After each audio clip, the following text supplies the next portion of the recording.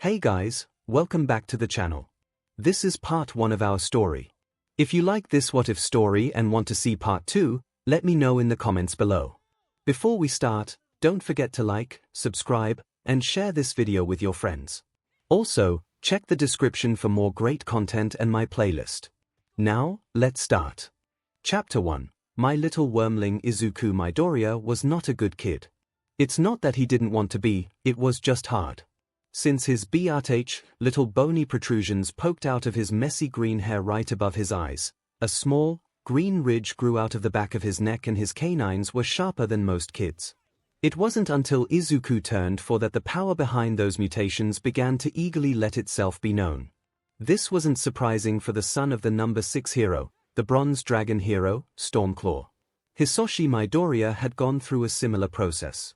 Hisoshi lived a happy life. He had graduated from UA and quickly risen through the ranks once he went independent. He met his lovely wife, 𝐭𝐻, at a hero gala near Musutofu. She was halfway through college, working part-time for the catering company at the event. The kind-hearted woman caught his eye and he was immediately intrigued, but what really made him take notice was when he dropped his wine glass. Before the glass could spill over his expensive suit, she had quickly yanked it away from him with her quirk. The wine had, of course, then spilled all over her. Feeling guilty, he helped clean up the mess. They got to talking and, as they say, the rest was history. It was only a few years later when they married, and a few more after that when they had their son, Izuku. He was a perfectly happy boy and grew up well. 𝐭𝐻 was careful to make sure that her son was well socialized. She had attended many hero events with her husband over the years and noticed that, much to her dismay, many children of hero families were socially stunted. She made a concerted effort to organize play dates with her son and other kids his age, some from hero families, but 𝐭𝐻 also kept in touch with her friends from high school. Thanks to her efforts, Izuku was a friendly and charming young boy, with an award-winning smile. It wasn't until a little later that 𝐭𝐻 started noticing something was off with her son. 2 months after his 4th birthday was the first time she caught Izuku manipulating her. It wasn't anything drastic, he had just convinced her to stop for ice cream after she had firmly told him no. She didn't think much of it at the time, but looking back, it was a warning sign. Izuku had never been an argumentative child. In fact, it was the opposite. Izuku was a sweet boy, always eager to please and happy to just be alive. He was a quiet and emotional child, taking after his mother in that regard. He pouted a little when she put him to bed sometimes, as all toddlers do, but he had never won before. As time went on, it kept happening. Izuku kept getting his way. It was subtle, sinister even, but it seemed to be harmless, so 𝐭𝐻 didn't worry too much about it. Then, things got weirder. 𝐭𝐻 watched her son play with the other children and, over time, noticed that he was acting strange. At first, it just seemed that he was a little more intelligent than the other children, but that wasn't it. The Ida boy seemed to be just as quick-witted as her child, but there was a difference. Izuku seemed to be more cunning.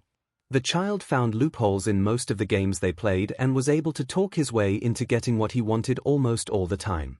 More than once, 𝐭𝐻 caught Izuku outright lying to the other children.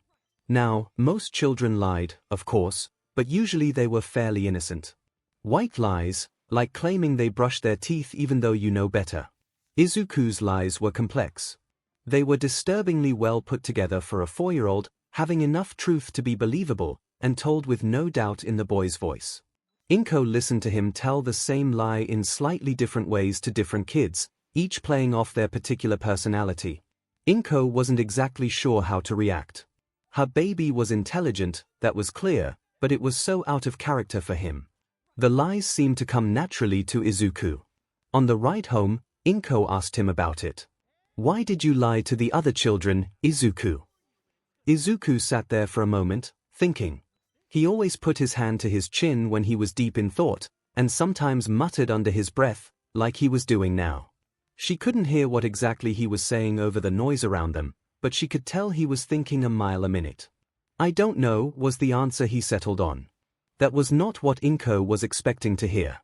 "What do you mean?" She wasn't letting him off the hook that easily. "I just did it. I didn't think about it, it just happened." I won in the end though, right? So, it's okay. Izuku said, not realizing the disturbing implications of his words. No, it's not okay. Izuku looked at her, confused by her statement. Are those other children your friends? Of course. Izuku said, no doubt in his voice, but confusion still on his face. They're all my friends. You shouldn't lie to your friends. Part of friendship is honesty and trust, 𝐒𝐭 lectured him. If they found out you lied, it would hurt them. They would lose trust in you and they might not want to be your friends anymore. She didn't really believe she was having to explain this to a boy as smart as Izuku. The boy's eyes widened, and then teared up slightly. I didn't mean to. I don't want to hurt my friends. I won't do it again, Mom, I promise. 𝐒𝐭 gave her boy a consoling hug. I'm not mad at you, Izuku. I just want you to know that lying to a friend isn't a good thing to do.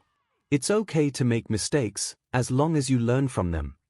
The boy nodded in her arms, and the rest of the ride home was uneventful.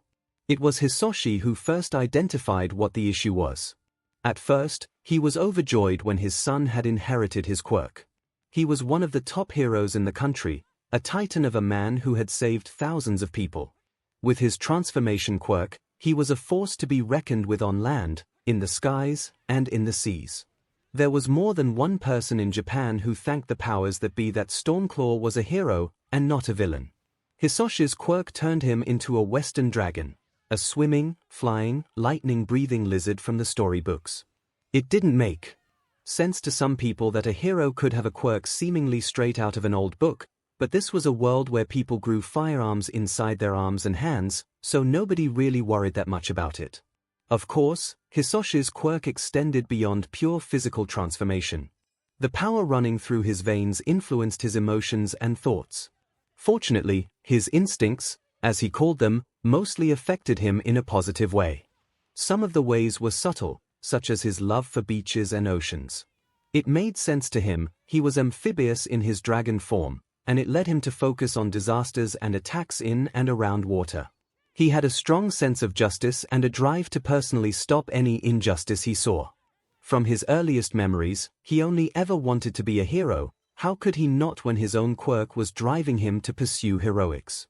He sometimes mused to himself that he was fortunate to live in a hero society, or he might have wound up a vigilante. That isn't to say that every aspect of his quirk was beneficial. Unfortunately, he suffered from the same flaw that his father, grandfather, great-grandfather, and all his relatives that manifested an aspect of the dragon quirk all suffered from. Ever since the dragon quirk line began, the same issue always arose: they were greedy. This instinct wasn't just the longing to acquire wealth, but to accumulate it, to hoard it. It manifested in different ways for each of them, but it was always there. Most of them could be appeased by possessing moderate displays of physical wealth. They would buy gems and jewelry and keep them safe. For the most part, they managed to come off simply as eccentric, not greedy. His uncle had it the worst of anyone he had heard of in the family. He had manifested his quirk as a fearsome red dragon with fiery breath and ferocious arrogance.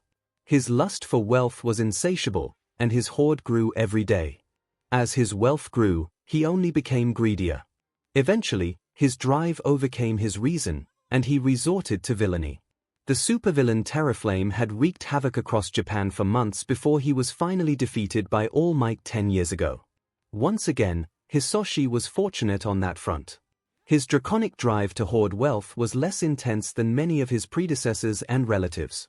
He indulged it. Of course, it was the only way for him to stay sane. However, his rewards from the government for being a pro-hero were usually enough to satiate him. As long as he received something for his work, he was happy. For more reason than one, hero society was perfect for him. This isn't to say that he kept strictly to his government paycheck. Often when he had time off, he would go diving deep into the ocean in search of sunken ships and forgotten treasures. He would drag back what he found and arrange them in a sort of gallery under the surface of the bay outside his home. If someone were to scuba dive down there, they would be in for quite the dazzling display. His family home was modest for someone with the resources he had. It was by no means small, but with only his wife and son living there with him, they had no need of a mansion. The house was furnished well and had all the modern conveniences and technologies they could want, but it was much smaller than the home one might expect a top 10 hero to have. Sure, he had bought a sizable chunk of land to build the house on, and beachfront property at that, but he was by no means stretching himself thin. The biggest expense he had each month was the collection of rare books and historical artifacts that he kept in his vault downstairs. His penchant for collecting irritated his wife sometimes, but she was understanding. He was stingy when it came to most things, and he was a compulsive haggler, although he spared no expense in making sure his family was cared for. The income of a top 10 hero and modest expenses led to him owning a very healthy bank account. It wasn't the traditional dragon hoard of yore, but it worked for him. It allowed him to focus on what was truly important in his life, such as taking his son outside for a day on the beach. Hisoshi had taken Izuku out onto the sands behind their home one lazy summer day when he had the day off. There was a slight breeze over the sea and the sun was shining bright. Izuku had been his biggest fan since the day he could say the word hero, and the boy couldn't have been more excited to have inherited his father's quirk.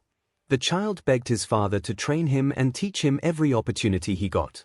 Hisoshi was a busy man, being a top 10 hero, but he made a special effort to be there for his family as often as he could. Izuku was basically vibrating with excitement as Inko helped him to put on his shoes so he could go outside. Izuku ran down the path outside his back door towards the beach. Standing there, smiling and waiting for him was his father. The tan-skinned man stood around 6 feet 4 inches and was packed with dense muscle. His bronze hair, messy like Izuku's, laid on his head, disturbed further by the 2 sharp, jet-black horns that stuck out on top of his head, pointing back and a little upwards. He had a small, green crest that descended down the back of his head and neck, and a slightly wider face, indicative of his facial fins when he transformed. His slitted, draconic eyes were a deep bronze and were filled with affection as he watched Izuku ran past him giggling, hoping to beat him to the water. They spent most of the morning strolling along the beach, looking at seashells and racing across the sands. However, one of Izuku's favorite things was to go on rides around the bay. Hisoshi took off his shirt and transformed into a full bronze dragon. When fully draconic, he was a bit longer than 30 feet long from nose to tail tip, and the points of his horns stood about 20 feet from the ground. He was covered, of course, in heavy bronze scales, with stripes and spots of green scales scattered intermittently. His green and bronze ridge extended from the back of his head, down to the base of his neck, and then reappeared along the full length of his tail, the crest on his tail acting like a rudder while he was swimming. An armored plate with 3 small black horns flared off each side of his short snout, swept back to allow him to better glide through air and water. Izuku quickly scrambled up his father's tail, climbed between the 2 massive wings, up his ridge, and then perched himself on his head, between his 2 sets of horns. Hisoshi swam around the bay, keeping his head above water as his son laughed and yelled the whole time. It was nearly lunchtime when they came back to land. Hisoshi lowered his head and allowed Izuku to slide onto solid ground. The boy's grin was stretched wide across his face, but not as wide as it normally was. Hisoshi could tell that he was thinking about something. He let the transformation end, quickly shrinking back to his normal size, but before he could pry, the boy spoke. "Dad, can you teach me how to make a claw?" Izuku had asked, wonder in his voice. Hisoshi smiled at the boy. He pretended to think for a second before coyly responding. "You mean, like this?" His fingertips morphed into jet-black claws as his hand grew dull bronze scales for a moment before he let go of his transformation. The look on the boy's face was priceless. "Yeah!" Izuku yelled, jumping up and down. No matter how many times Izuku saw his dad's quirk, it was still one of the coolest things ever. Izuku got a look of determination in his big, green eyes. "I wanna do that. Kaken keeps showing me new tricks with his quirk and I wanna show him something that I can do too." Hisoshi smiled wider, he couldn't help it, his son's passion was infectious. "Alright, but you have to promise me not to use it inside. Your mother will mount my head above the fireplace if you start tearing up her house." "I promise. I'll make you proud, Dad." Izuku jumped as he answered. Hisoshi put one knee in the sand as he lowered himself closer to his son. "Do you feel that buzzing, electric feeling below your skin? You have to find that feeling, grab it, and pull it out. His skin grew scales once more. Once you have it, you have to hold onto it for as long as you can. 𝐻𝐸𝐵 let the scales fade away as he saw his little boy's brain start firing on all cylinders, the boy cupping his chin with his left hand. Does that make sense? I think so, Dad. I don't think it's buzzy, but I feel something. Izuku said, still thinking hard. Oh. 𝐻𝐸𝐵 was intrigued. What does it feel like then? Sort of like water or something. It's all flowy and drippy, but at the same time it's all floaty and light. Is that what you meant? Izuku looked up hopefully. Really? 𝐻𝐸𝐵 didn't even try to hide the curiosity in his voice. He didn't really expect Izuku to inherit a carbon copy of his quirk. His horns were different after all, but father can dream, can't he? He thought for a moment about how his son described the feeling. Izuku's vocabulary was limited, but 𝐻𝐸𝐵 felt like he had a good idea of what his son meant. Drippy and flowy, eh? Perhaps his copper like his cousin. I'll have to ask her how it feels to her sometime. He brought himself out of his thoughts. That's probably it. Can you take hold of it? Grab it in your mind and in your body. Izuku closed his eyes, straining with the concentration. His right hand was held up in front of him. I think so. It's really hard, Dad. But I think I have it. Next you need to pull it out of you. 𝐻𝐸𝐵 continued his explanation. Focus on your hand and arm, and pull it out, like you're flexing your big muscles for your mother. Would he truly be a father if he didn't take opportunities to embarrass his son? Izuku was too focused to react, unfortunately. His eyes had opened again, this time staring at his hand like he was trying to burn holes through it. Tears welled up in the corners of the boy's eyes as he strained. He grunted with effort, before a small patch of scales appeared on his hands.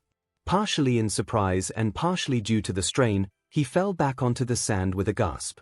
I did it, Dad. Izuku stared at his hand, tears of joy welling up in his green eyes. I can be a hero like you now. The transformation was too quick for him to get a good look at it, but 𝐻𝐸𝐵 saw the scales. His son had his smile from his father in addition to his quirk, and that Midoriya grin beamed across 𝐻𝐸𝐵's face. I'm so proud of you, son, but we can't stop here. Izuku stopped crying and looked up with momentary confusion. You know the feeling now, let's see if you can't bring it out fully. Yes, sir. The boy sprung up off the sand with a wide grin and focused on his hand again.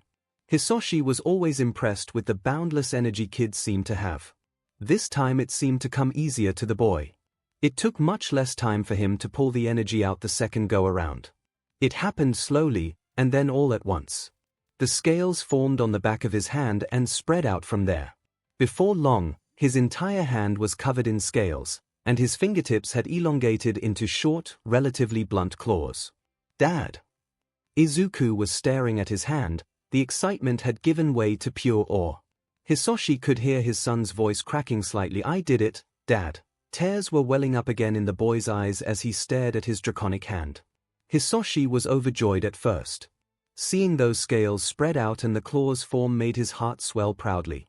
Then he looked again. On his son's hand was not the yellowish scales tinged with green, but incredibly dark scales.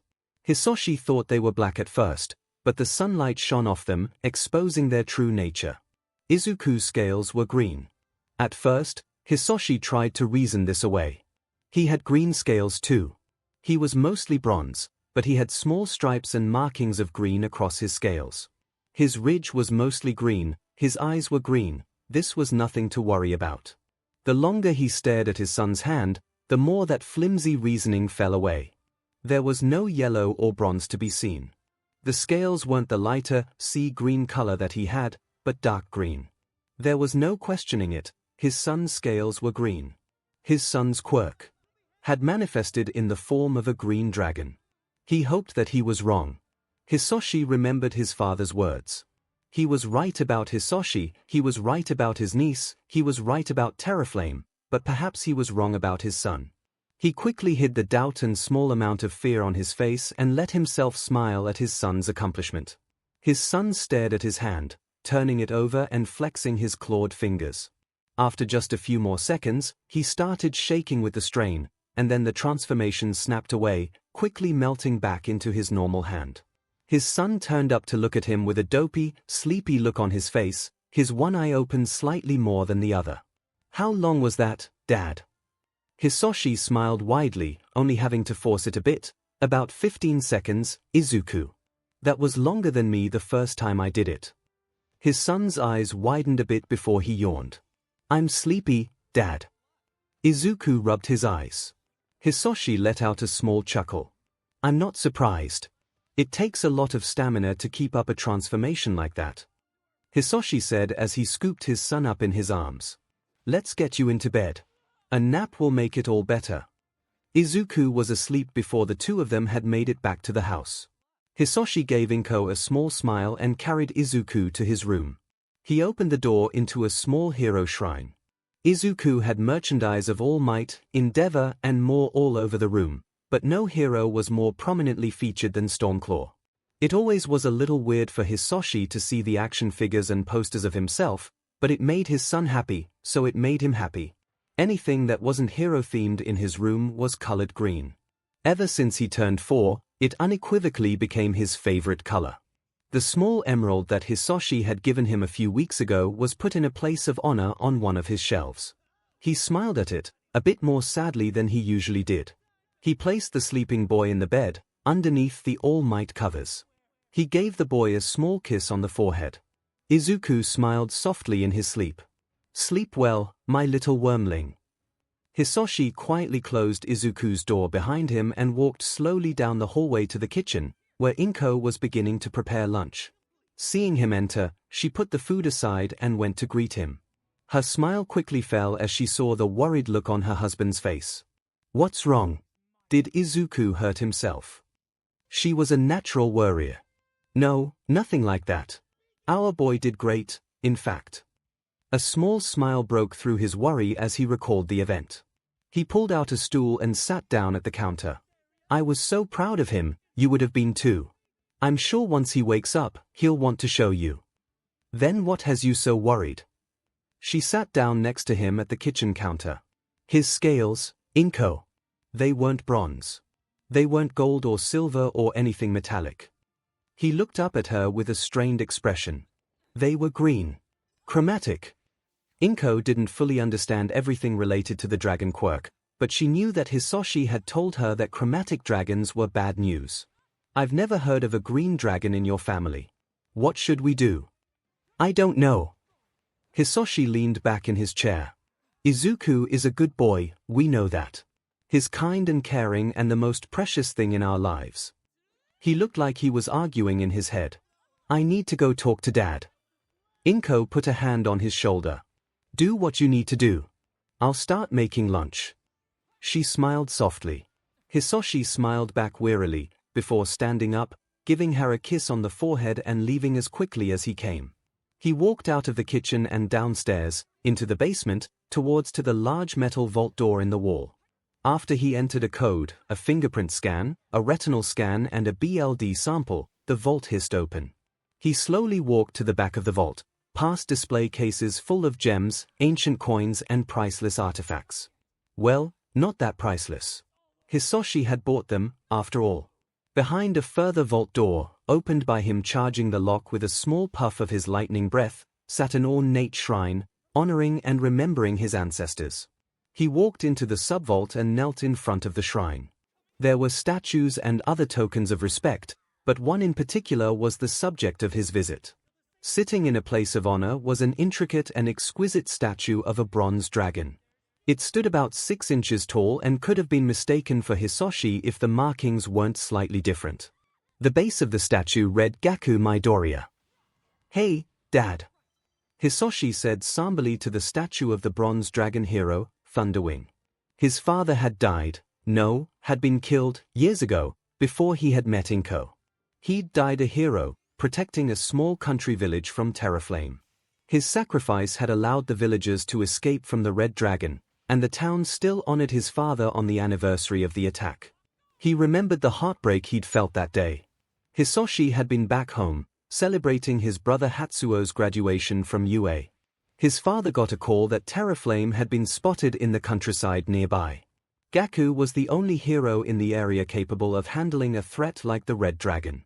His father simply told his family that there was an emergency and left without saying goodbye. He was a severe man, he cared, but was never much one for sentimentality. Hisashi didn't think his brother ever forgave him for never coming back. They hadn't heard from their father for a couple hours, but the news was reporting that Terraflame had been turned back. They both flew off towards the village and found it a smoldering wreck. Hisashi checked to make sure that there were no victims still in danger, while Hatsuo had made a beeline straight for the ravaged battlefield that used to be the rice paddies in front of the village. Minutes later, Hisashi had found Hatsuo crying next to the lifeless body of their father. Hisashi had learned basic forensics and crime scene procedure, but never thought that he would have to use them like this. It appeared that he had lived for a while after. The battle ended. Judging from the marks in the ground and the pooled blood, his father had dragged himself along the ground and propped himself up, leaning on a rock. He'd bled out there, but not before pulling out a picture of his family, which was clutched in his cold hand, covered in burns and blood and the wetness of tears.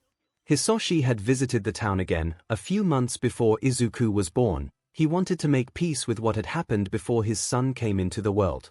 The people there still honored his father, and they were more than kind to him. They had even erected a small statue in his honor.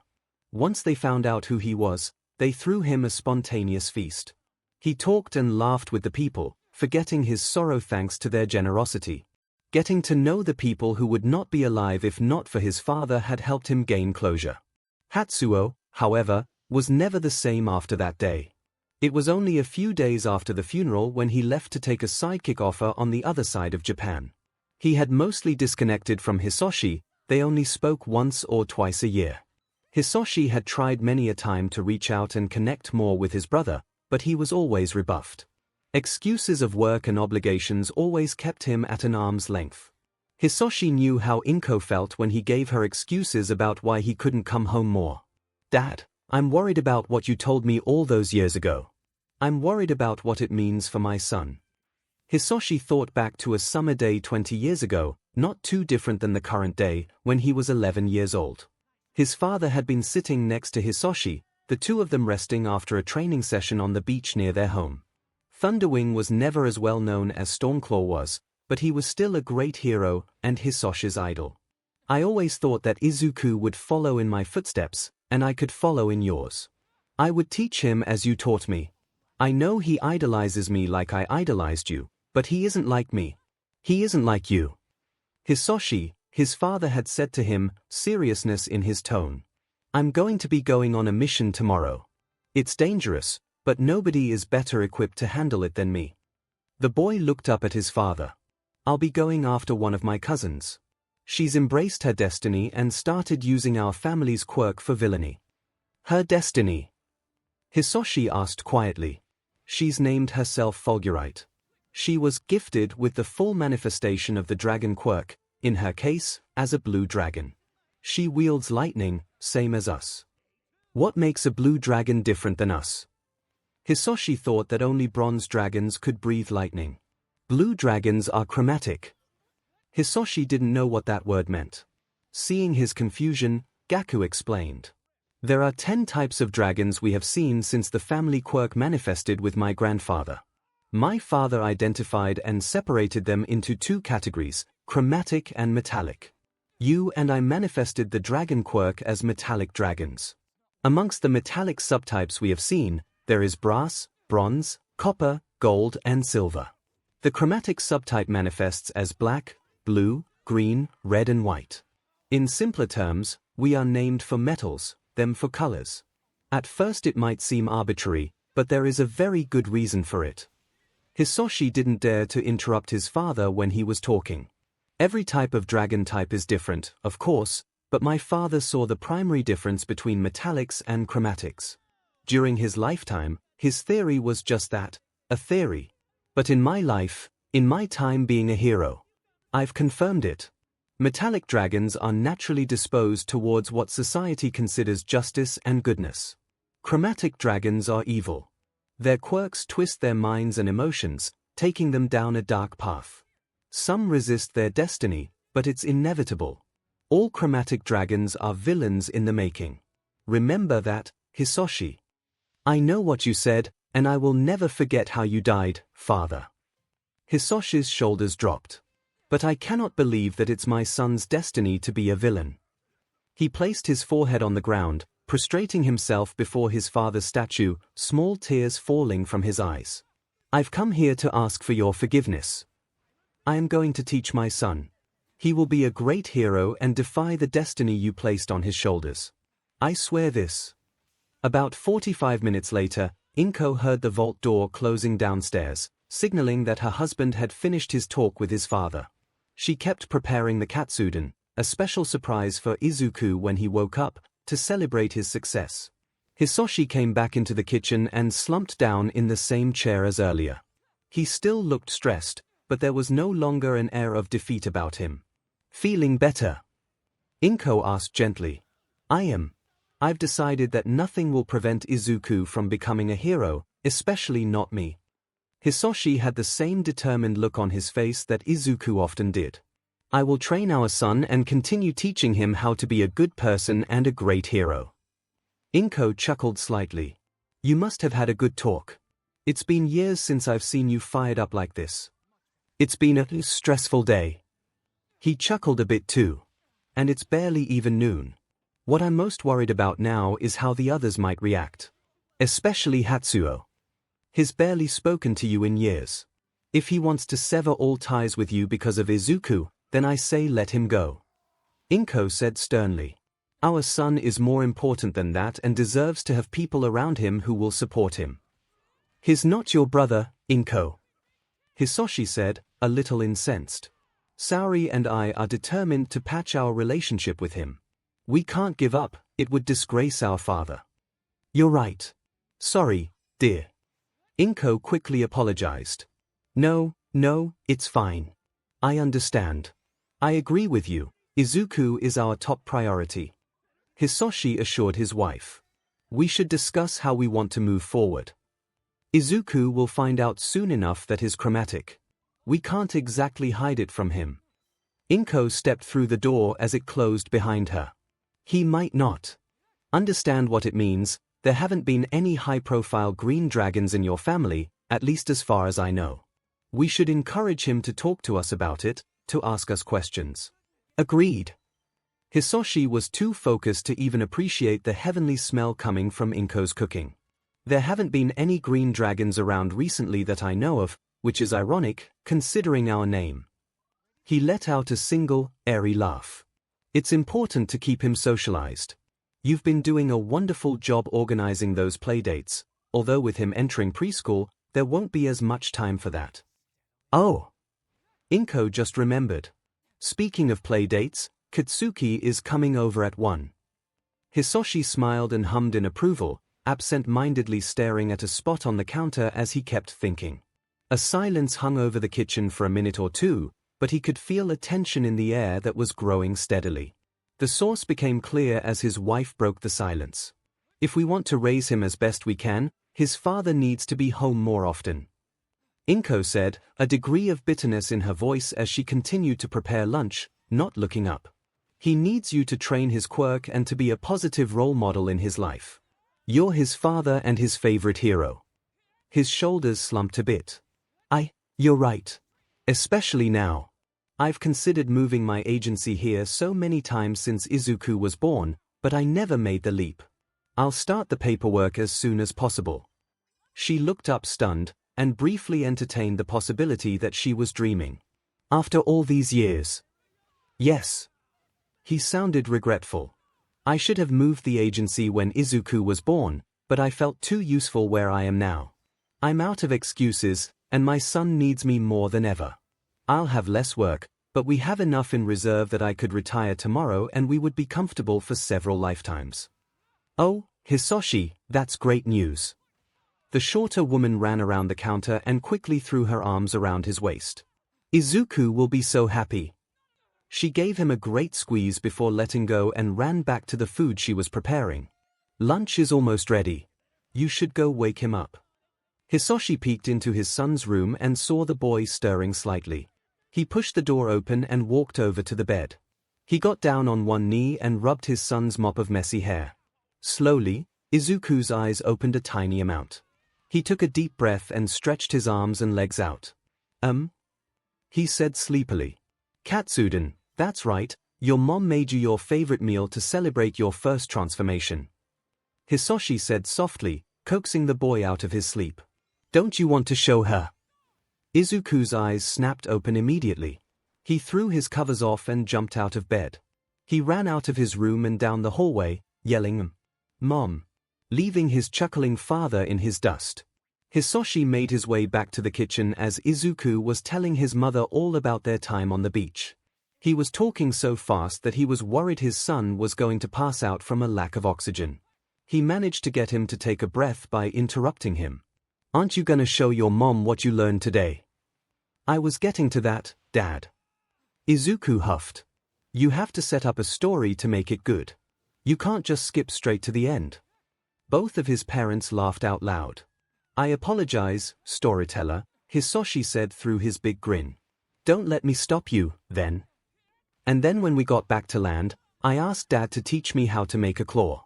He told me to reach inside and grab the weird feeling in me and pull it out, so I tried but it was really hard, but then I got it. 𝐭𝐸 was half worried her son was going to actually start bouncing off the walls. Only a little bit at first, but then Dad told me to try it again. It was easier that time, and I made my hand into a claw. Izuku raised his hand up. Like this. His hand grew a patch of scales, quickly growing until his entire hand was covered. It was slightly elongated and enlarged, with dark claws on his fingertips. He held up his claw proudly. 𝐭𝐸 saw the dark green scales, but she didn't react like Hisoshi had. His mother just kept smiling at him, pride and joy swelling in her heart. He quickly let the transformation end, not wanting to tire himself out again. I'm so proud of you, Izuku. You're going to be a great hero, just like your father. 𝐭𝐸 smiled warmly. No, he'll be even better. Hisoshi ruffled his son's hair again, causing the boy's smile to widen further. I actually have another surprise for you, son. He looked down at the big, green eyes staring at him in wonder. Your mom and I have been talking. And I'll be moving my agency nearby. I'll be home almost every day once it gets finalized.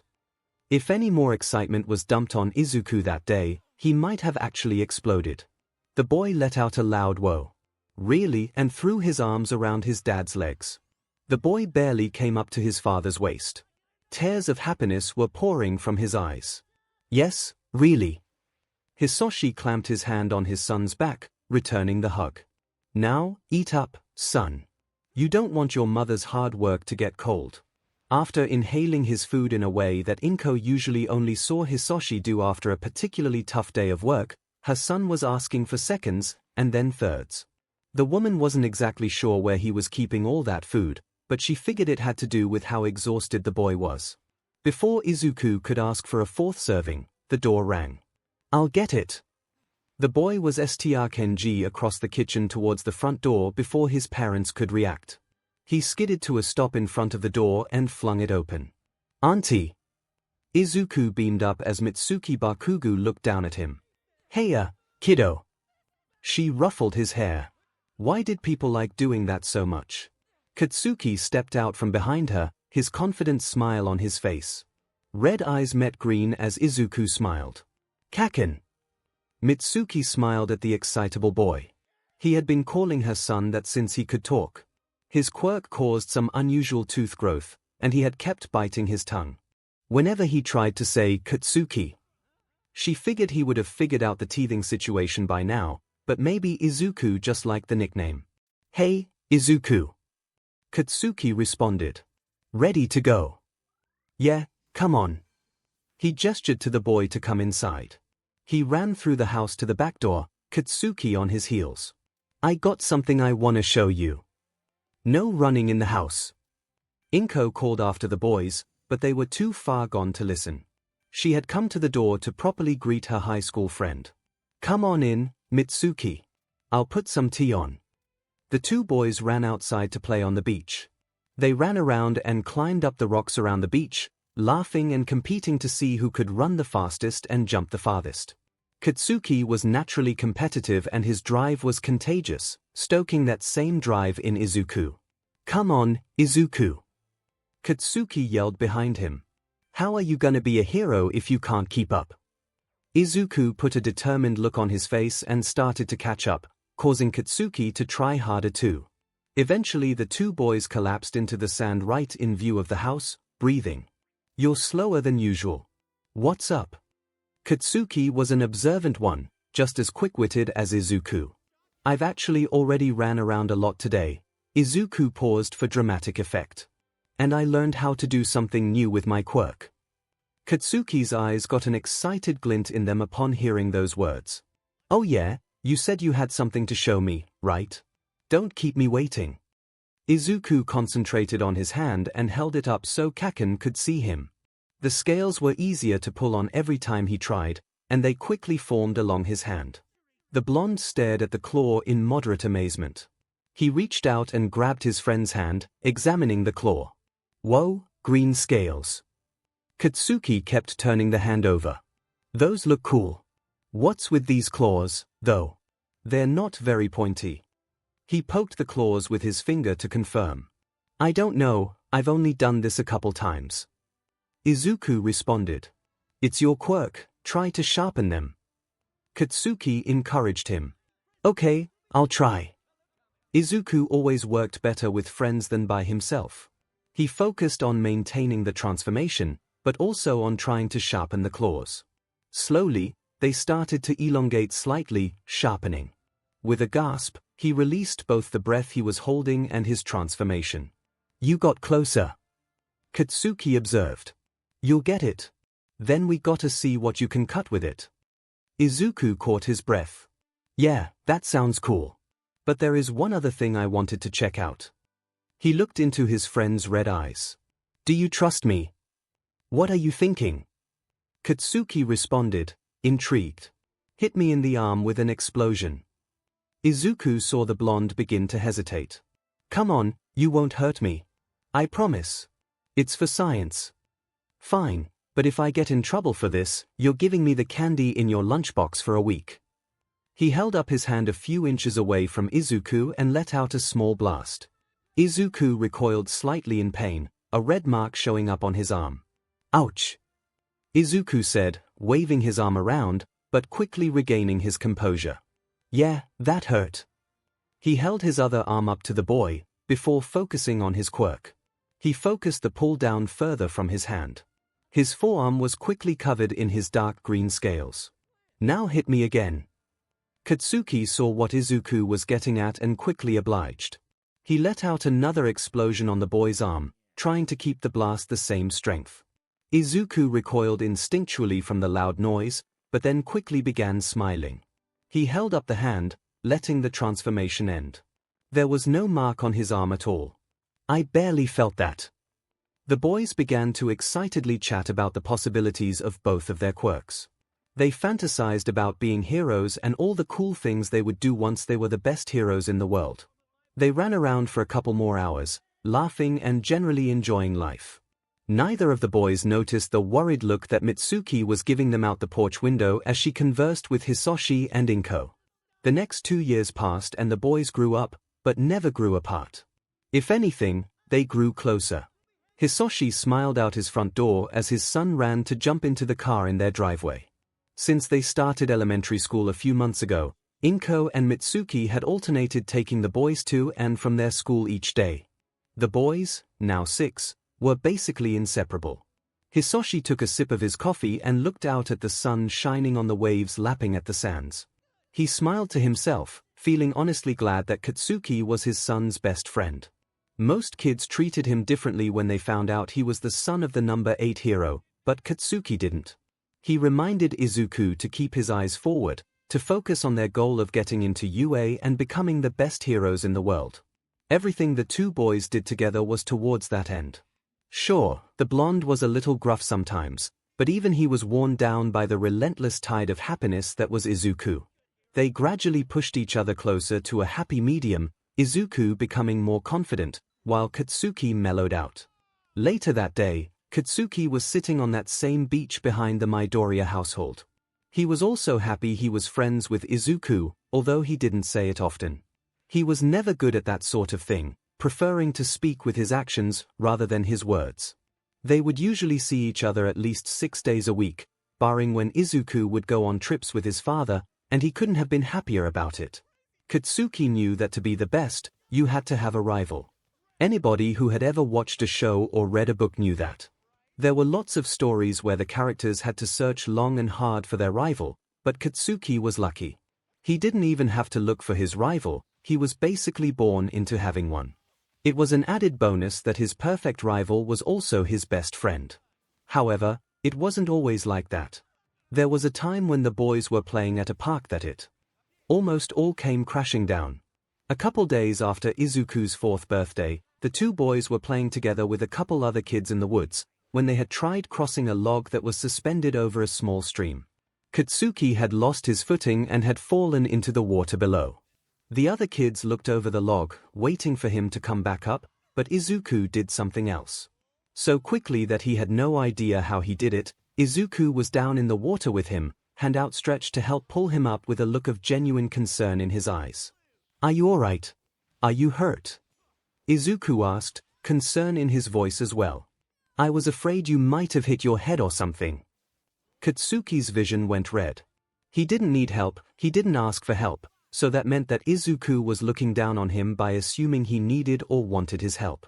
With a roar of anger, he tried to push the offending child back into the water himself for daring to patronize him. Halfway through the motion, he caught a change in Izuku's eyes. His eyes flashed a bright green for a moment and were filled with a look of anger. Instead of falling backwards, Izuku had caught his hand by the wrist. Izuku stared at the boy with fury in his face. "What was that?" Izuku asked, glaring at him. Katsuki was stunned. After a few seconds, he half-heartedly tried to wrest his hand free, but his attention was still on Izuku. "Let me go. You don't get to look down on me." He growled in response. "Look down." Izuku's voice seethed with anger, much deeper than normal. Katsuki noticed that some dark green scales had appeared on his neck. "I wanted to make sure that my friend was okay. How is that looking down on you?" "I want to be the strongest hero." "Being the strongest means never needing help." Katsuki spat back at him. "Are you stupid?" If he wasn't so furious, Izuku might have started laughing. "I thought you were smart." "My mom says you're smart, is she lying to me?" "I am smart." Katsuki tried to continue but was cut off. "I thought you were strong." "I am." Katsuki was cut off again. "Then why did you do that?" "I told you that I don't want anyone's help." Izuku's grip on his arm was only tightening, scales slowly spreading over his hand. It was starting to get a little painful. "Is that what you think strength is? I thought you told me that you were smart. Do you think heroes don't need help sometimes?" Izuku didn't give him a chance to respond as he continued to yell. "Heroes need help all the time. You watch the hero news as much as I do. I can't believe you think that. My dad needs help all the time. Even All Might has a sidekick." Katsuki tried to speak, but words didn't come out of his mouth. Instead, it just hung open slightly. The anger in his eyes was fading into something more akin to shock. Asking for help isn't weakness. It takes someone who is strong, not simply physically strong, but someone truly strong to ask for help.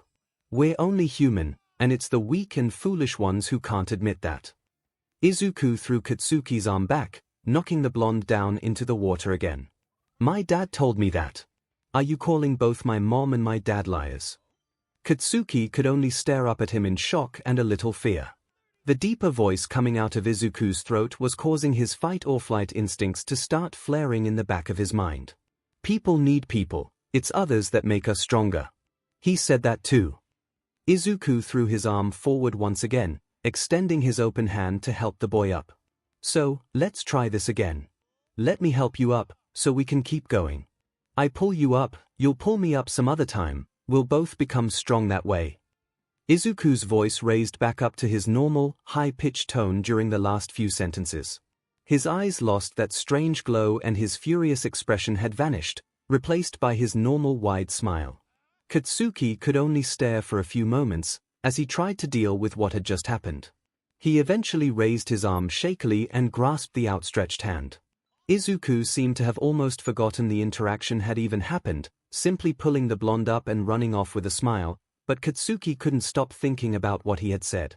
That was the day that Katsuki understood that Izuku was something else. There was something instinctually unsettling with the way he talked and the way his eyes moved during that conversation, and what he had said didn't sound like it came out of the mind of a 4-year-old. Katsuki knew that he had found his rival. It was right in front of his face the entire time. The other kids kept telling him how great his quirk was and how he was going to be the greatest hero, but Izuku didn't talk like that. He called him out when he did something dumb, and he wasn't afraid to let his displeasure be known. Katsuki was always pushing, be it himself or others, and he had found the right person to push back. He never thanked Izuku for pulling him up. He wasn't great at talking about his feelings. So he expressed his gratitude in the best way he knew, pushing Izuku harder. In response, Izuku returned the favor. The two of them would train nearly every day. They weren't old enough to lift real weights or anything, but they did what they could. Izuku was nearly as competitive as him, and every playground game of tag or hide-and-seek would cause both boys to give it their all, much to the dismay of many of the other kids. That wasn't to say their relationship was suddenly perfect, or that they always got along. Izuku was almost too friendly for his own good, in his opinion. He was friends with almost every single kid in their grade, not just their own class. It annoyed him a little, but he knew that getting angry about it was dumb. He used to get frustrated when his friend would get distracted, but that didn't help. He learned to just smirk and let it happen. There was no use in trying to stop Izuku when he had his mind set on something, and he was determined to be friends with everyone. That wasn't what really got to him. No, it was the unsettling way he went about it. It seemed like it was a game to him. Just about every day, he would go up to someone he didn't really know or wasn't really friends with and just start talking to them. He would start asking them questions or talking to them about seemingly random stuff, but as Katsuki listened, he quickly realized that Izuku's words were anything but random. Every topic he talked to them about was carefully selected to make them the most comfortable and open. With some kids he talked about heroes, others he asked them about their families, others he talked about homework or their hobbies. With one kid he had just talked about flowers.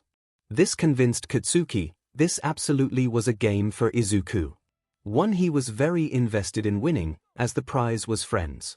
By the end of the second month of their first year of elementary, everyone in their class was his friend. They weren't really friends, in the sense that Katsuki was his friend, but they were people who seemed to be open to talking with him and maybe playing games on the playground with him. Katsuki kept it to himself that he thought most of these kids only liked him because of his dad. Which, to be fair, while Izuku was great at talking to people about what they liked, it was basically impossible to get him to talk about himself. So, for the other kids in the class, there was nothing else to like him for, because they didn't really know him. Tough luck for those kids, since Izuku was a fantastic person to have as your friend. Katsuki knew he irritated his friend, too. Kaken, be nice, was uttered at least once a day. He said it a lot less than he used to, so that was progress. He couldn't help it, he just wasn't as outgoing as Izuku. He spoke to a few people in class, but he couldn't keep up with his friend when it came to talking. That was another part of their friendship that worked so well. When they hung out to train or talk heroes, Izuku loved to talk, and would do so nearly the entire time, and Katsuki would speak when he had something to say.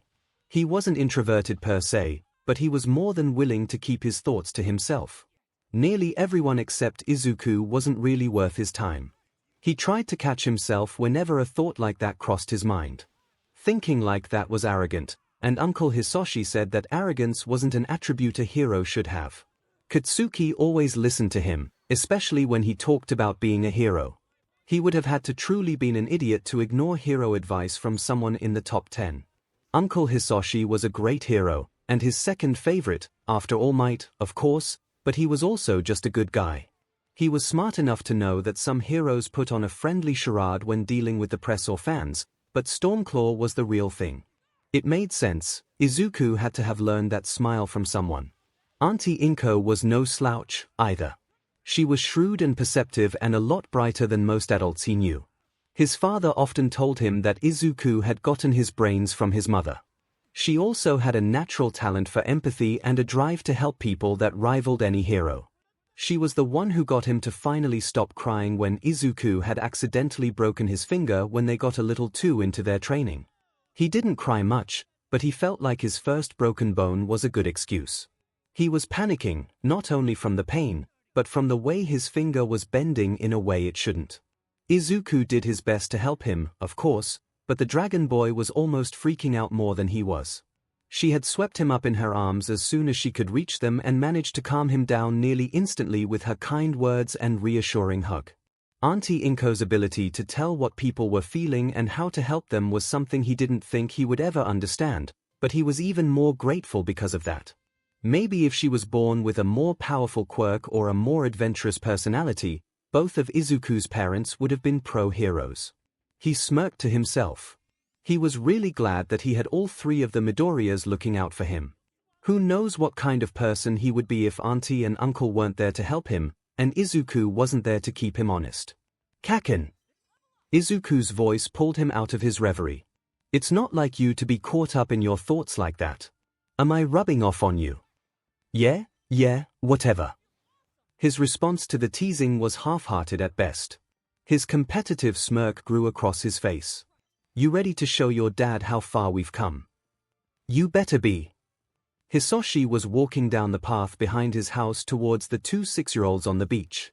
Hisoshi knew how to nurture their competitive nature without inflating their egos, something that could have been quite dangerous if left unchecked. About once a month he got the boys together on a Sunday afternoon to benchmark their progress. The boys loved it. It meant they got to hang out and see how much they improved all at once. Which one of you is going first this time? Katsuki threw his hand up. Izuku went first last month. It's my turn. All right. Let's see here. Hisoshi was flipping through the notebook in his hand. You've both done your warm-ups, right?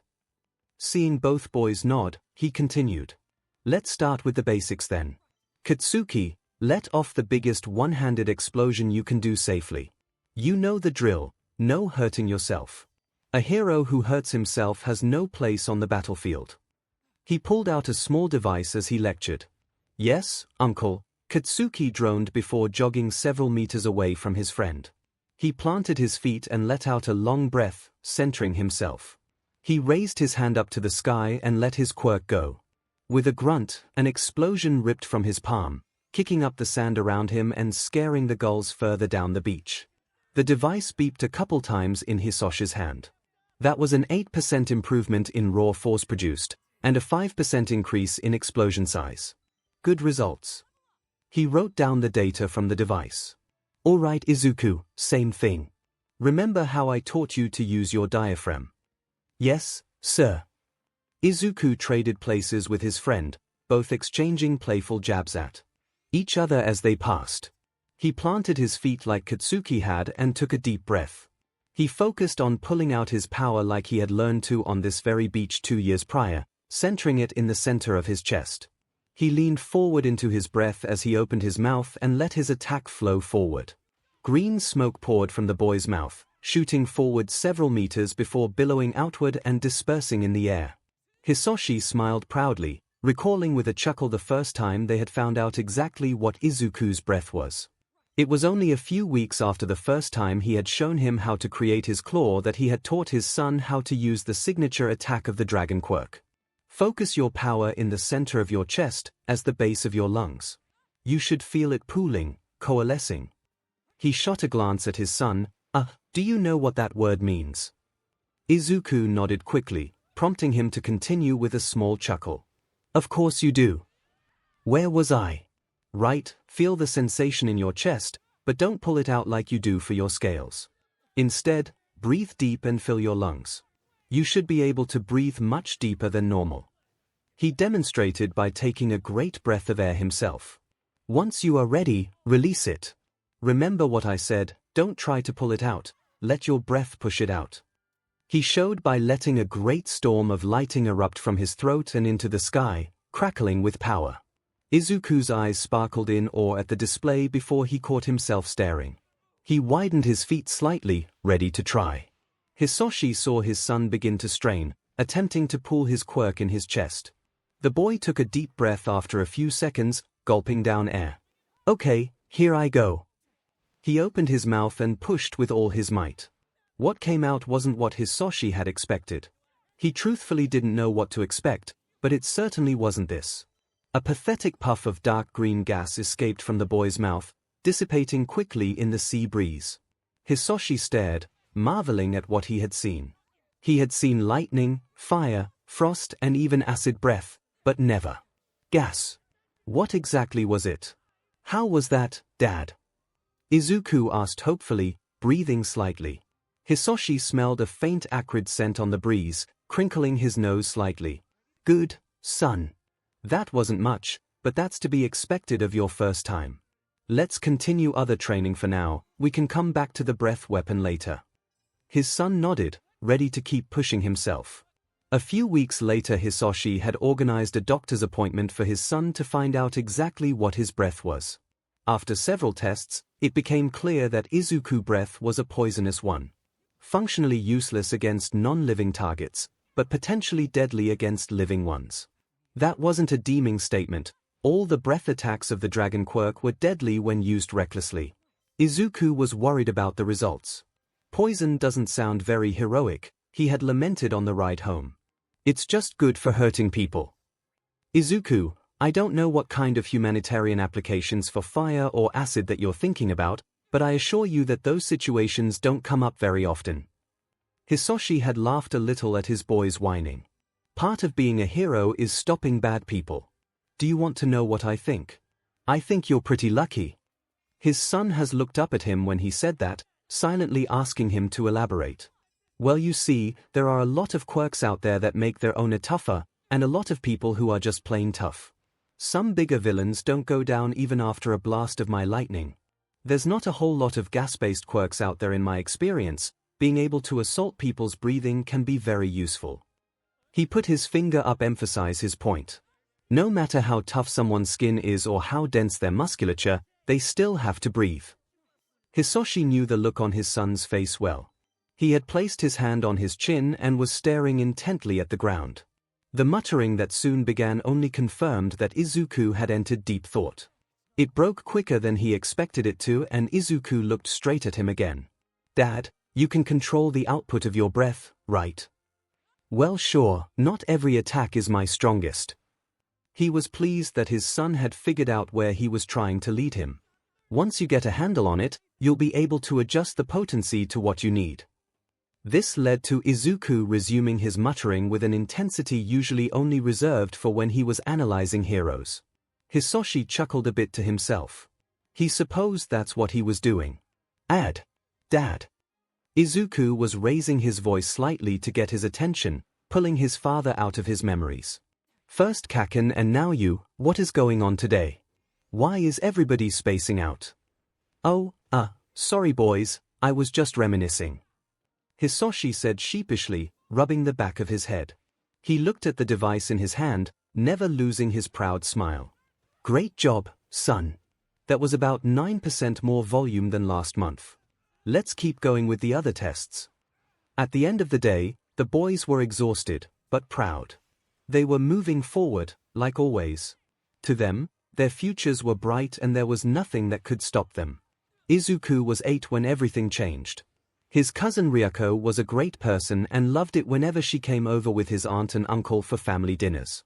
She wasn't his only cousin, but she was the only one he knew personally. Izuku knew that Ryuko had an older brother, but he didn't know anything about him other than his name, Reizu. He had never met the man, and he always wondered why nobody ever talked about him, but he never got anywhere when he tried to ask about him. On one fateful spring day, Izuku found out why. He was woken up early on a Saturday morning by his father's shout of "Love you, son," followed by the sound of the door slamming.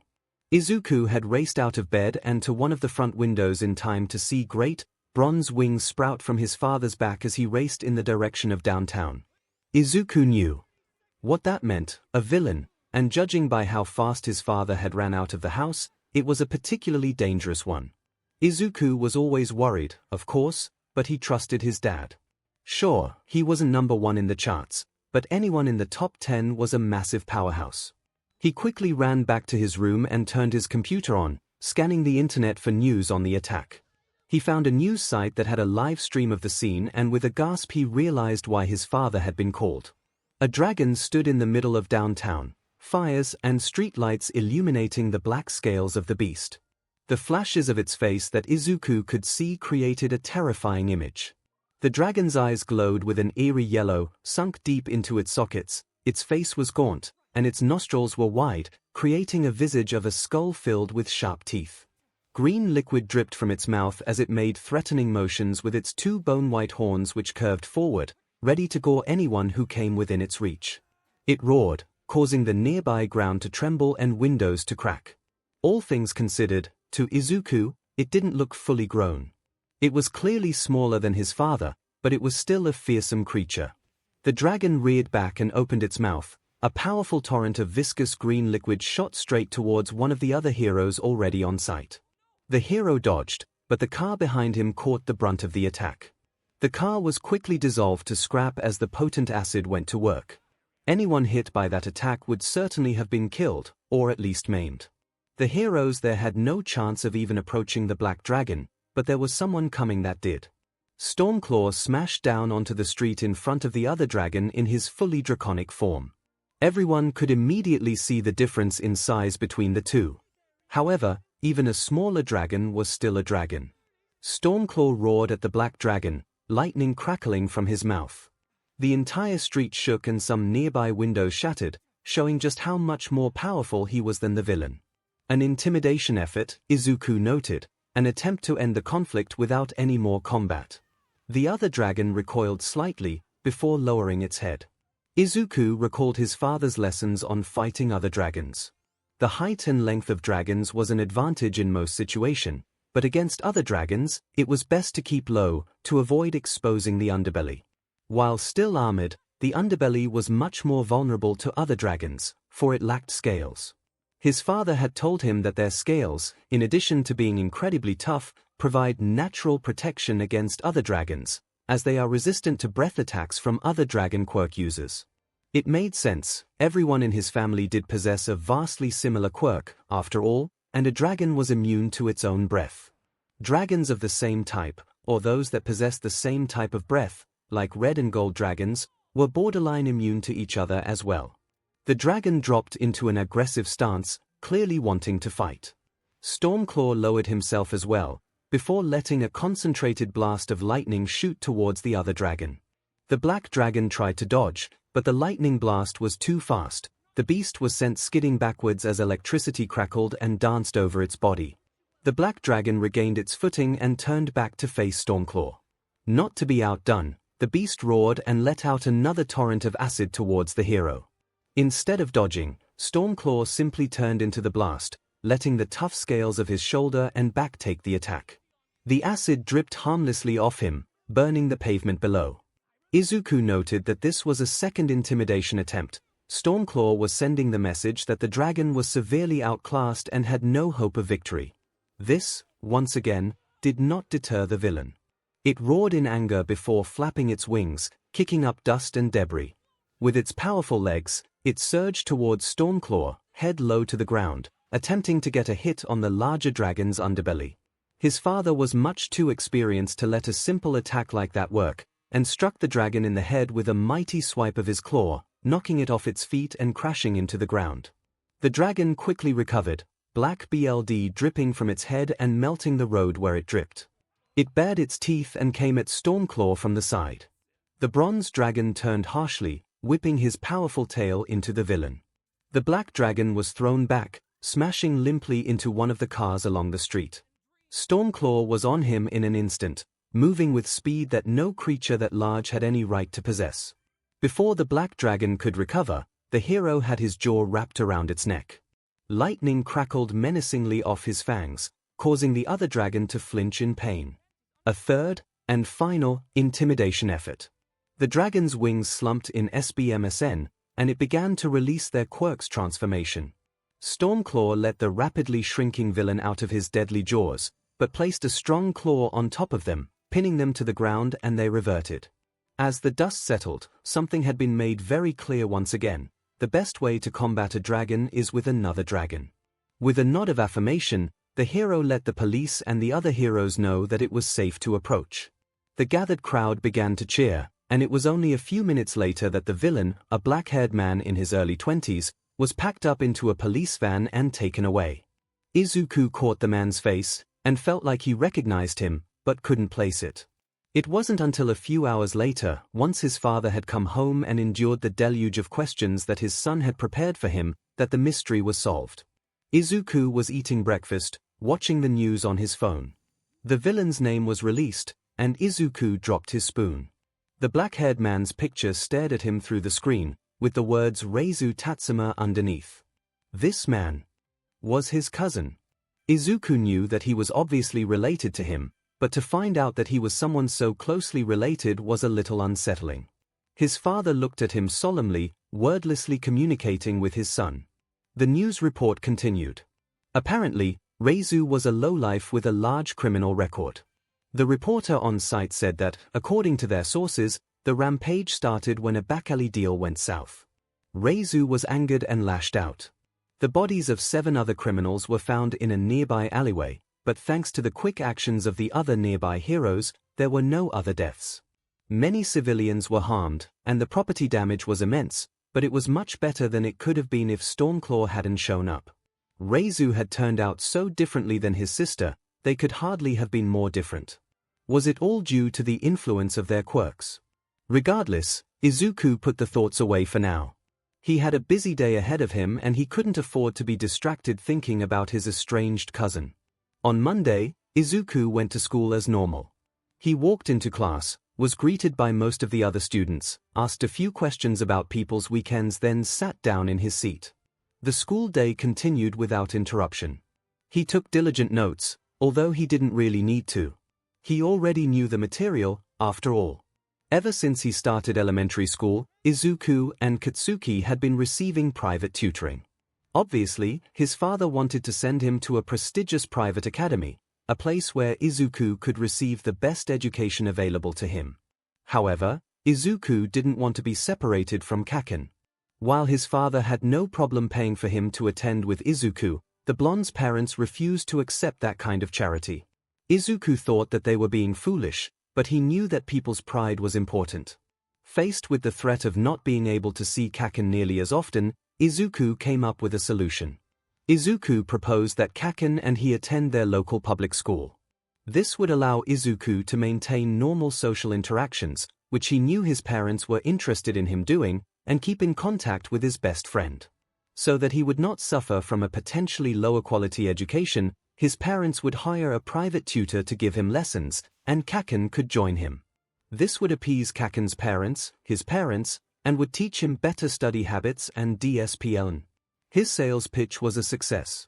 For the past 2 years, the two boys had spent nearly every Saturday with their private tutor, alternating sessions between their houses. She ran them through all the subjects at an intense pace, cramming what seemed like entire weeks of schooling into a single day. She assigned them homework for every other day of the week, more than doubling their homework load. She was a ruthless taskmaster, but the boys were always up for a challenge. The end result was that they received an education that might have even been superior to the private academy that his father had in mind. This helped Izuku make more of his friends as well. He was always willing to help give advice or tutor the other kids. He never did so at lunch, however. Lunch was his personal time, just for him and his best friend. Later that same day at lunch, Katsuki looked over at his friend at their table, spotting the notebook in his hand. Izuku was always writing in one of those during his free time. The cover of this one read Hero Analysis for the Future Number 4, causing him to raise his eyebrows. New notebook already? Yep. Izuku responded happily, taking a deep breath. I always love the smell of a brand new notebook. Number 3 lasted me a while, but with that villain attack over the weekend, I filled up the last pages pretty quick. He didn't say my cousin because he wanted to distance himself from the event. Katsuki understood. Yeah, I'm not surprised, he responded after swallowing his food. It's not often we get to see your dad in action like that. Uncle Sashi is a force of nature when he wants to be. Katsuki returned to his meal, thinking quietly as he ate. 𝐒𝐿 kept writing hurriedly in his notebook, muttering under his breath. 𝐾𝐬𝐽 smirked as he caught the sketch of 𝐶𝐿 on the first page. 𝐒𝐿 always made his dad the first entry of every notebook. The rest of their lunchtime continued as it often did, uneventful and relaxing. It was the walk back to class that was eventful. Lunch had ended, and the two boys were walking side by side when they heard a voice behind them. "Oi! Are you Midoriya?" Both boys looked back to see two taller kids approaching them. They were at least 2 or 3 grades older than them. "Yes, that's me," 𝐒𝐿 responded with a smile, turning to face them. "Can I help you?"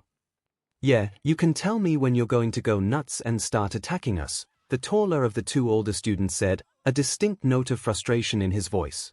𝐒𝐿 and 𝐾𝐬𝐽 both froze. What?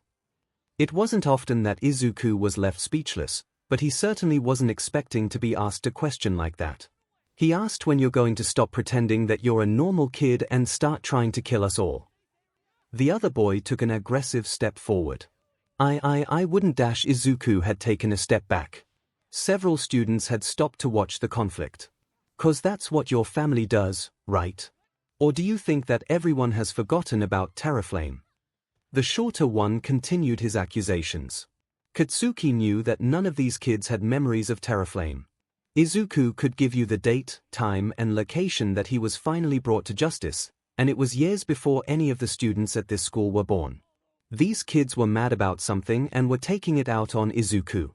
Sure, he was related to Terraflame, but he was also related to 𝐶𝐿 and Thunderwing and Gallant.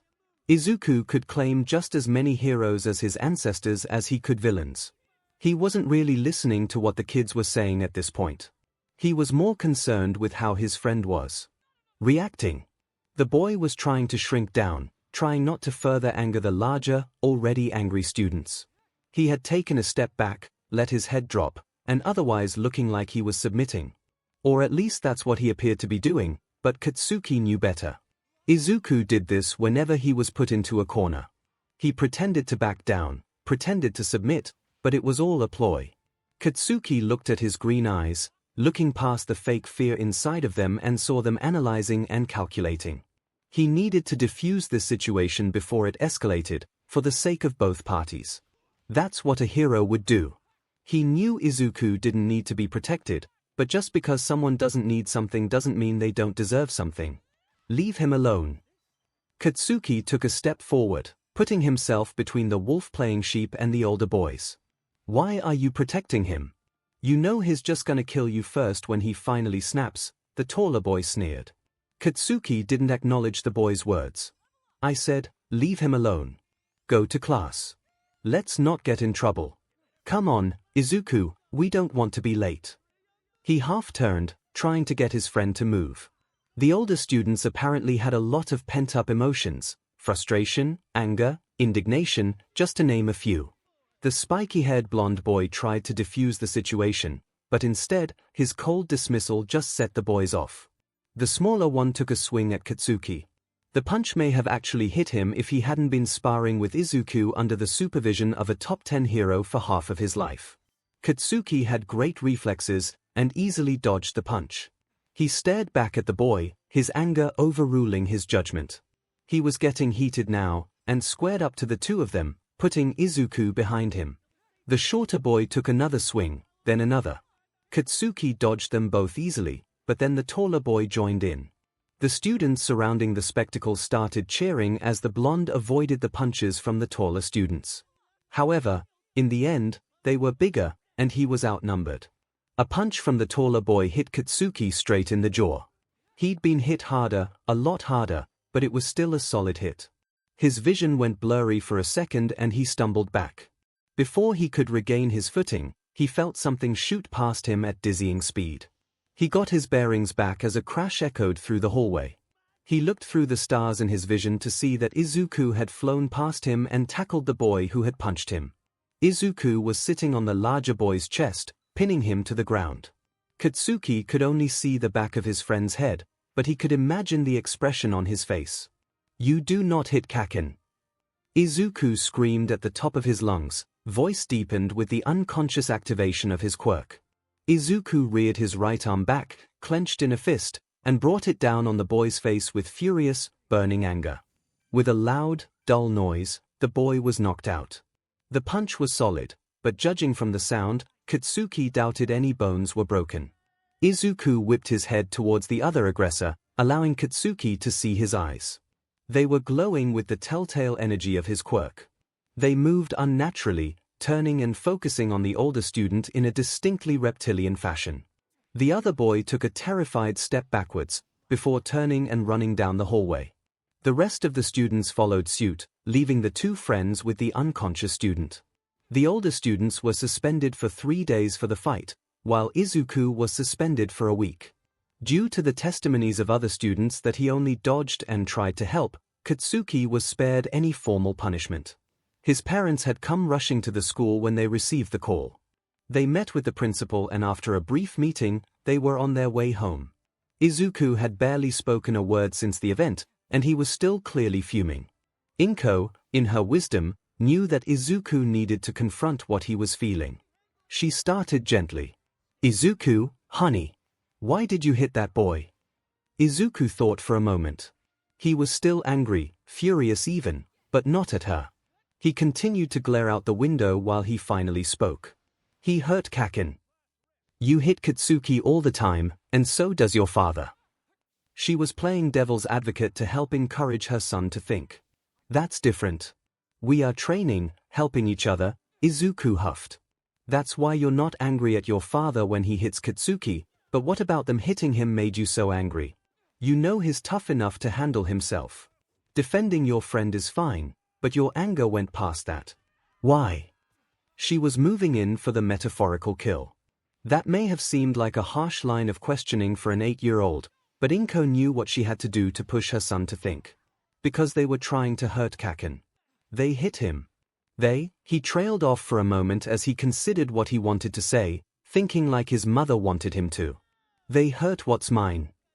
Hisoshi took the week of Izuku's suspension as vacation.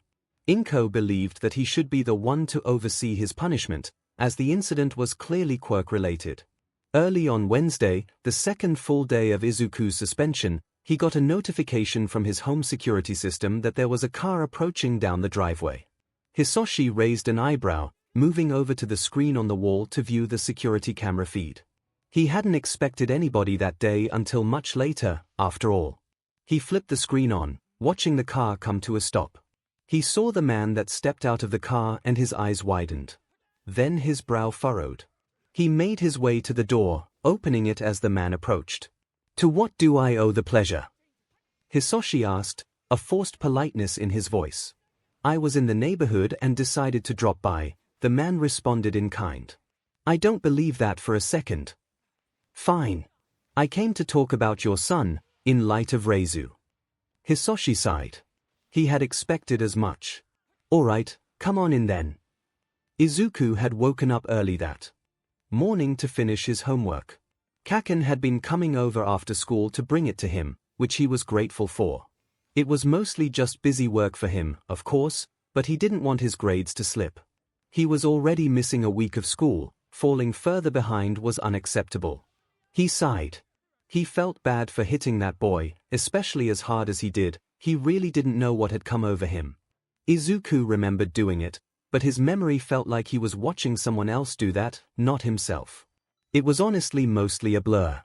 One moment he was pretending to be scared, letting those bullies think they had him where they wanted him, and the next he felt something snap. Seeing those Jayakes hit Kaken had made him so unreasonably angry. Kaken was tough, he didn't need to be protected. But Izuku didn't need to be protected either, but Kaken stepped out anyway. He was just returning the favor to his friend. They protected each other like friends are supposed to do, right? That wasn't what it felt like, though. It felt natural to lash out at them. The moment that they hit his friend, they had made a mistake. They dared to hurt something of his, to disrespect him like that. It was an insult he could not stomach. But as soon as his rage had left him, he had felt disgusted. His anger on that ride home with his parents had been directed at himself, not the bullies. Those thoughts weren't heroic, his actions weren't heroic. His actions were past merely protective, they were possessive. He became angry at himself again, frustrated with his thoughts. He needed to talk to his dad about these feelings. His dad wouldn't judge him, and nobody could be better suited to help him. Izuku left his room and went to find his dad, but to his surprise, he heard his father talking to someone. His tone was a little heated, and the man he was talking to didn't sound much happier. He debated just going back to his room, but his curiosity got the better of him. He walked towards the back porch, pretending he didn't hear the voice and just walked right in. He planned on acting surprised as an excuse, but it turned out he didn't need to act. Sitting there next to his father was another man who looked quite similar to him, although a few years younger. His hair was pulled back in a small bun and was a golden blonde instead of his father's bronze. 2 golden horns swept back across his head, starting right above his eyes, and 2 smaller horns stuck out on each side of his head. He had a long, wispy mustache and beard, and a shrewd look in his eyes. Izuku knew this man. This was the Gold Dragon hero, Purifier. He stared at the man stared back. They both blinked. "Uncle Hatsuo. Why is he home? Isn't it a school day?" Hatsuo asked his brother after Izuku had been sent away to go play downstairs. Hisoshi sighed. "He got suspended." "For what?" Eyebrow raised in vindication. "He got in a fight. He wasn't the instigator." Hisoshi defended his son. "This is what I'm talking about, Hisoshi." He pointed his finger at the table in emphasis. "He's dangerous, it's not his fault, but it is his fate. You know, he isn't an actual dragon." Hisoshi said firmly. "He's a boy with a quirk. We are just a family with a quirk. You know he has dangerous instincts. I can't believe you're still training him." Hatsuo folded his arms. "You're training a future villain. You know that. You know how strong our instincts become. You don't know my son." Hisoshi was officially angry. There has never been a chromatic hero. The closest a chromatic can get to being a hero is not being a villain. Hatsuo was heating up too. Hisoshi internally rolled his eyes. His brother had probably been sitting on that line for a while. Hisoshi had lost enough of his temper to go for the throat. What would Dad say if he saw you now, wanting to throw your own nephew to the wolves? At least you might know. Hatsuo was reacting as he expected, violently. I never got to know the man. It was all Hisoshi this, Hisoshi that. I was finally successful. I was finally worthy of his attention. And then on the day of my success, he was cut down. His voice lowered as he hissed through his clenched teeth. By his own brother. BLD doesn't mean a DMN thing to these monsters. What, are you suggesting that I let you detain my son right now? To toss him in prison like the criminal he is? He asked sarcastically. Of course not. Just because Purifier isn't as high in the rankings as 𝐶𝐴 doesn't mean that I've suddenly forgotten how the law works. Hatsuo had stood up, his visit clearly coming to an end. I've come here to ask, no, beg you to stop training a chromatic dragon. You can't think that it's a good idea. No, I think it's a fantastic idea. Hisoshi stood up as well. Izuku is a strong boy in more way than one. No amount of instinct is going to change his longing to be a hero. He wants nothing more than to protect, help and befriend people.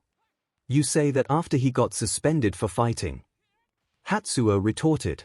He was accosted, bullied by other students who just saw his family, and not him. He didn't react until they hit his friend. They attacked him and his friend because of who he was related to, and who they feared he would become, and not for who he is. Hisoshi pointed an accusing finger. Exactly like what is happening right now. Hatsuo had made his way to the door. Fine.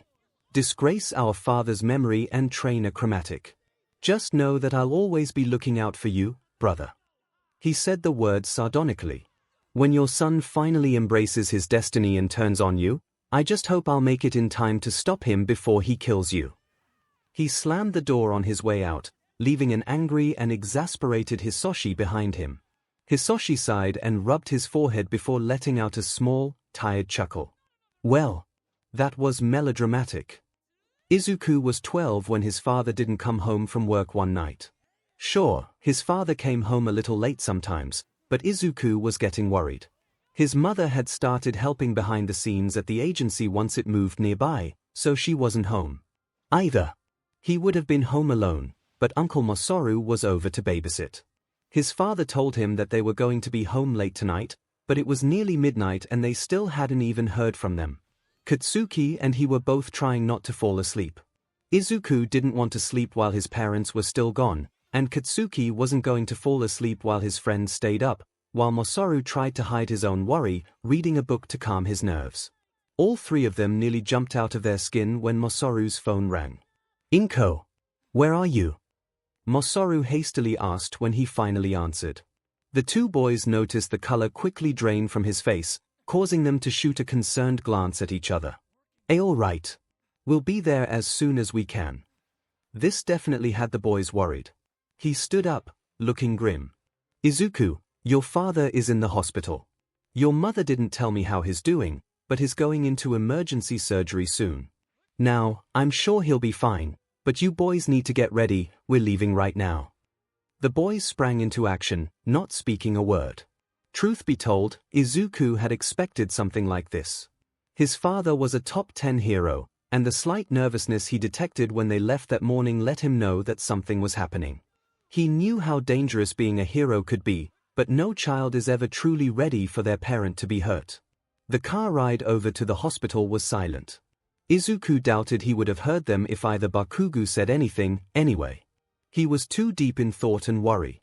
He was scanning through every news app he had on his phone, looking for any report of 𝐶𝐿, but he found nothing, not even a sighting. That was his second clue. They arrived at the emergency department entrance and 𝐒𝐿𝐼 couldn't stop the boys before they jumped out of the car and dashed inside.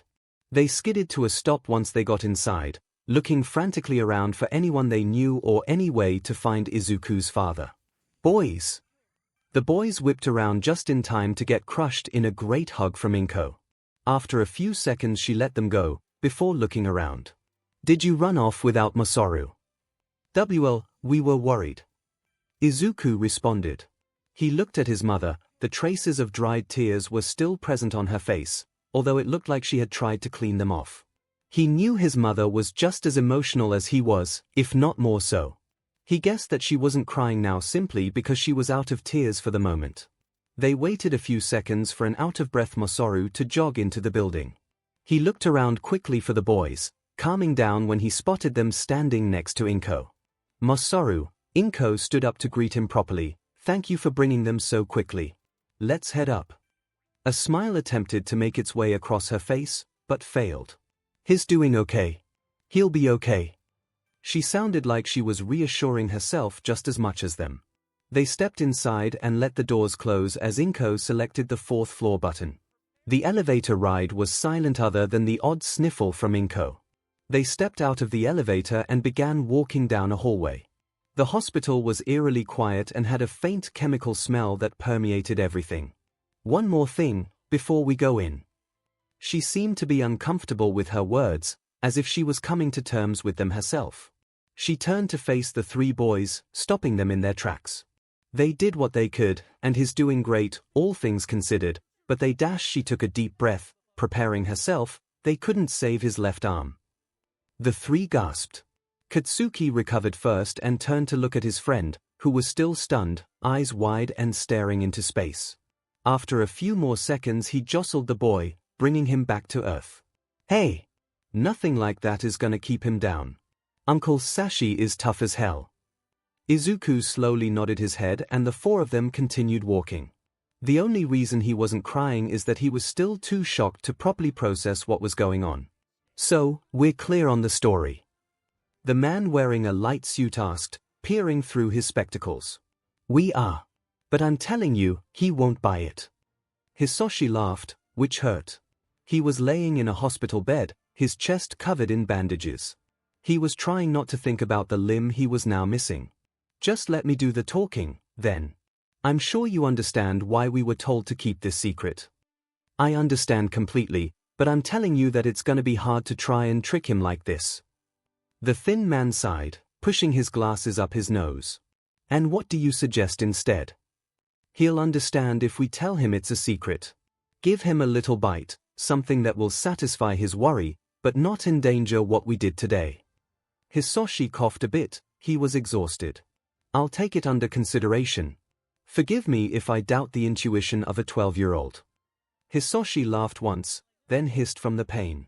Just remember, I warned you. 𝐒𝐭𝐚𝐲 knocked on the door and led her son into the room. He waved a short goodbye to Katsuki and his father as he left them to wait outside. Izuku immediately noted the tall, thin man sitting in the corner of the room, but ran over to his father first. Dad! Izuku was crying, finally. Seeing his father in person brought him back to reality, and it brought his emotions back with him. He flew forward into his father's arm, careful not to touch his chest. Hey, kiddo! His father's voice was a little raspy and a lot exhausted. Are you going to be okay? Mom told me you were fine, but I want to hear it from you. I was so worried and there was nothing on the news. Please tell me you're okay. Hisoshi tried not to laugh a bit as his son's worried words flew from his mouth. If he hadn't gotten used to it over the years, he probably wouldn't have been able to understand him. I'll be okay after a few days' rest, I'd imagine. Hisoshi caught his son stealing a glance at his left side and knew what question Izuku wanted to ask. Your old man isn't done yet. Izuku had wanted to ask, but he thought it wasn't the time. I'm not retiring, no. I'll have to take it easier, but 𝐶𝐿 isn't finished. He smiled as much as he could, causing his son to bury his face in his remaining arm and really begin to cry. His tears and shaking shoulders gradually slowed over the next few minutes as Izuku cried himself out and calmed down. He finally pulled his head back, wiping tears from his face. Okay, he said shakily. He glanced at the man with the spotted tie in the corner and then at the missing arm. He took a deep breath and took a few seconds to collect his thoughts. What happened? Before anyone else could speak up, Izuku began to speak with a speed that was only rivaled by his deepest muttering sprees. And don't tell me that it was an accident or anything like that. I know that Sir Knight— Hello sir, by the way, he bowed politely. I would love to have your autograph if you can find the time. I know that Sir Knight I wouldn't be here if it wasn't something big. Sir being here means All Might was probably involved, and if All Might was involved and you were involved, then that means that it was something really big. Sir Knight I raised an eyebrow, slightly surprised that this child knew who he was. Izuku kept his satisfaction at that reaction to himself. And if it was something big enough for both 𝐶𝐿 and All Might to be involved, and I assume other top heroes as well, and if Sir Knight I is here to, I assume, lie to me to help cover it up, then I know it's probably bigger than anything else that I've ever heard of, bigger than Terraflame or anything else. 𝐒𝐭𝐚𝐲 was half mortified and half proud with her son. She put a hand to her face, trying to contain her nervous laughter. And if it's that big and that important to have all those heroes involved and to keep it so secret that there's not even a mention of it on any of the news outlets, then it's obviously too important to let me know about it. Izuku finally took a breath. So, I guess I answered my own question, unless I'm wrong. He turned to Sir Knight I as he finished his rapid speech. Sir stared at him for a few seconds and blinked once. The boy hadn't even given him a chance to speak yet. Very astute, young man. He put his hand to his chin as he made a sound that sounded a little like a chuckle. He turned and looked at Hisoshi, who was just grinning. Hey, I didn't say anything. Indeed. Hisoshi turned back to his son, placing his hand on his head. Son, you know there are things we can't tell you. It's for your own safety. I know, Dad. He nodded softly. I'm just glad you're okay. I won't say anything. What I can tell you, Izuku noticed Sir Knight I tense up slightly, is that I know you would be proud of what I did. And for what it's worth, I would do it again. Izuku's eyes shook with emotion as he buried his head into his father's arm again. Sir Knight I relaxed, then stood up, causing Izuku to look at him. As long as you understand that we cannot speak at all about the matter, then I am no longer needed here. He shot a glance at the boy as he walked towards the door. Izuku understood the glance and backed out of his father's arm. He pulled out a notebook from, well, none of the adults in the room were quite sure from where, holding a blank page up to Sir Knight I. The stoic man quickly penned his signature and left, giving a small bow to 𝐒𝐭𝐚𝐲 as he did so. The boy ran outside to let the other visitors into the room. As he waved them in, Katsuki noticed a much happier look on his friend's face. "Was that Sir Night Eye?" he asked, curious and hoping to raise Izuku's mood. "Yeah." Izuku held up the signature. "I got his autograph, too." "Whoa, that's like, super rare." Katsuki was in awe. It helped that his enthusiasm cheered up his friend as well. After Masaru spoke to Hisoshi for a while, "Sorry, Masaru, I guess I'll have to cancel next week's round of golf." And Katsuki was also assured that he was okay and that Stormclaw was not going to be retiring. The boys and Inko went home. As soon as their adrenaline died down, the boys' bodies abruptly reminded them that it was nearly 2 in the morning. They had barely started the drive home before they both fell asleep. Once home, Inko carried her sleeping boy inside, silently waving as Masaru drove away. She took him to his bedroom and laid him down, running her hand through his messy hair and giving him a loving kiss on the forehead before leaving him to sleep. She looked back at him as she left the room, worrying about the future like she often did. She took a deep breath and closed the door quietly behind her. "No matter how big you get, you'll always be my baby boy, Izuku." Hisoshi stared out the window of the porch, thinking about the past few days and what the future held. He wound up taking a couple months off to recuperate. The damage he received to his chest was bad enough without him also losing an arm, so Inko forced him to rest for longer than he hoped. He knew that when he finally did go back to work, he was going to have to take it easier. He was only 40, he thought. It's a shame that he was on the decline already. On the other hand, he figured his injury was a blessing in disguise in some ways. It would allow him to spend more time with his son, for starters. He still had 7 good years to train and teach his son before he got shipped off to UA, after all, and he was going to use them. Izuku had made great strides in the recent years with his quirk physically, and he hadn't had another incident since he knocked that kid out 4 years ago. However, Hisoshi knew that things were about to start changing. Izuku was starting PBRTY, which meant that his instincts were going to get stronger. He was hoping to put this off for a little bit longer, to let Izuku keep his innocence as long as he could, but especially with him having a brush with death, he couldn't justify that any longer. It was time for the talk. Hisoshi guessed that most fathers didn't have to have this kind of talk. Instead of waiting any longer, Hisoshi decided to tear the bandage off right that moment. He called for Izuku, who came quickly. "Yeah, Dad." Izuku was attentive, but cautious. He was expecting to be asked for help from his newly handicapped father but didn't want to assume his father needed more assistance than what he asked for. He didn't want to insult him, after all. "We're going out to the beach. It's time we have a talk about our quirks," Hisoshi said. His nerves made him sound grimmer than he had intended. Izuku looked understandably worried, but quickly followed his father outside. They walked along the beach in silence for a few minutes until they arrived at a rocky outcropping that they had often used as natural chairs. They sat down and listened to the waves lapping at the beach for a while, breathing in the fresh sea air.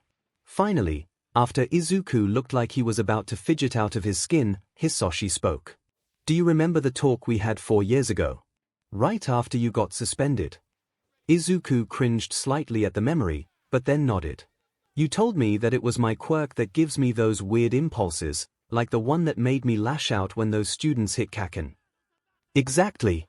And I can't tell you enough how proud I am that you've been able to keep in control since then." His son smiled at the praise. "But I'm afraid there is a change going on in your life right now." Izuku blanched and his eyes went wide. Dad, if this is about the birds and the bees then it's okay, you don't have to dash." No. It's about your quirk." Hisoshi interrupted his son before he melted down. "Oh." He sighed, relieved. "Well, you were partially right." He held up a hand to stop Izuku from sputtering more. "Our quirks become more assertive during PBRTY." Izuku quieted down and thought for a moment before speaking. "So, what does that mean for me?" "I'm not sure, honestly. My father was the same type of dragon as me, so he could help me quite a bit, but there hasn't been a green dragon in our family for a long time." Hisoshi cleared his throat. "But I have some idea. Izuku, we've talked about this before, about the difference between chromatic and metallic dragons, right?" Izuku nodded, fear in his eyes. "I suspect it will be something like that. Look at Terraflame, or Fulgurite, or even Frost Heart. You're a smart kid, extrapolate. Hisoshi saw his son's brain go to work. He began to mutter, eyes darting along the ground as he considered what his father said. Then Izuku's face fell and Hisoshi realized that he had messed up. Izuku started to tear up, a note of betrayal in his voice. Are you saying you think I'm gonna be a VV villain? Hisoshi's eyes went wide, mentally slapping himself for being an idiot. No. No, no, no, no, nothing like that. Izuku sniffled. Izuku. Son. I don't think I could stop you from being a hero if I tried. He reached out with his remaining arm and placed it on his son's shaking shoulder. I would never say that. I'm sorry that I let you even think that for a moment. His son breathed deep, trying to calm himself. So, what are you saying? I'm saying that it's not going to be easy. He gave him a kind, reassuring smirk. Think of it as a challenge. Nobody is going to have to try harder than you, which means when you finally succeed, you're going to be better than everyone else. Izuku laughed a bit, a victory for his father. Kaken isn't going to take that lying down. I'm counting on it. Hisoshi gave his son a reassuring jostle before releasing his shoulder. But I didn't just bring you out here to accidentally devastate and then encourage you. Another small laugh from Izuku. We are here to talk about your plan to deal with these things. We call them instincts, if you remember. I just have to ignore them, right? That's what I've been doing. Izuku began counting something on his fingers, his father didn't know what. Whenever I've felt something weird like that time I knocked that kid out, I reason it away or remove myself from the situation. You want me to keep doing that? Well, that might work for a while, but now that you're getting older, it's going to be much harder. Izuku looked fearful again, so Hisoshi quickly continued. We have a little trick that we've picked up to help us out whenever our quirk acts up like that. You have to give it what it wants, but in a way that works for you. Izuku was a little upset he'd never thought of that before. He just stared back at his father. Let me give you an example. Your old man isn't as much of a saint as you might think. Whenever I do a job, such as saving someone or defeating a villain, my instincts demand that I be compensated for it. Izuku kept thinking, not reacting in horror as his father feared. So, instead of demanding or taking payment from the people I save, what do? You take a paycheck from the government. Izuku was catching on. So, instead of letting your longing make you a villain, you use it to keep yourself in line and be the best hero you can be, to keep from losing that paycheck and to try and get a bigger one. Exactly, he said proudly. Even after all these years, Izuku often impressed him. So, whenever you feel something start to pull at you, think about how you can make it work for you, rather than against you. Hisoshi was a little proud of his ad-lib adage. What's something you feel sometimes? Let's work on what you can do. Izuku thought for only a moment, rubbing his chin once. How about the basic one, the first one I remember? I really like to manipulate people. It feels really satisfying when I get someone to change their mind or actions. So, as I said earlier, ignoring that longing will only cause you suffering once you can't contain it any longer. Hisoshi pointed at him. So how can you make that work for you? Well, what if I convince them of something good? Like I can talk down criminals or calm victims. Izuku postulated. That's it. Find positive outlets. He tried to slam his fist into the open palm of his left hand but found it impossible. There's nothing that's inherently evil. Everything is about intent. The difference between a hero and a villain is a matter of perspective. Izuku nodded along to his father's words. I'm sure that I'm the villain in the stories of the people I defeat. If you play your cards right and use that big brain of yours, Hisoshi poked his son in the forehead, you can be the hero in a lot of stories. He moved his hand down to hold the boy's shoulder again. You're the smartest boy I know, and I know that you can and will figure this out. Nothing's gonna stop you unless you let it. Remember that. Izuku smiled wide. I will. Thanks, Dad. He paused, before throwing his arms around his father's chest. I love you. I love you too, son. You make me so proud every day. Hisoshi said softly into his son's hair, smile growing on his face. "Hey, how about I teach you something new today? I think you're ready for it." Izuku's happy tears dried instantly as they were replaced with a look of excitement. He jumped off the rock and into a wide, ready stance. "Yes, sir." Izuku was 17 when he almost died. In the past 5 years, Katsuki and Izuku had both grown up to be strong, fine young men. While Katsuki had been taller for all of their lives, in the past 2 years, Izuku caught up, and then passed him. It wasn't that surprising, his father was huge, while Katsuki's parents were pretty average height. More importantly for the two, they had both filled out with muscle. Especially since 𝐼𝐴𝐼 started taking it easier, the man was using his newfound free time to push his 2 charges even harder. It wasn't a strange thing for them to show up to school in the morning already exhausted physically. Not that Izuku minded being worn out at school. They were still being tutored privately, so he didn't worry about falling behind. No, he enjoyed being exhausted because it made it easier to get through the day. Ever since the incident 9 years ago, the other students had been much more wary of him. As he grew older, they only became more cautious around him. No longer was he greeted by every student when he entered a room, nor did he go out of his ways to befriend everyone. The other students knew that he was the son of a former top 10 hero, owned a powerful quirk, and didn't take CRP from anybody. But he was nice enough, and would help people with their homework if they asked him, and always did his part on group assignments. Perhaps they were intimidated. He was one of the taller kids in the class, and certainly the most well-built, along with Katsuki. It didn't help that Izuku had green horns poking out of his hair above his eyes and that green ridge with black spikes that came down his neck. In addition, Izuku's demeanor was much more downcast than it used to be. He wouldn't talk much at school, and would be content going through the day speaking to nobody but his best friend. He was almost a completely different person compared to his normal, outgoing self that Katsuki knew so well.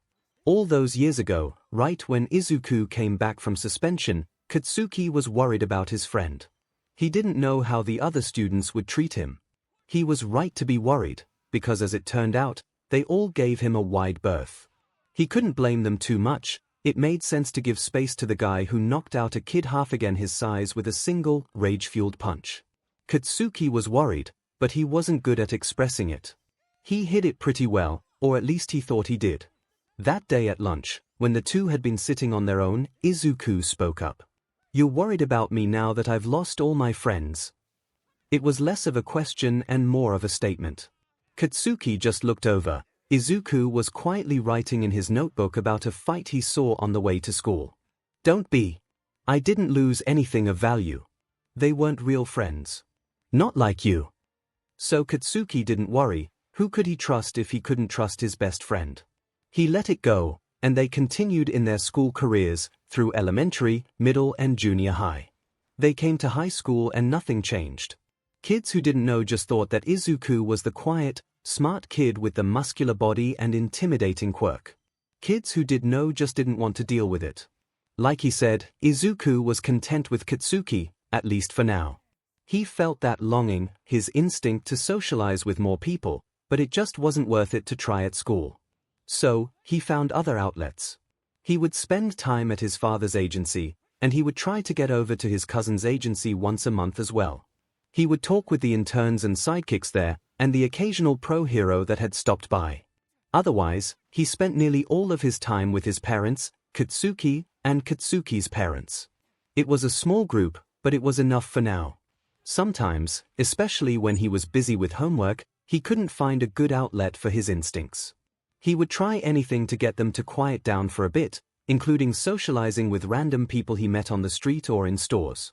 Izuku didn't make any new friends that way, but just the act of socializing helped him to think straight. His father wasn't joking when he said that his family's instincts were powerful. He found new respect for his father, which was an impressive feat all on its own.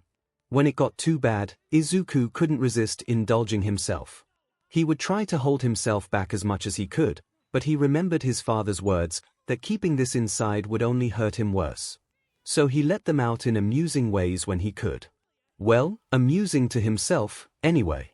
He had a game he would play where he would place anonymous notes around the room to cause chaos, with each note having different handwriting on it so nobody could trace it back to him.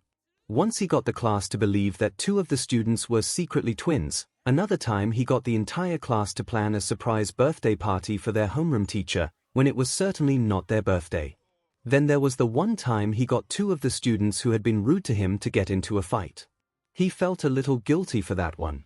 Which is why Izuku was so grateful that his father ran him ragged. When he was exhausted, he didn't have the energy to have his instincts bother him. Quirks are physical abilities, after all, and being tired caused them to quiet down for a while. Sometimes though, even his father's persistent boot camp wasn't enough, so he and his best friend came up with a new plan. There was a beach in town that they decided to adopt. Dagobah Beach used to be appealing, but was now covered in mountains of garbage and scrap piled dozens of feet high. The plan they hatched was a solid one, and it kept them busy when 𝐶𝐿 was working and had the afternoons off.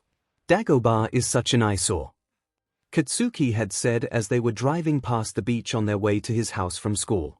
Yeah, Izuku sighed. It's a shame that the city seems to have just forgotten about it. Nobody even attempts to clean it up. We could. Izuku stared at him for a second. He was so tired that he needed to make sure that he heard correctly. Us. A whole beach. Sure, Katsuki shrugged. All Might is always going on about being a hero to your community by doing service like that. He said it in an interview last night. Did you not watch it? I fell asleep as soon as we got done training. I was gonna watch it when I got home. Well, what do you think? Izuku thought for a moment. I bet I can clear more trash than you can, Kaken. Katsuki put his competitive smirk on. Oh, you're on. We'll have that beach clean in no time. Besides, carrying all that junk will be good training. I'm glad I thought of it. You thought of it, here? Izuku smirked. Yeah. See, I was watching this All Might interview yesterday. Izuku was interrupted by a backpack flying at his head, and then Auntie Mitsuki yelling at them to calm down. In the end, they decided to go to Dagobah after school when they could and clean it up. They couldn't go every day, but a couple times a week let them make swift progress, especially with two of them working. Izuku's father proudly supported their initiative, and contracted a local company to take the trash off once the boys loaded it onto trucks. Today was one of the days that they had free to go to Dagobah, as it turned out. The final bell rang and the two boys walked out a bit behind the rest of their classmates, as Izuku was finishing up some notes in his notebook. Katsuki stretched his arms as they walked, still sore from their morning training. The boys left the school grounds and suddenly were walking in different directions. They both stopped. Kaken, this way is faster. Izuku sighed. He couldn't believe they were having this conversation again. Your shortcuts are dumb, this way is way more direct. But that way is dash, he sighed. How about we settle this? We race. Whoever loses has to admit defeat and go the other way until we've cleared the beach. Deal. Katsuki immediately took off running. I didn't say go yet. Izuku's words fell on deaf ears. He grumbled as he bolted off in his chosen direction. Izuku's path was more winding than Katsuki's, that's for sure, but it avoided the high-traffic areas and major villain hotspots. On a perfect day, Katsuki's was faster, but Izuku's was more consistent. He would just have to run fast and hope that Katsuki got caught in a crowd. He was so focused on keeping up his speed that he didn't notice the manhole cover in front of him oozing slowly with slime. He ran right over it, accidentally stomping into the sludge. His foot was immediately snagged, tripping him and slamming him face down onto the concrete path. His backpack flung off of him and scattered everywhere, and the sludge started oozing up his leg, engulfing him. Izuku began freaking out, which wasn't unexpected. He looked down in horror as the sludge covered his other leg and creeped up toward his waist. Struggle as he might, he couldn't break free. He quickly turned his hand into a green claw with deadly sharp points, and slashed at the sludge. It cut through, but the sludge just reformed and kept moving, unabated. Just when he thought he couldn't get any more horrified, an eyeball popped out of the manhole, followed by another, and then a sinister-looking, tooth-filled grin as well. The twisted face of the villain came into view, grinning wide with malice. Izuku reached up and tore his shirt off, then managed to lift himself upright. He strained as two dappled green wings sprouted from his exposed back. He tried with all his might, but even with his wings, he couldn't pull himself free. I like it when my invisibility cloaks have a lot of fight in them, the villain sneered as he engulfed the rest of his body, beginning to suffocate the teen. And it looks like you've got a hell of a quirk, kid. Thanks. Izuku let his wings fade back into his body, wanting to conserve energy. The sludge was forcing its way down his throat, but he was fighting back. His body strained and struggled the entire time, never submitting.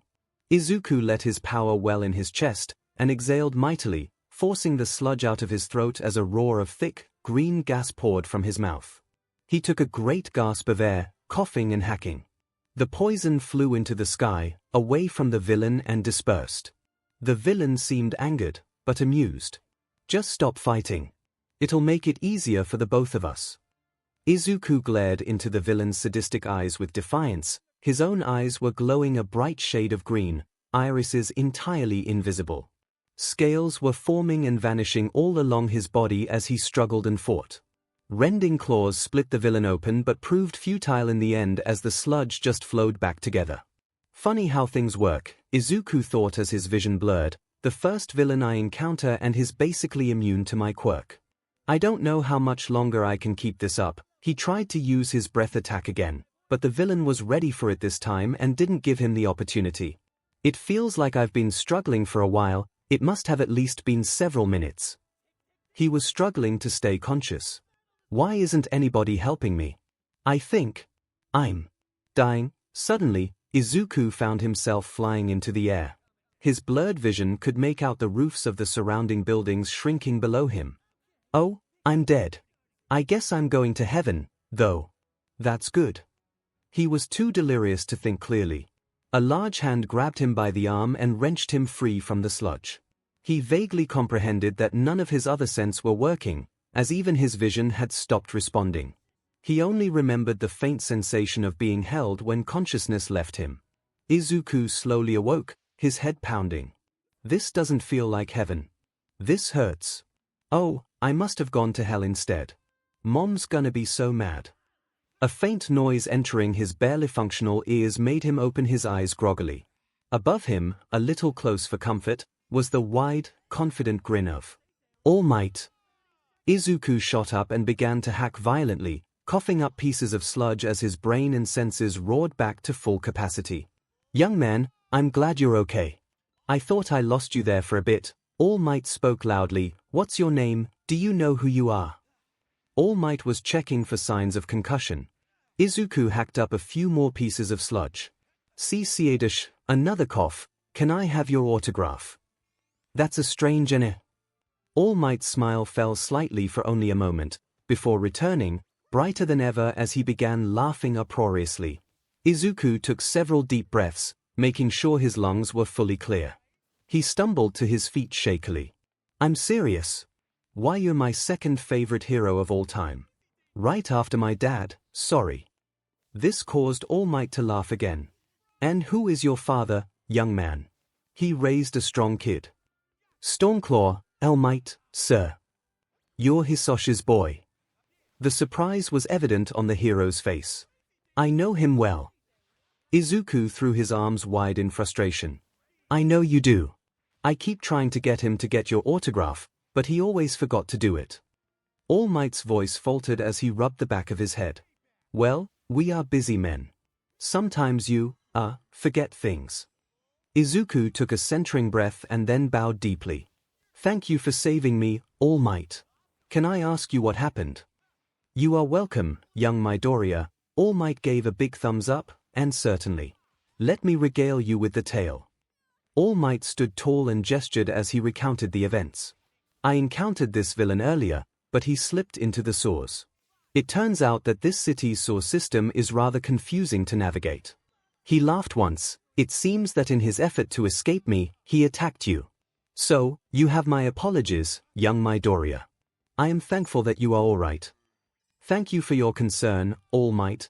Midoriya bowed politely again, not believing that All Might was apologizing to him. But what happened next? I kinda blacked out. Where's the villain that attacked me? Well, you were engaged with the villain on top of the manhole. Once I located the villain, I jumped into action. You two were blown into the sky. Along with the manhole cover. He pointed over his shoulder to where Izuku saw the cover embedded halfway in the side of a building. Once airborne, I pulled you free and blew the villain away. He flexed impressively and threw a punch to illustrate his point. After I got you safely to the ground, I collected the villain in these handy bottles. He proudly held 2 soda bottles aloft, both filled with green sludge. Whoa, that's so cool. Midoriya's eyes were wide in admiration and awe. He came back to earth as he remembered his earlier question. Oh. About that autograph. All Might smiled and tossed him his notebook labeled Hero Analysis for the future number 15. Izuku quickly opened it, flipping through to find a blank page. Once he was about halfway through, he was stunned to see a giant All Might's signature covering 2 pages. Finally! He literally jumped for joy. Thank you, All Might. Not a problem, young Midoriya, All Might said with his smile shining in the sunlight. Always happy to meet a fan, especially if he's Stormclaw's son.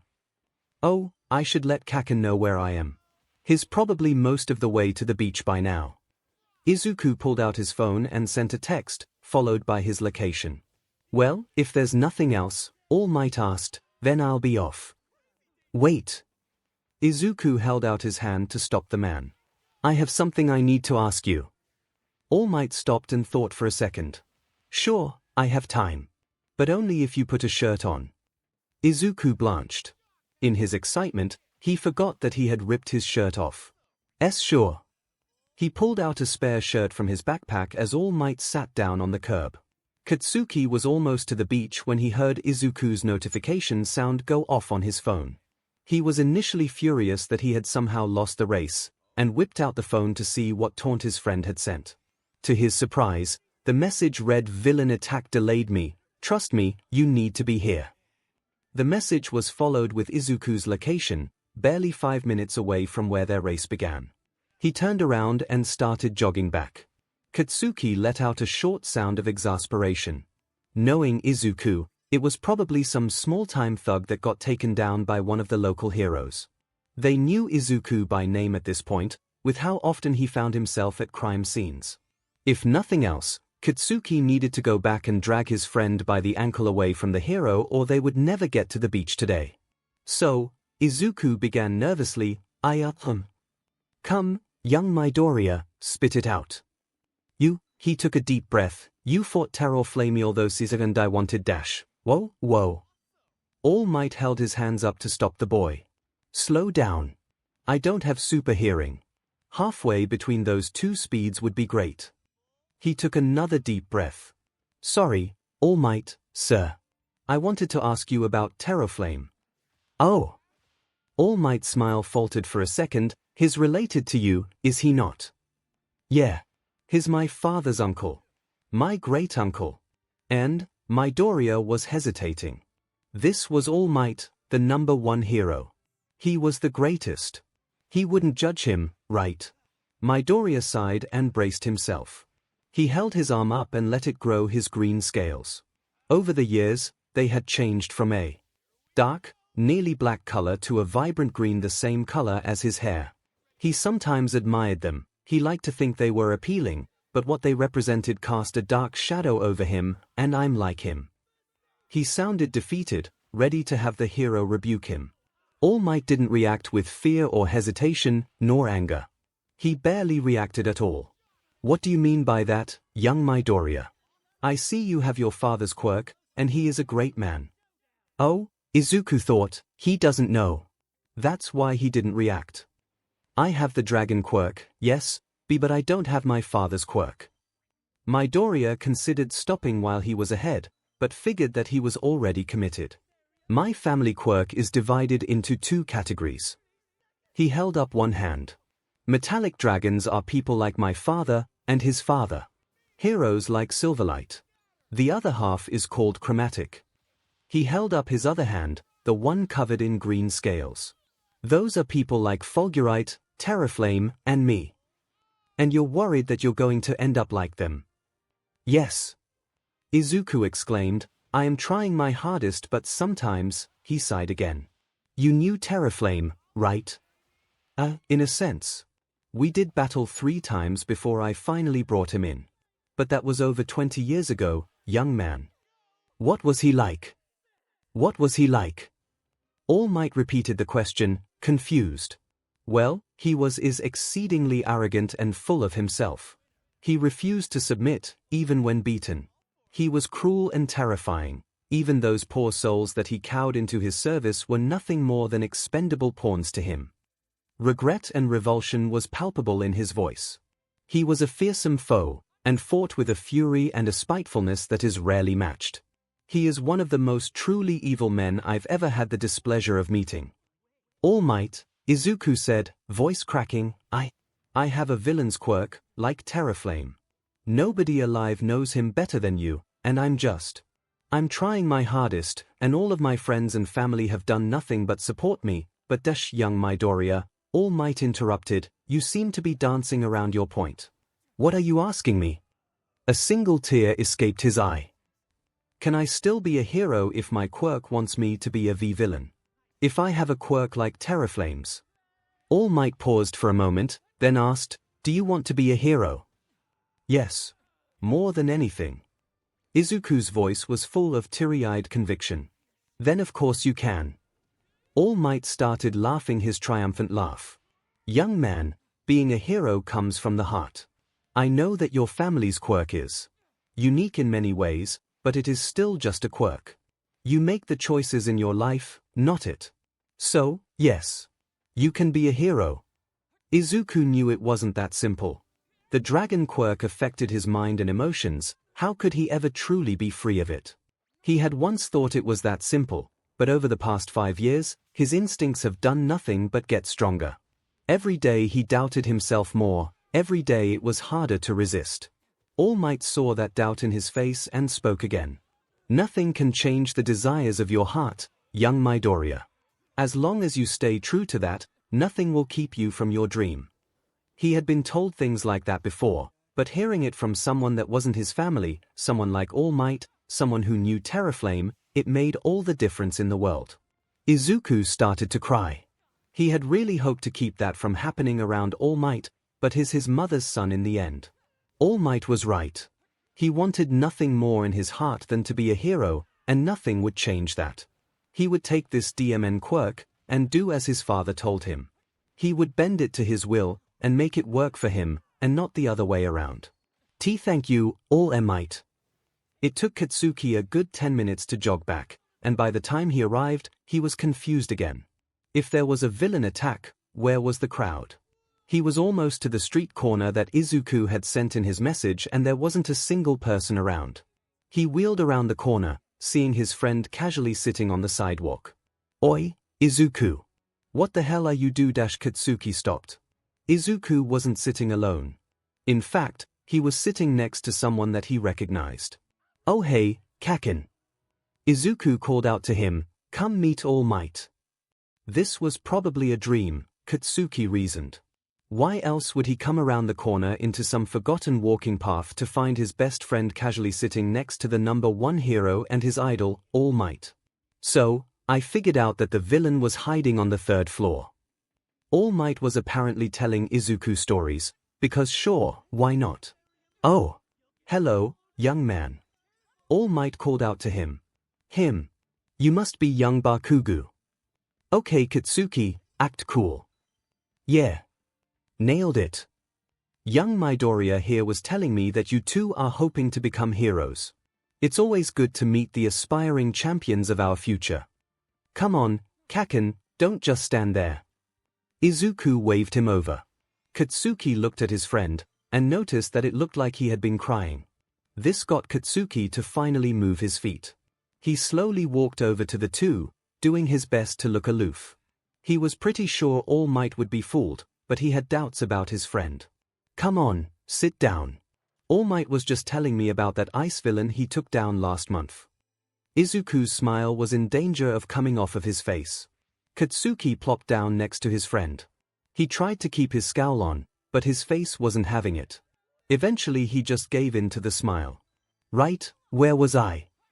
In the end, they spent almost an hour talking to All Might. Eventually the hero had to go and turn the sludge villain into the police, so he stood up to leave. It was a pleasure talking to you young men. All Might gave them his big thumbs up. I'm sure I'll be hearing great things about you very soon. I assume you two are aiming to attend UA. Yes, sir. Izuku responded with eagerness. You went there, Katsuki said, smirking, so there's no better place for the next top 2 heroes to go. Oh!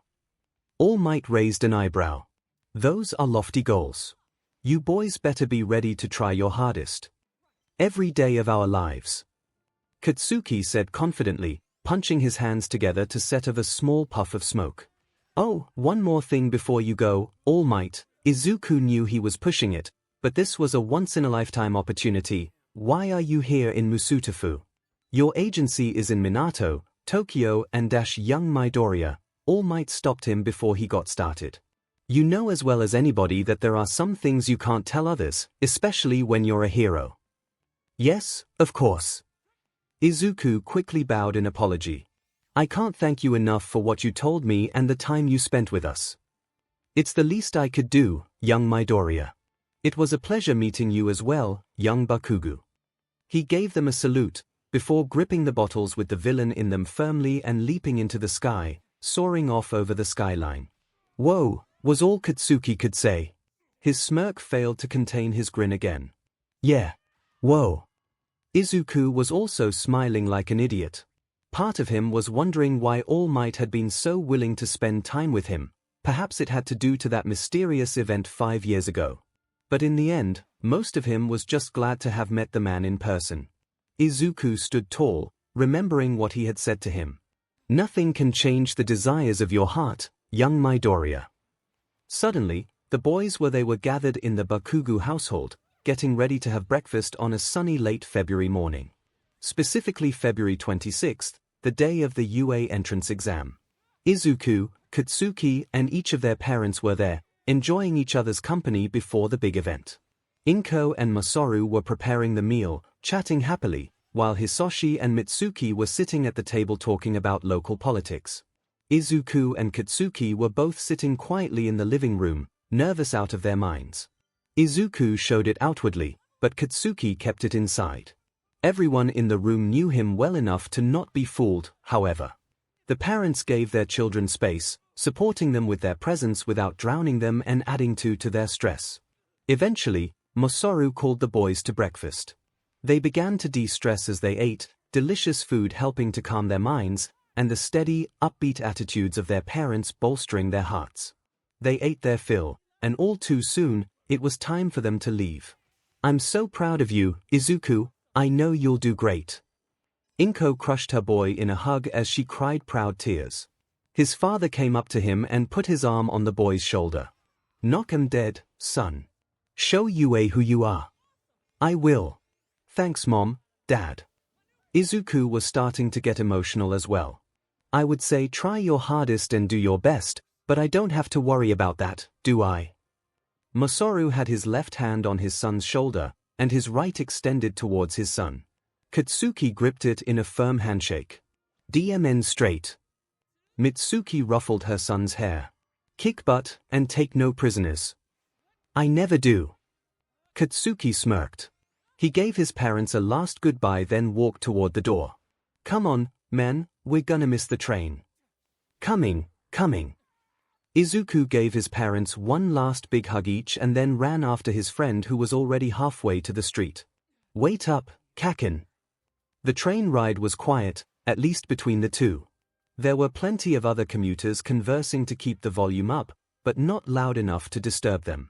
Izuku was going over his study notes, while Katsuki looked like he was mentally preparing himself. All too soon, they arrived at the gates of UA. They had seen them before, but never had they actually walked inside of them. The impressive, mostly windowed building towered overhead, and students of all shapes and sizes were walking into the building. They stood outside the gates, ready to take the step forward into the future. Well, Kaken. Izuku took a deep breath, smelling the air. We're here. Finally. Time to show this school what real heroes look like. Smoke popped from his right hand. You remember our deal, right? Izuku flexed his own right hand, sending scales flashing across it. Course I do. He grew a sadistic smile. I'm looking forward to my prize. They had started walking towards the building entrance. So confident. I hope you're that confident once I win. As if you have a chance. Izuku changed subjects. Who do you think will be dash suddenly? Izuku was falling forward, tripping over his own feet. Katsuki reached out to grab his arm. Damn it, Deku. Deku. A nickname that Katsuki had given him, based on an alternative reading of his name. He had first called him that years ago, back when they were around 4 or 5, Izuku couldn't remember exactly. Of course, that wasn't the only nickname he gave to Izuku, but it was the one he used most often. It basically meant useless, and Katsuki used it whenever he wanted to scold or antagonize him. Izuku gave his friend guff right back, and the boys never took their insults to each other personally. Hurry up, Deku. Katsuki puffed, jogging with a rusted car door on his back. They were nearing the end of their day at Dagobah on a warm summer evening. They were both exhausted. Come up here, and say that, to my face. Izuku was hauling a set of tires, lagging a few steps behind him. Go to hell, you're barely taller. He would use it to goad Izuku into running one more lap, pushing a little farther on a set of weights, or sometimes just to elicit a reaction out of him. His parents had been worried when they first heard Katsuki call him that, thinking that he was being cruel, but then they saw the playful smiles on both of the children's faces. It was all good-natured fun, and just like nearly everything else in their relationship, it was there to push them both to be stronger. Izuku had his own ways to antagonize his friend as well. Come on, is that all you got, Dandy? Dandy? What the hell are you talking about? The boys were about 10 when this particular nickname came about. Izuku had beaten his friend in a spar, knocking him flat on his back. Katsuki was breathing on the ground. Well, look at you, Kakin. Look at that hair and tell me you don't look like a dandelion. Dando, you're a dead man. Katsuki roared back to his feet, ready to go. Izuku smiled and put his fists back up. Hisoshi was on the sidelines, trying not to laugh. Izuku stopped falling. Katsuki had reached out to grab his arm, but it wasn't him that stopped the fall. Izuku stared at the ground. It wasn't coming closer to him. There was nothing preventing him from falling, but the ground wasn't moving. Sorry, I stopped you with my quirk. Izuku slowly turned to his left, still keeping an eye on the ground to make sure he didn't suddenly start falling like he should be. He looked up at a girl standing next to him, hand outstretched to touch his backpack. I should have asked first, but I figured you wouldn't mind. Bad luck and all that. She smiled a blindingly cheery smile. Katsuki pulled his friend back to his feet. The girl placed her fingers together, which glowed pink for a moment, and then with a faint flowing sensation, Izuku felt his weight return to him. Izuku stood upright, still staring at the ground as if he didn't trust it. He moved his vision up to look at the girl, and then he kept moving his eyes up. He met her eyes above his own.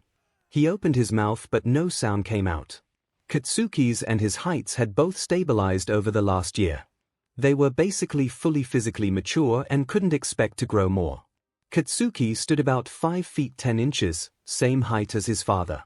Izuku was taller, and stood at 6 foot even. That put him about 4 inches shorter than his father, but his mother was a short woman. This woman standing in front of him, however, was at least an inch or 2 taller than him. He was about eye level with her lips, and as he looked up to see the rest of her face, his breath was taken away. Her face was slightly rounded, and big brown eyes looked at him happily. Her hair, the same color as her eyes, was in a bob cut, but seemed to be unnaturally voluminous, as if it were floating. She had 2 longer bangs hanging down, framing her face, which appeared to have a slight permanent blush. She was appealing. Anyway, sorry again. Good luck on the exam. She walked off towards the building, leaving the 2 boys behind her. What the hell was that, Izuku? Katsuki shoved his friend's shoulder to snap him out of it. You froze.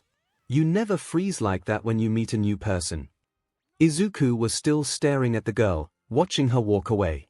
He noted her athletic build underneath her winter clothes and smiled dumbly. She's real pretty, Kakin. What the hell, man?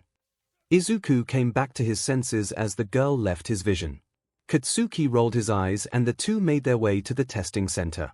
They picked up the exam and made their way to a great hall filled with desks and dividers, at least large enough to fit 500 students. They exchanged a silent fist bump as they went to sit at their assigned seats. The test itself wasn't too difficult.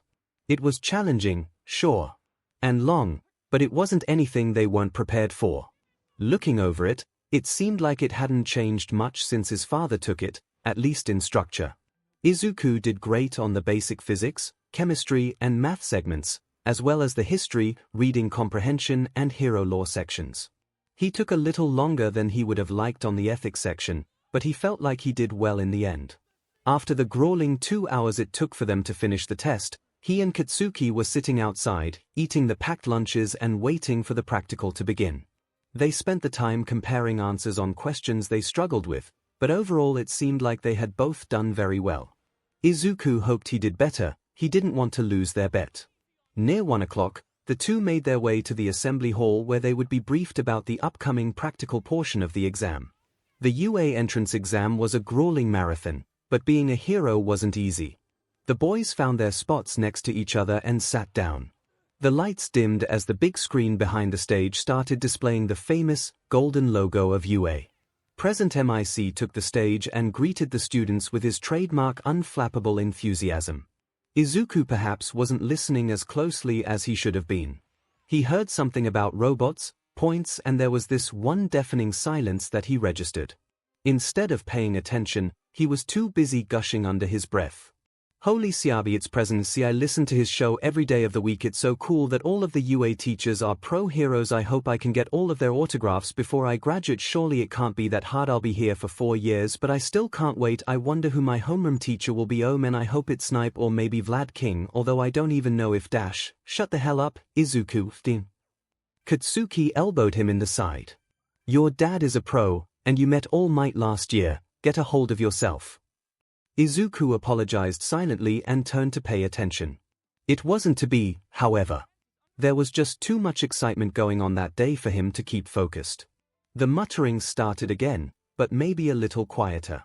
He was interrupted again, this time by an examinee asking some unnecessary question of present MIC. Izuku faintly registered that the examinee was talking, but what really got his attention was when he turned and pointed directly at Izuku. You, with the me dash. The boy stopped, a flash of recognition on his face. Midoriya. You are distracting the examinees around you. Please, silence yourself. Midoriya clapped his hands over his mouth, gesturing apologies. Warned you, Katsuki whispered smugly. Midoriya finally started listening to present MIC as he finished up his explanation. As General Napoleon Bonaparte once laid down, a true hero is one who overcomes life's misfortunes. So, get out there and don't let nothing slow you down. Come on, listeners, this is the first day of the rest of your lives. Let me hear you. Go beyond. Plus ultra. The students all cheered back as the pro hero's grin shone. Izuku and Katsuki were split up, of course. While they were disappointed that they wouldn't get to show each other up in person, they still wished each other good luck and exchanged another fist bump. They loaded onto their different buses and were shipped out to their assigned battle centers. Izuku stepped out of the bus, leaving his backpack in his seat. He looked over the massive walls and gate and whistled. This fake city was huge. He could see skyscrapers at least 20 stories tall over the walls. This was going to be fun. He began to theorize different strategies of attacks and ways to optimize damage while minimizing the strain on his body from using his quirk. He was muttering softly to himself, and after a few minutes his eyes wandered over the crowd. He saw the tall, brown-haired girl that caught him outside the entrance. His mind stopped planning. It stopped doing much of anything. His entire mental processing capabilities were devoted to him staring at this woman.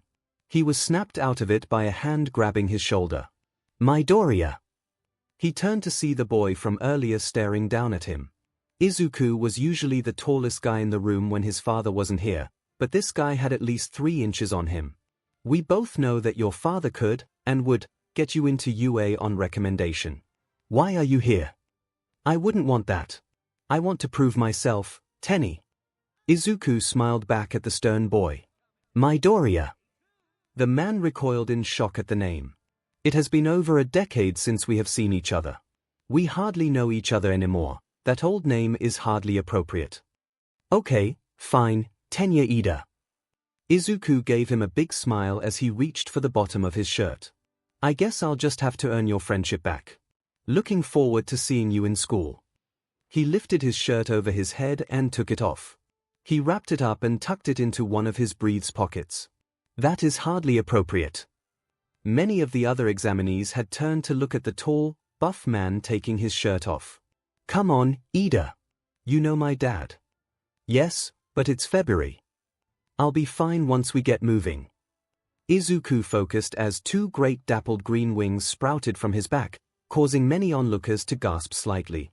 Izuku closed his eyes, flexing and moving his wings, getting the feel for them in this cold weather. It was like stretching out a limb that had fallen asleep. Right, let's start. Present MIC called out from on top of a tower. There are no countdowns in real life. You're wasting airtime, people. Okako Uraraka was having a hell of a day. She was at UA, after all. This was perhaps the most exciting day of her life. Things started off strangely, though. When she was walking in, this guy tripped and almost fell on his face, but she was there to stop him. It was basically reflex for her. She didn't even register that his friend was reaching out to grab him. She apologized for using her quirk, but he didn't seem too upset. He did act a little strange, though. He stood up and just sort of stared at her. He was kinda cute, all things considered. His big green eyes were wide, looking at her with fascination, and those cute little horns were sticking out from his messy green hair. His face was attractive and he looked pretty cut under that tight shirt he was wearing. But he didn't say anything and she was starting to feel awkward, so she just wished them luck and walked off. Maybe he wasn't used to seeing women taller than him. She got that a lot. She blamed her father's genes and her quirk for that one. She shook her mind of it and went in to take the test. It was here where she felt the drawbacks of her smaller town education. She studied as hard as she could, and she was no slouch, but she was certainly not one of the first ones to finish. She looked around for the green-haired boy or his blonde friend, but didn't see them. It wasn't until they packed onto the bus to ship off to Battle Center B that she saw the tripping guy again. His friend wasn't with him, which she guessed was to keep them from working together. He sat on the bus and chatted up the boy who sat next to him. He seemed to be a genuinely nice guy, unlike the weird French guy who sat next to her and stared at himself in a mirror the entire time. She was calming herself down outside of the fake city when she heard a commotion behind her. The green-haired man and the blue-haired one who interrupted present MIC were talking. They seemed to know each other, but the taller one didn't look like he knew how to relax. What really got her attention was when the boy she had helped started taking his shirt off. Yeah. He was ripped. She tried to keep the blush from her face. Why is he taking his shirt off, she thought to herself. Not that I mind too much. Oh. Green wings sprouted from his back as he seemed to be focusing, like she should have been doing. That explained it.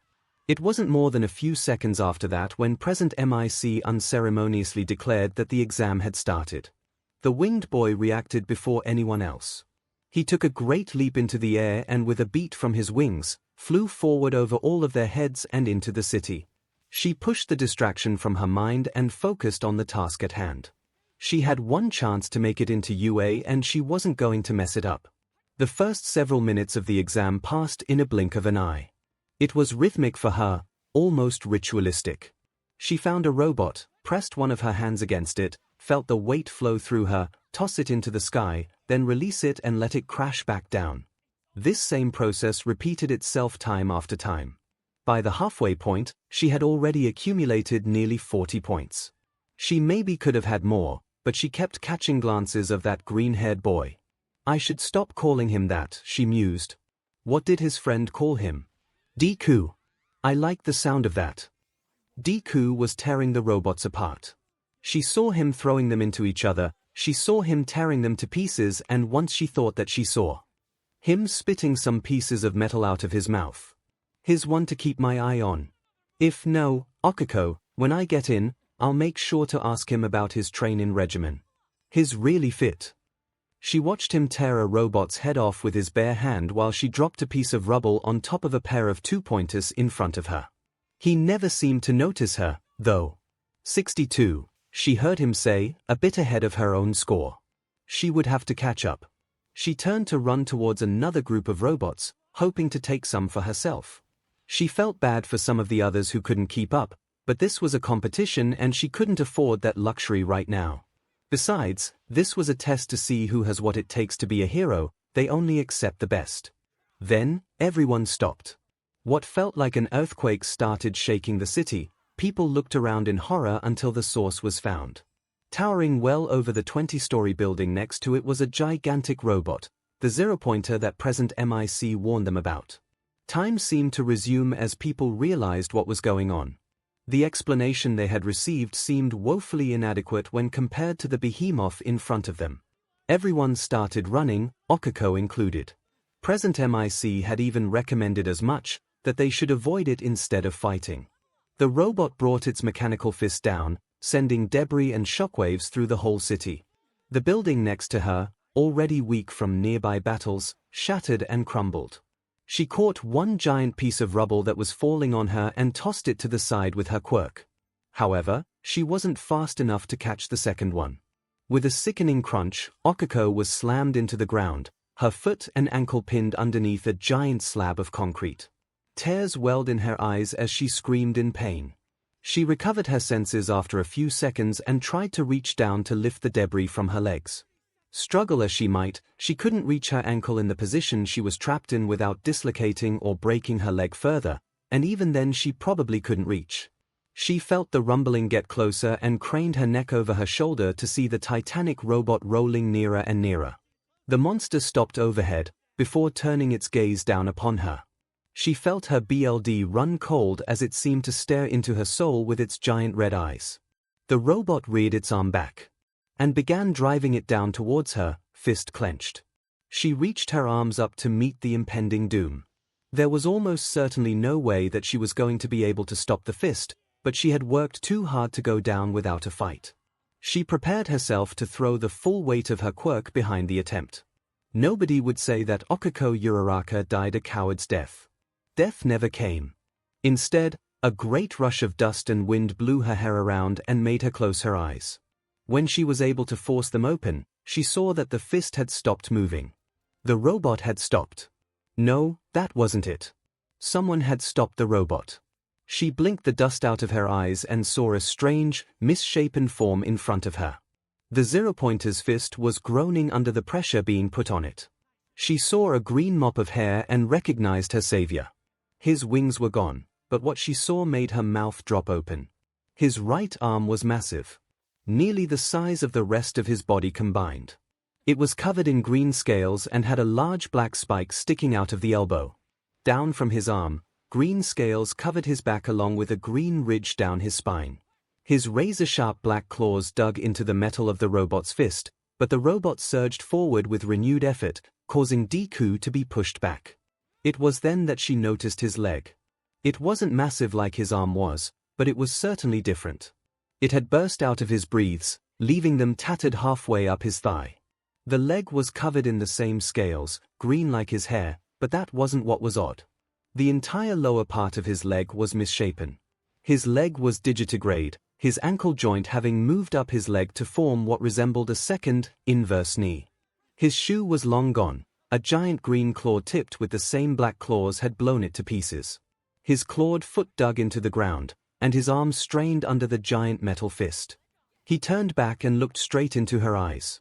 She gasped slightly. His eyes were no longer the cute green orbs, but intense, glowing spheres. She couldn't even see his irises, only the bright green light. His little horns on his head and grown, now hanging over his eyes and sweeping back slightly to form a sort of ridge or crown. "Can you move?" Deku grunted as the metal above him cracked. "You need to get out, before it crushes me." Crushes him.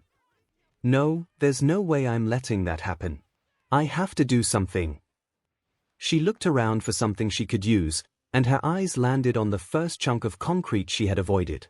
Deku roared with effort as the robot attempted to push down again. His arm bulged slightly larger, and the spiked ridge along his spine grew longer. His leg dug deeper into the asphalt road. Despite all of his effort, he was losing the fight. She reached out and touched the debris. All in all, it was probably around a cubic yard of concrete and rebar. It would have to do.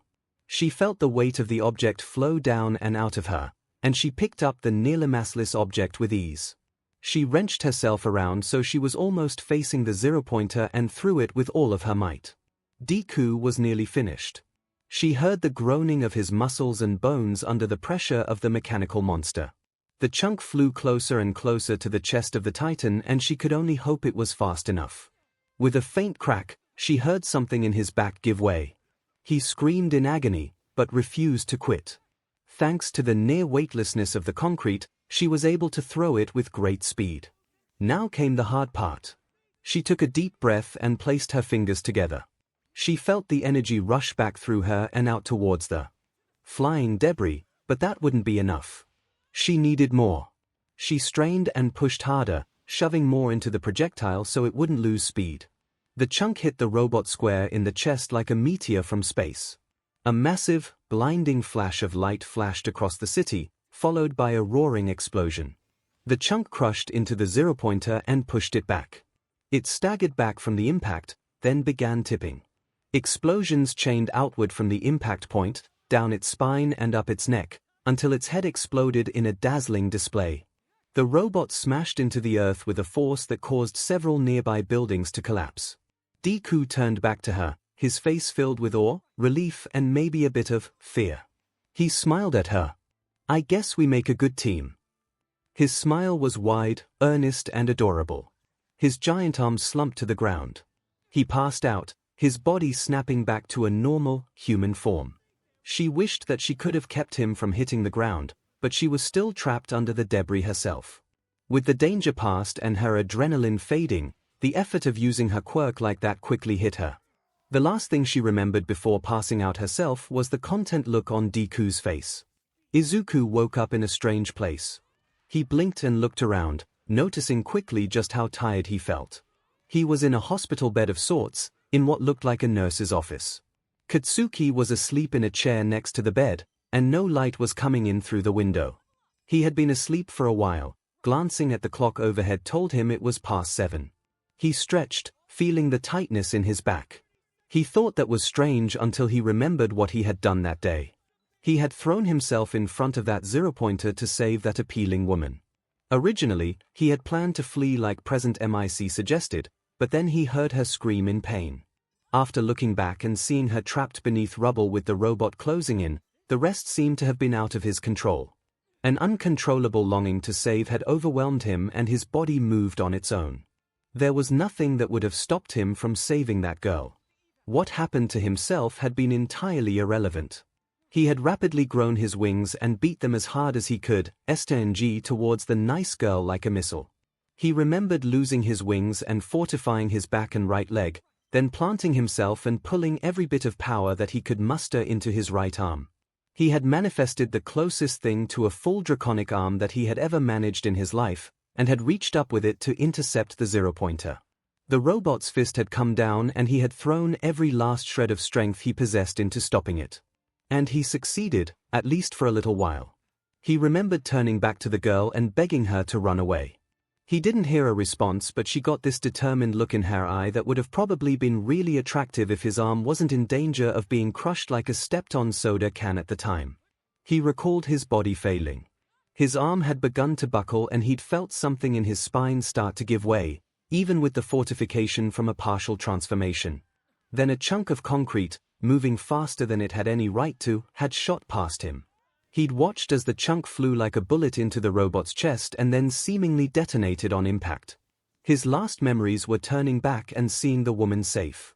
It was obviously the girl that had done that. She was clearly powerful. With the roaring voice in his head screaming at him to protect Gon, his ravaged body failed him, and the next thing he knew, he'd woken up here. He sighed, content that he had accurately reconstructed the event. Analysis is always important. He managed to sit up, causing enough noise that he apparently alerted his caretaker. The curtain around his bed opened, revealing a short, old woman with a kind smile. "Recovery girl, Izuku's voice was filled with awe. So cool, yes, yes, Sunny. Recovery girl laughed slightly. You took a big risk out there today. Izuku recoiled a bit at the scolding. I know, but I couldn't help it. It's like I wasn't in control of my body. She huffed at his cheap explanation. You overused your quirk and pushed your body too hard. You're fortunate that your quirk is what it is. It renders you almost immune to ligament damage. She pointed her cane at him. That is not an invitation to do that again. Too many times and you will still have permanent damage to other parts of your body. You know as well as I do that broken bones and torn muscles remain. Scar tissue will do you no favors. Katsuki had woken up at her outburst and shook his head slightly. Oh good, you're awake. She smiled at the blonde. He's all right to go home now that he's woken up. She turned back to Izuku. No using your quirk for at least a day. Your body needs to rest. Finally, she turned and left the boys alone. The two were silent for a moment before Katsuki spoke. What the hell did you do, Izuku? Remember that pretty girl from out front? Katsuki groaned. Yeah, she was in here, too. Katsuki saw Izuku's eyes grow wide. She's gone now. Calm down, DMN. She left about an hour ago. I don't think she even knew you were here. Izuku sighed and calmed down. Well, she was about to be crushed by the zero-pointer, and my body sort of just moved to protect her. I managed to get there just in time to stop the robot's fist with a major arm transformation. He flexed his right arm, which was also sore from Recovery Girl's quirk. So you almost paralyzed yourself. You idiot. How did you know? I overheard Recovery Girl talking to your mom on the phone. Cracked vertebrae in your spine. Much more and you might not be walking anymore. Katsuki pointed an accusing finger at his friend. You had to have known that those robots weren't programmed to kill. Katsuki leaned back in the chair, throwing his arms wide. It probably would have just stopped before it hit her. You nearly killed yourself for nothing. I couldn't have been sure. Besides, I wasn't thinking about that. Izuku defended himself. I was only thinking about saving her. Since when do you not think? I could see overthinking, but not thinking. Don't know. It's like I said, my body just moved. Katsuki sighed. Fine. Come on, get up. Our folks are waiting back home. Your dad had to basically restrain Auntie to keep her from rushing here herself. It took Recovery Girl personally telling her that you were fine to stop her. Yeah, all right. Izuku leaned over and stood up out of bed. He changed into a UA gym uniform the school provided to replace his destroyed clothing and then headed for the station. He fell asleep on the train, something he almost never did. He was exhausted. What a day. The boys got to Izuku's house at nearly 8. Once the others were able to pry Inko off of her son, they had a small party to celebrate the completion of the exam. Izuku was exhausted and could barely keep his eyes open, let alone celebrate, but told the story of his exam anyway. He left out the more gruesome parts, including the part about him not knowing why he ran forward. His father seemed immensely proud, but Izuku was still perceptive enough in his exhausted state to tell that his father was holding something back. What that something was became clear the next day. Izuku woke up late, having slept in to recover his strength. He ate his breakfast that his mother made and found his father sitting on the porch, watching the waves out the window as he often did. Izuku decided to attack the problem at its source. Want to go out to the rocks? His father looked at him with slight surprise, then a proud, knowing smile. He nodded and finished his coffee in a single gulp. They walked along the beach as they often did. Hisoshi knew that these would be the memories he cherished most when he was old and gray. Izuku was his pride and joy, and these quiet moments didn't come often enough. After a while, the two Midoriya men found their way to the rocks where they often Saturday. Izuku remembered many important father-son talks on them, such as the one after his father lost his arm 6 years ago. The places where they always sat had been worn slightly smooth from use. I'm proud of you, Izuku. Hisoshi was staring stoically out over the waves. He took a deep smell of the sea air. It was almost a ritual for him. Thanks, Dad. Izuku knew that this was just to start the conversation. He wouldn't have wanted to come out here for simple encouragement. You've taken the first step. You're gonna go to UA and you're gonna do great things. The results won't be here for a week, we don't know that I got in. Hisoshi looked at his son with a raised eyebrow and a sarcastic smirk. We both know you're getting in. A moment passed before his smile fell and he sighed. Son, I need you to be honest with me. Why did you run out and throw yourself under that robot? Izuku looked down for a bit. I felt this uncontrollable longing to save her. I didn't even think, I just acted. The only thing that mattered was protecting her. Could you describe the longing? How it felt to you? Izuku scratched his chin. It was sort of like a voice shouting in my head. It screamed at me to save and protect her. The only things that seemed to exist were the girl and the deafening cacophony in my head. Like I said, I didn't think about it, I just did. His father smiled weakly. I figured as much. Which confirms two things that I suspected. First, you're going to be a DMN good hero one day, and secondly, your quirk is maturing. I thought that's what it had been doing. Izuku was slightly nervous. Well, yes, it has been. Let me explain. Hisoshi straightened himself out and held up his hand. We've noticed that there are 4 distinct stages of our family quirk that correspond to the levels of our development. They correspond mostly to natural human development.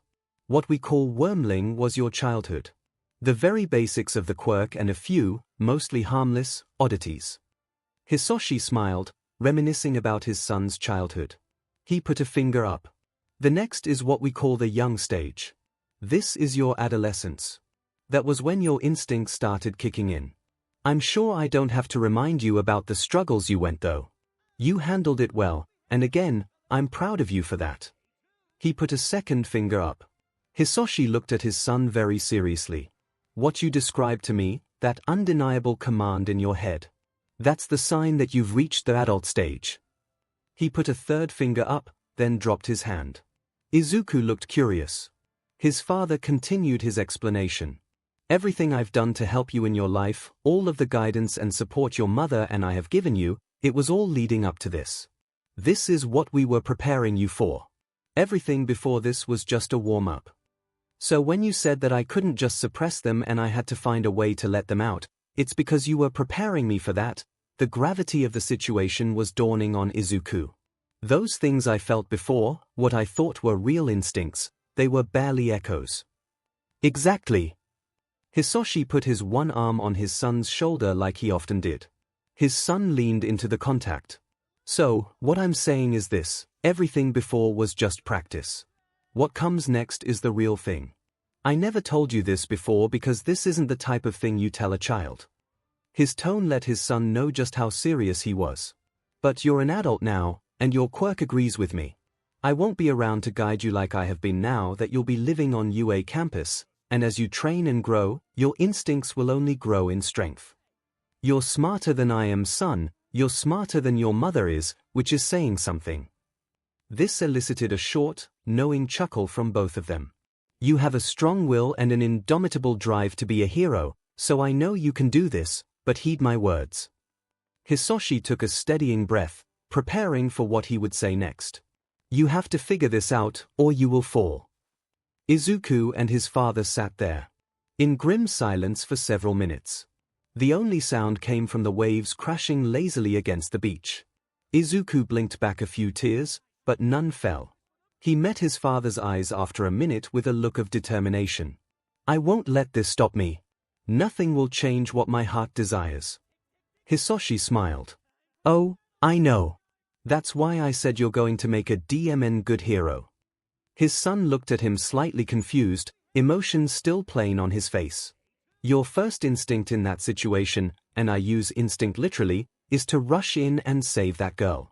Regardless of the consequences to yourself. That spirit of self-sacrifice is one of the most noble things in our profession. He pointed to the space where his left arm used to be and grinned.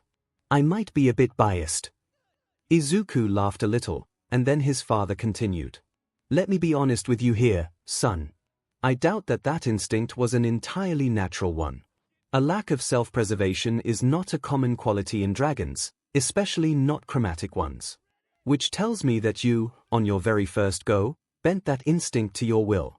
You took a natural reaction and made it your own. A natural reaction. What do you mean? From everything you've told me about chromatics, I don't think that saving someone would be in their repertoire. What is the common factor between all dragons, Izuku? Beyond scales and wings, of course. Izuku thought for a moment. You told me we all have degrees of greed in us. But that it can be managed, and if we find 𝐒𝐬𝐽 held up his hand. Yes, that. Now, one of the many reasons that I'm proud to call you my son is that you've shown an impressive lack of that. At least in the general sense. But think about it, what have you always coveted? What have you always wanted? Izuku thought again. My hero merchandise. I don't see how no, not that. Hisoshi interrupted him again. Son, how are you so smart when it comes to everything but so naive when it comes to yourself? Come on, think. The only time you ever attacked another human being, what was it about? Realization dawned on the green dragon's face. People. Friends. Is that what you're getting at? Yeah, I am. Hisoshi laughed, his arm thrown wide. A dragon that hoards people, who would have ever thought? His laughter quickly stopped. My guess is that the natural reaction of your quirk was to covet that person because you saw some value in them. Your willpower and drive to be a hero then twisted that reaction into an overwhelming longing to protect, even at the cost of your own body and life.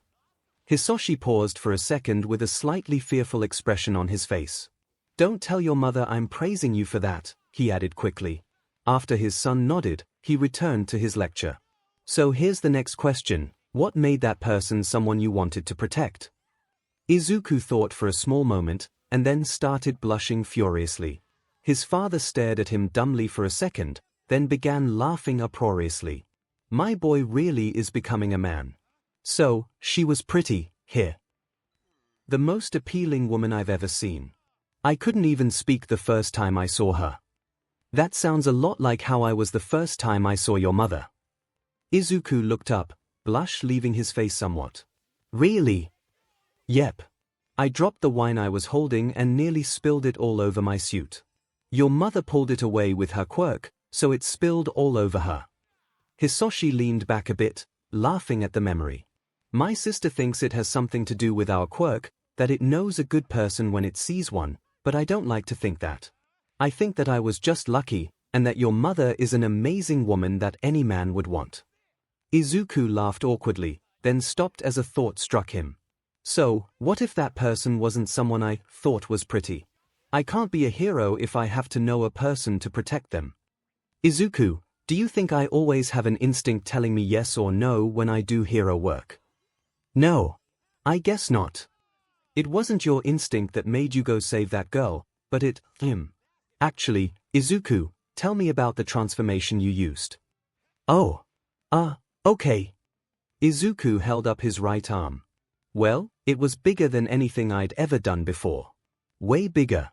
I would try to show you, but Recovery Girl said I'm not allowed to use my quirk today. How big? I would say about 2 meters long. It knocked me off balance pretty badly when I made it.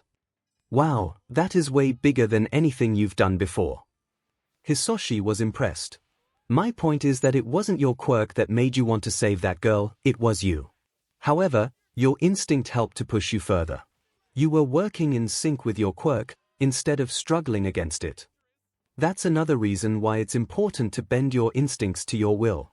You don't need your instincts to be a hero, you didn't need them to tell you to save that girl, but you needed them to save her like you did. You need them to be at your best. You're always at your strongest when your body, mind, heart and quirk are working in unison. Hisoshi looked proud, if a little somber. I don't want you to get the idea in your head that you're going to be subjected to your instincts all the time. As I have to keep reminding your uncle, we are not actually dragons, Izuku. He rolled his eyes slightly. You will be free of them most of the time, especially when you're younger. As you grow older and stronger, they will be stronger, but you will have learned to manage them better by then. I thought you said I was an adult now. Izuku's mind was reeling from all this new information, and his father kept confusing him. Well, Yes, you are. But your quirk isn't done growing. I was honestly surprised that you had a powerful reaction like that so soon. I was planning on having this talk with you after the test, to prepare you for what was to come. I didn't want to distract you before then. Hisoshi sighed, then continued. That worked out well, didn't it? He looked frustrated with himself. Anyway, quirks don't change overnight like that. I wasn't expecting you to have a powerful impulse like that for months. You likely only had this reaction due to the extreme situation you were placed in. Don't think that this is going to be a daily thing, not yet, at least. So you're saying that I will be able to save people and be a hero even with these instincts? When have I ever said differently? He placed his hand on his son's shoulder. You have time to figure this out, son. But the real test comes when you have your next reaction like you did yesterday. And then the next. And then the next. It will never stop, so you can't afford to, either. You have time, but you can't waste time. You said my instincts will grow as my quirk grows, and by going to UA, where my quirk will be trained and strengthened rapidly, exactly. You've given me a lot to think about. Izuku sighed. I suppose I won't know until it happens, yeah. Unfortunately, yes. Hisoshi stood up, followed by his son. There's nothing to do but try your hardest. Work with what you have and do what you can. You're the first chromatic to ever do something like this. Nobody knows what will happen. If anyone can do it, he said, looking Izuku in the eyes, it's you. They walked back towards the house in a thoughtful silence. Usually they talked constantly, but today, there was too much on Izuku's mind for him to even mutter like normally. Then, a thought struck him. Dad, you said that there are 4 stages of our quirk. You only mentioned 3. Right, well, Hisoshi said, holding his hand out, the 4th stage is one that is called ancient. It has nothing to do with age really, just how powerful the quirk is. An exceptionally powerful dragon exhibits size, strength and abilities that the rest of us can't match. He held up 2 fingers. There have only ever been 2 dragons that I know of that have made it to the ancient stage. Silverlight, the very first of us, my great-grandfather, and, he let out a long, regretful sigh. And Terraflame. But you'll never have to worry about any of that. My uncle is locked up tight in Tartarus. The next week an envelope came, stamped with the official seal of UA. Inko and Hisoshi were nearly as excited as their son was, but they understood when he wanted to open it in private. He went into his room and cleared off his computer desk. He made a single claw on his hand and quickly sliced it open. Inside was a letter and a small metal disc. He looked the disc over, then placed it on the desk. It kicked to life. The image of President Nezu appeared and congratulated him for passing the written exam with a near-perfect score. And in the case of the practical exam, we are happy to inform you that you also passed. Izuku Midoriya, you earned 57 villain points and 40 rescue points for actions beyond the scope of the exam, for a total of 97 points. Welcome to UA. He had counted 5 more points than that, but he supposed that he may have miscounted during the heat of the moment. Regardless, he got in. That's what mattered, right? Izuku saw the great scoreboard on screen and quickly scanned it over. He saw his own score sitting 3rd on the list. He looked up to see. Oh no! In 2nd place, Katsuki Bakugo, 78 villain points and 20 rescue points. He had lost their bet by a single point. Then he looked up to see who got first. Someone named Okiko Uraraka managed to beat them both out with 54 villain points and 45 rescue points for a total score of 99 points. Wow! I wonder if she's in my class. I wonder if Kaken is in my class. He turned to the paper letter and saw that he was in class 1A. A simple set of instructions gave him his move-in date and noted his teacher was one Shouter Aizawa. Izuku wondered which pro hero that was, but he guessed he would find out in time. His parents were proud of him for getting 3rd place, but his dad teased him for missing 1st by 3 points. Maybe you shouldn't have been staring at that girl the whole time, then. Dad, I wasn't. Oh, my baby is becoming a man. Mom, not you too. The next 2 months seemed to fly by. Before he knew it, Izuku had finished high school and was preparing to move into his dorm at UA. Heights Alliance was the name of the building, according to his information packet, and it would be the place where he would live for the next 4 years of his life. Izuku and Katsuki were the first ones to arrive at the dorm, being locals and all. They had unloaded in front of the building and bid their parents farewell. Inko was crying, of course, but the other 5 managed to get her to leave eventually, although Izuku didn't try very hard. Once they left, it was just the boys standing in front of the building with their giant stacks of boxes. Well, Izuku's giant stack of boxes. Katsuki packed rather light and only had the bare minimum, but Izuku had several more boxes than most sane people would ever bring to a dorm. Did you seriously have to bring all of that junk? It's not junk, Kaken, they're part of my prized collection. I feel better knowing that it's close. Katsuki rolled his eyes. Izuku had brought about 5 boxes absolutely filled with hero merchandise. He had action figures, posters, comics, and more in addition to the clothes, books and furniture he brought with him. They made their way up to their pre-assigned dorm rooms. Izuku had room 202, while Katsuki had the rooms were unlocked and rather bare, with a set of keys on the simple table in the room. Izuku pocketed the keys and set to work. This was going to take him a while, to say the least. As with everything, the boys competed to see who could haul the most boxes up to their room at a time. Izuku wound up winning, barely. He had Katsuki beat slightly in the strength department usually, but Katsuki had him beat in other ways. They were roughly equal, but in no way were they copies of each other. While he unpacked his massive collection, he got to thinking. Things were going to be different here. He didn't have the slew of rumors that followed him throughout his public school career. This could be a fresh start. He could just be himself and finally no longer be that one weird kid with horns. Was he excited, or was he nervous? He was used to being the smartest kid in the class, and that likely wouldn't be the case anymore. He was partnered with 19 of the top students in the whole country, after all. He was used to being the tallest kid in his class, and that probably wouldn't be the case either, especially if that one girl is in his class. The girl with the appealing eyes and that gorgeous hair and her cute nose and that blush on. Izuku shook his head. He was getting off track. Maybe he didn't want her in his class, especially if he couldn't get over how distracted she made him. His quirk gave him an edge in many departments, and he valued his intellect as another weapon, but she had made him shut down just by talking to him. He wasn't upset at the prospect of not being the smartest, or the strongest or the tallest student anymore. If anything, he was excited. He did his best when he was challenged.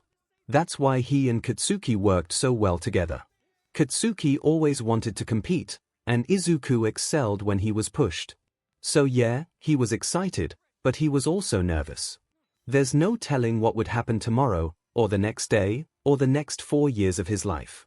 He knew one thing: he would do his best to meet every day with a smile on his face and in his heart. Nothing could change the desires of his heart, like All Might said. And damn it, he wanted to be a hero. Izuku placed a figurine of All Might on one of the shelves he had installed and grew a content smile. I wonder if any other students will have horns. It took Izuku a while to finish unpacking and setting up. All of his hero merchandise had to be properly organized and displayed, of course. Anything less would be an insult to the great heroes that they represented. His meticulousness caused him to miss a text from Katsuki, and it was nearly an hour and a half later when he finally finished, a proud smile on his face, when he finally checked his phone. Apparently, the rest of the students that had moved in today were congregating in the common room. He hurried out of his room, locking it behind him. He checked the lock several times just to make sure his collection was safe, and then headed towards the stairs. As he walked, he felt his previous excitement start to swell, as well as his nervousness. He would finally be able to play his game again. The one he hadn't been able to really play for 10 long years. The other students had no reason to fear him, and he would have an entire room of people to meet.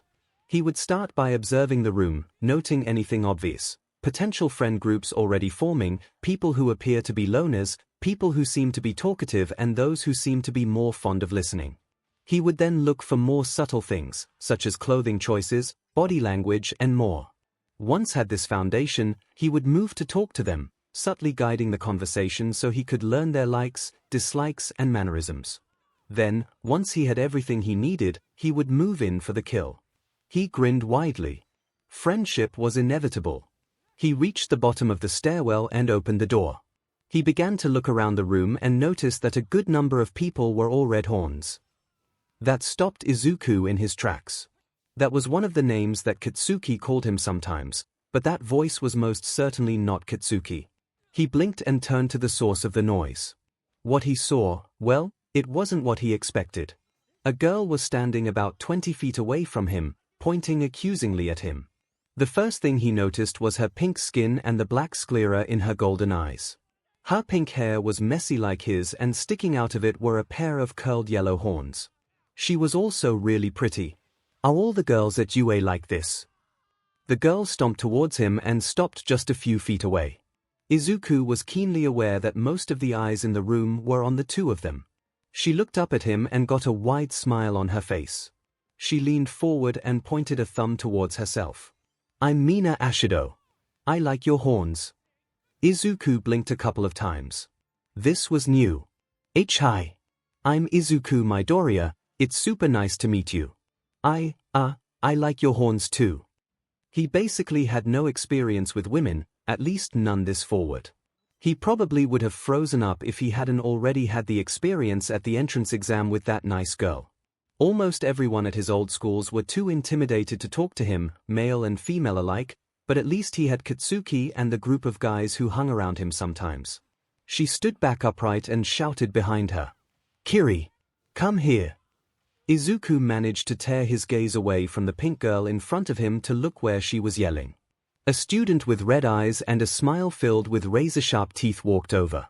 On her head was spiked red hair, styled up with two small horns on the front. Midoriya, this is Eiko Kirishima.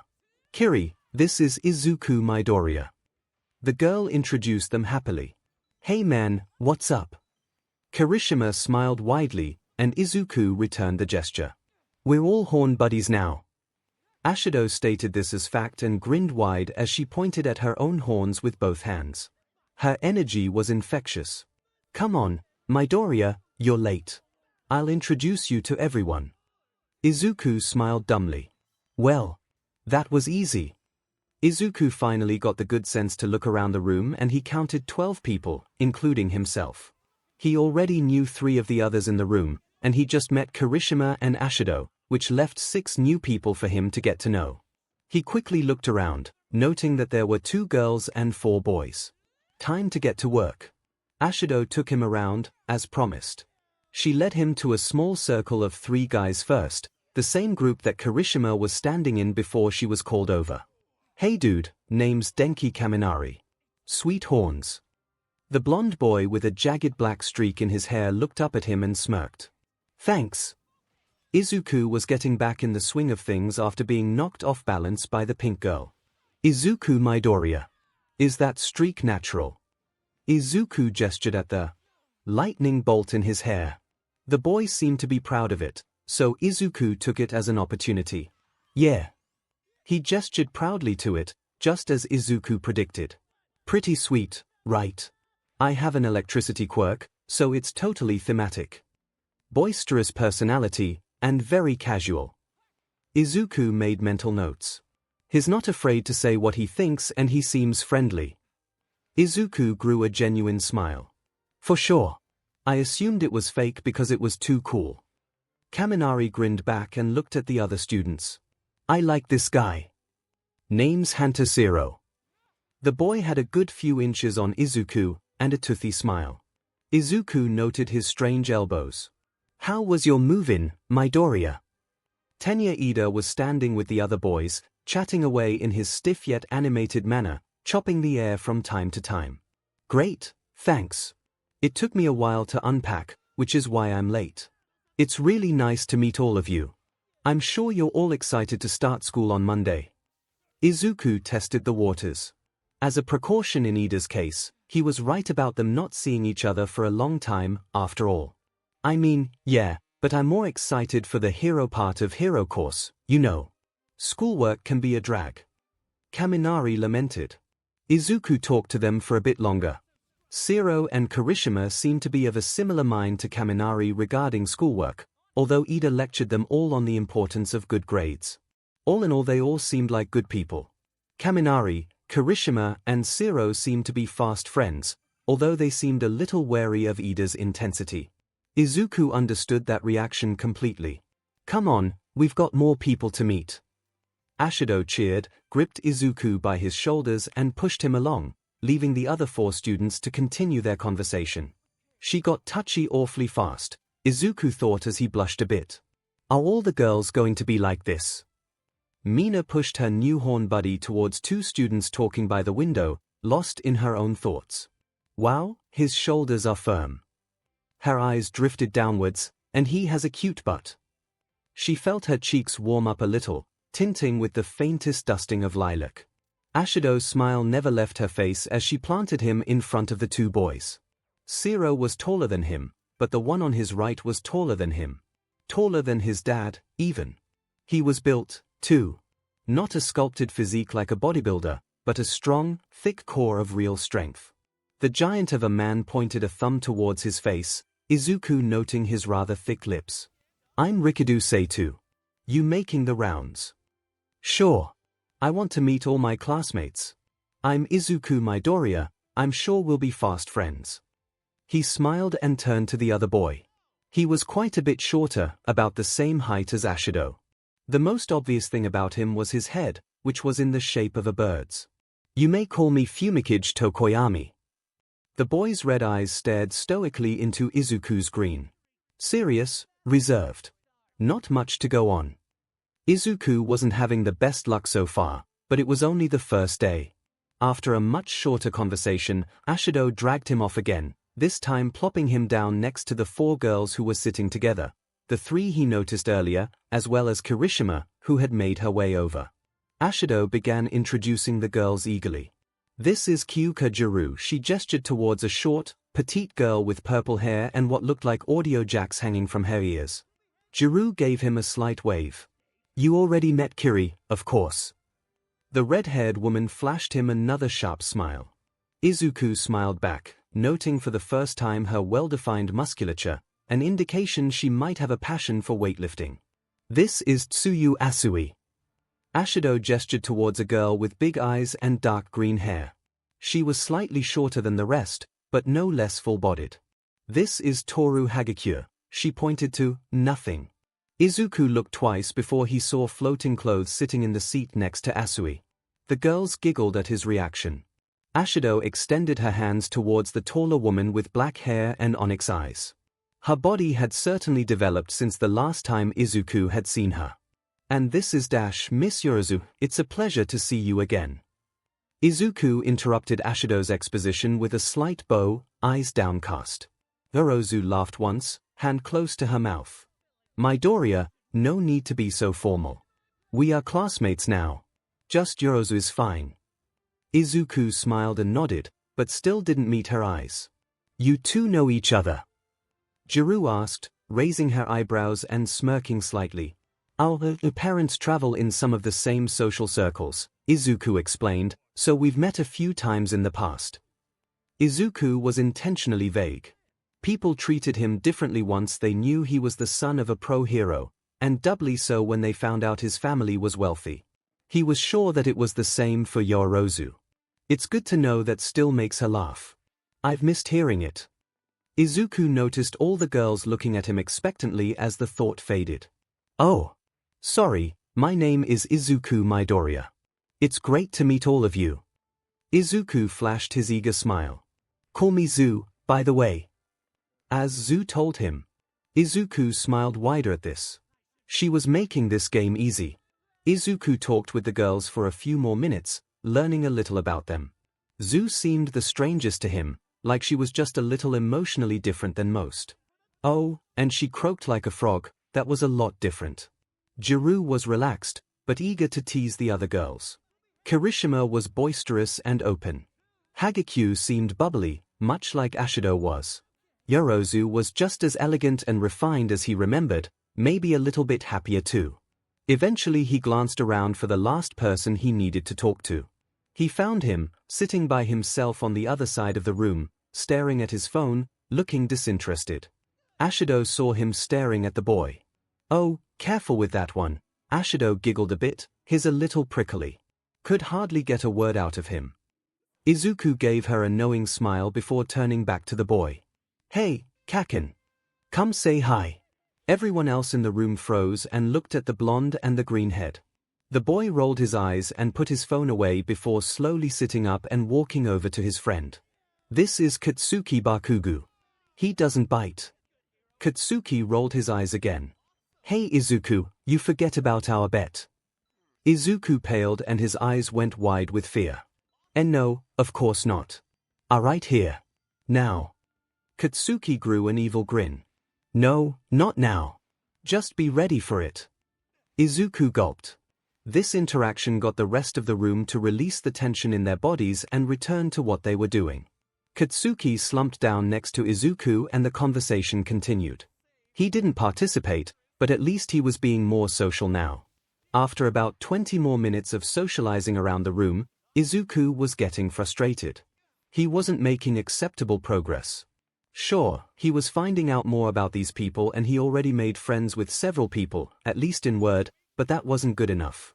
All of these small circles around the room weren't doing him any favors, either. So he hatched a plan. Izuku stood tall and waved his arm in the air. "Hey everyone." He paused for a second as the other students turned to him. "We're all going to be classmates for 4 years, so let's gather around and get to know each other. Come on, grab a chair and circle up." Ashido was the first to react. She jumped up out of her seat and shouted in affirmation, before dragging 𝐒𝐽𝐫 with her to grab more chairs. This got the rest of the students to move. Soon all 12 of the students were circled up. They seemed to be waiting for Izuku to make a move, as it was his idea. Katsuki sat on his right, while Ashido had grabbed the seat on his left. Once everyone was situated, he began. "I figured it would be good if we all go to know each other a little better, seeing how much time we'll be spending together." Izuku held up a finger. "I found one of the best ways to break the ice is talk about our favorite heroes, and since we're all here at UA, it seemed like an especially good plan." Several of the more reserved students grumbled at this seemingly grade school icebreaker. "So, let's just go around and just tell us who's your favorite hero. It'll be easy, you'll see. Oh. And to make things more fun, you can't say All Might." He looked to his right. "Kaken, how about you start?" Katsuki groaned. "You already know outside of All Might. Miruko. She kicks butt and doesn't take CRP from anyone." Kirishima had pulled up the seat next to Katsuki, and she was much more into it than some of the other students. "My favorite is Crimson Riot. He's what inspired me to be a hero. Now we're getting somewhere." Izuku thought to himself. "Crimson Riot. He was bold, I can see why you like him." Kirishima grew a proud smirk. He said to live a life full of manliness, which means to live a life without regrets. "That's my motto, too." As they went around the circle, it became evident to all the other students that Izuku was a hero nerd through and through. Whenever one of them would mention their favorite hero, he would immediately start spouting off facts and trivia about them. Once he even pulled out a notebook from who knows where and started listing off notes he had taken on them recently. The other students found this interesting, to say the least. Their impressions ranged from slightly annoyed to intrigued to amused. What they didn't realize that Izuku was using this as an excuse to gather information on them. He was eliciting reactions, watching body language and facial expressions. Nobody but Katsuki realized that this little circle had ulterior motives. Things continued in the same way until Kaminari's turn. "My favorite hero, probably 𝐶𝐿. Izuku stopped reading his notebook. Everything seemed to freeze for him. That was not what he was expecting to hear, but it was something he could work with. "Oh, he's one of my favorites too." Zu added in. Izuku was doubly stunned. "Why 𝐶𝐿?" Izuku was too curious to not ask. "Oh man, have you seen the way he throws around lightning?" Kaminari pointed his finger and thumb like a gun, a little electricity crackling off his fingertip. "I've followed him since I got my quirk. I really want to meet him someday. He's one of the few aquatic heroes, too." Zu said with her finger on her chin. "Besides Gang Orca and 𝐶𝐿, there aren't many prestigious ones. It's a shame that he got injured and stopped doing as much work." Izuku sighed, half proud and half morose. Yeah. He's my favorite hero, too. He realized he spoke aloud before he could stop himself. Really? Why's that? Is it cause of your horns? Ashido hit him with a barrage of questions, but before he could respond, a noise came from outside. Oh, was that a car door? Maybe someone new just arrived. I'll go see if I can help them carry stuff in. Midoriya quickly took the opportunity to leave the circle and head outside. He saw the taxi in front of the dorm, the trunk was open and there was clearly someone back there unloading stuff. It was too dark out for him to get a good look at them. Need some help? No, I've got it, thanks. Midoriya stopped. He recognized that voice. It seemed that the other person had the same revelation. The tall, nice girl from the entrance exam slowly righted herself, her bundle of luggage floating behind her. Time seemed to stand still again as they both stared at each other, not more than a few feet away from each other. After what seemed like an eternity passed, "Thank you for saving me." They spoke simultaneously. They also bowed simultaneously. Their heads cracked together. Both students quickly recoiled, rubbing their heads in pain. It was fortunate that she was taller than him, and impacted his skull a bit higher up than most would. Any lower and she might have hit her head on his horns, and he really didn't want to give the girl who saved his life an injury like that. I'm really sorry. I didn't mean to. Are you okay? Oh. The girl rubbed her head furiously. You've got a really hard head, Deku. Deku. Yeah, isn't that your name? She stopped rubbing her head, her pain seemingly lost in her confusion. That's what your friend called you when you tripped back at the entrance exam. She giggled lightly at the memory. Wow, even her laugh is a track. Midoriya brought his mind back. Well, why you see, Deku is what Kaken calls me to tease me, and my real name is Izuku Midoriya. Oh, I didn't know. She seemed apologetic, but then quickly returned to her normal, bubbly self. But you know what? I like Deku. It has a you can do it sort of vibe, you know. Plus, I think it sounds pretty cute. She screamed internally, but didn't let her smile fall. Why did I say that? Midoriya's brain shorted out for a second. Deku it is. He couldn't move, he just stared into her eyes, unable to do anything but blush furiously. Whoa, is he blushing green? She blinked once at him, mesmerized by the unusual color spreading over his face for a moment, then her brain kicked back to gear. Oh. Of course, I never told you my name. Sorry about that. She straightened herself out to her impressive height, Midoriya's eyes tracking her the whole way. I'm Okiko Uraka, thanks for holding that massive robot still. She smiled so widely her eyes had squeezed closed. This brought Midoriya roaring back to reality. Uraraka. He gasped. You got first place on the entrance exam. Of course. I should have known someone who blew that robot to pieces would get first. He slapped himself on his forehead, wincing as he hit the sore spot from their previous headbutt. How did I not see that? It was Uraraka's turn to blush. She began frantically waving her hands in front of her. Oh, that was nothing, really. It was only because you ran in front of me and stopped that fist all by yourself. She had recalled the memory often in the past 2 months. It was like something out of a movie. His muscular body, those eyes burning bright with passion and energy, him single-handedly stopping that robot. She sighed. Her blush redoubled once she realized she had sighed out loud. Oh, well, I couldn't just let you get crushed, right? He rubbed the back of his head. He was too distracted by his own furious blushing to notice her sigh. So you're just that heroic, here? She teased him. Why did I just tease him?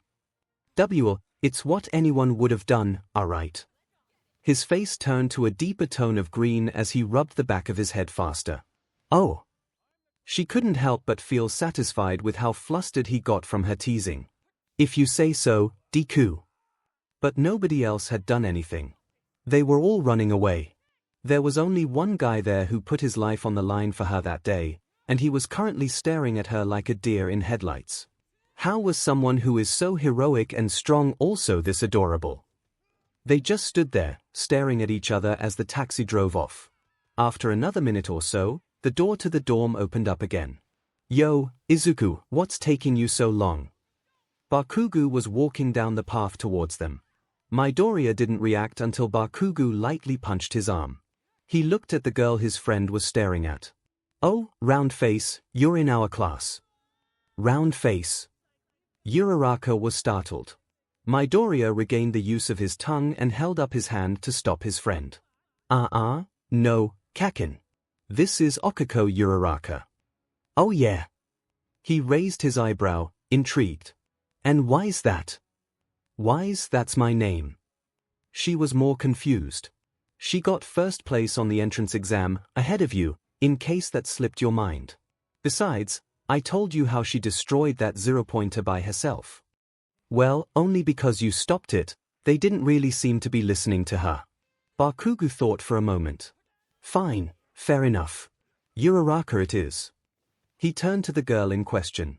You better keep it up, then. I'm not having any slouches as rivals, you hear me? He turned and walked away, heading back inside. Rivals? Uraraka was thoroughly confused. She turned to Midoriya for some kind of explanation. What just happened? What? Oh. Midoriya seemed to remember that she was there. Kakin happened. Basically, he sees you as a rival because you proved your strength to him. He was rubbing his neck in embarrassment again. It's a good thing, I promise. If you say so, Deku. She repeated herself, not knowing if she believed him. Well, I need to get these to my room. She gestured back at her luggage, still floating behind her. I'll talk to you later. Sure. Sounds good. Midoriya stood still as she walked past him. He watched the woman walk across the sidewalk and up the stairs, staring at her the entire time, admiring her athletic legs under her leggings. The door closed behind her and he was left alone. He sighed heavily. He held his forehead in his hand, shaking his head slightly. I need to learn how to focus around her. She's gonna be in my class. I need to focus on being a hero, and not her face and legs, and no, stop that Izuku. He threw his arms up in frustration. Why do I go stupid around her? He dragged his hands down his face in exasperation. I think you know why. Damn it. Okiko walked into the dorm, and was quickly greeted by the people inside. She was pleased to see that they were all friendly, especially the girls. But something struck her as odd. She was usually the tallest person in the room, but that wasn't that strange for that not to be the case. However, she was absolutely always used to being the tallest woman in the room. When she greeted the black-haired girl who introduced herself as Momorozu, she was immediately taken aback slightly. The girl was just as tall as she was, if not taller. Okiko's permanent blush grew a bit at this realization, and she could see the slight surprise and a hint of a blush on her face as well. Red looked good on her. The rest of the girls were also quite nice. The froggy girl even insisted that she already call her by her first name. Then, her eyes locked onto something familiar. Yellow irises, so intense they almost seemed to be glowing, stared back at her, keeping her mesmerized. Her brain got thrown for a loop, reliving Deku dashing to her aid. But the eyes didn't belong to him. They were a deeper, golden yellow compared to Deku's bright, bright green, and they were accented by the black sclera surrounding them. As she noted the differences between their eyes, the rest of her face registered in Okiko's mind and she took notice of her new classmate's pink skin and hair. Reality came crashing back. Okiko continued to stare as she internally scolded herself for getting so lost in the moment. She couldn't deny that it wasn't just the color of her eyes that made her recall Deku so vividly. Maybe the way she is, looking back at me, sorry, didn't mean to stare. She chuckled awkwardly, I like your eyes. The woman she was staring at, who was still staring back, shook her head, dispelling her faint, lilac blush. Her smile grew wide, but was a little shaky. Thanks. After she said a hurried goodbye to them all, she eventually made her way to room 405 and let her luggage and furniture fall gently to the ground. She sighed loudly and flopped onto her new bed. I've been at UA for less than an hour and I'm all ready. Why couldn't Deku have been in the other class? There's something about him that's so distracting. I don't have time to be distracted. I'm not a kid anymore, I'm 18. I should be past this. She hit her bed in frustration. She sat up and sighed again, pulling herself to her feet to begin slowly unpacking. Even with the distraction of her luggage, her thoughts kept wandering to Deku. He's cute, sure, and totally heroic. And his quirk is super cool, and I kinda like how he looks at me, but he wouldn't like me or anything. We just met. I'm sure I just intimidate him. Her mind went back to the girl that looked at her with the same expression. She sighed once again. Besides, guys just don't like tall girls. That's fine. I'm not here for anything but being a hero. I can need to learn to be one of the best while I'm here. 4 years will be gone before I know it. I can't get distracted thinking about cute boys with horns and really muscular arms, or cute girls with horns. Do I have a thing for horns? She slipped down to the ground, clutching her knees to her chest and feeling her permanent blush growing once again. Damn it. The next day was Sunday, the last day of move-in and the last day before school started. He was used to getting up early due to his years of conditioning with his father, and he had no intention of sleeping in now. At the crack of dawn, he and Katsuki met up to take a jog around the UA campus. Izuku knew that UA was big, but he didn't fully appreciate it until he took that jog. Katsuki and he ran their normal distance, which covered a healthy number of city blocks, and they had barely explored a corner of the property. There was the main building, of course, which was huge. Then there were 2 dorms for the hero course, 3 for general education, 3 for support course and 3 more for the business course. 4 years of school meant 44 separate residential halls. Then there was the stadium, the USJ, the numerous training grounds and facilities, the mock cities and more. This place is more like its own city than a campus, Izuku puffed as he ran alongside his friend. Imagine how much it cost to buy just the land for this, not to mention all the buildings, Katsuki pointed out. The boys returned to their hall a little bit after 7, sweating and satisfied from a successful workout. A few scorch marks on Izuku's arms and a few traces of BLD along Katsuki's betrayed the fact that they had gone a few rounds as part of their exercise. After a shower and a quick breakfast, the 2 left and caught the train back to Izuku's house. Hisoshi was leaving on a business trip the next morning to Island, so the Bakugas and Midoriyas were having a small get-together. By the time the boys returned to UA in the late afternoon, all of the other students had arrived. Izuku set to work scouting out the 6 he hadn't met the previous day. 5 were boys, for a total of the girl was a foreigner, American by the looks of it, by the name of Pony Tsunotori. She had a pair of impressive horns sticking straight up out of her head, which Ashido had already spotted with another shout of horns. Izuku was later informed by Ashido that Tsunotori was his friend now as well. Next, there was a student with a strange, pointed head that put him on par with Seitu in terms of height. He had a muscular build, but seemed supremely shy and quiet, to the point that Izuku didn't even hear him speak. It was only by pointing at a name tag on his luggage that he was able to tell Izuku that his name was Kuji Kuda. Just in case Izuku still entertained the idea that he was one of the taller students, next he met a giant named Mizu Shuji. He had 6 arms, wore a mask and stood about 2 inches taller than Seitu and Kuda. He also seemed reserved and stoic. Izuku noted that he would likely get along well with Tokoyami, but couldn't get much of a read on him beyond that. Yuga Ima was a bit much for Izuku, but he could immediately tell that his dazzling outward persona was a shield.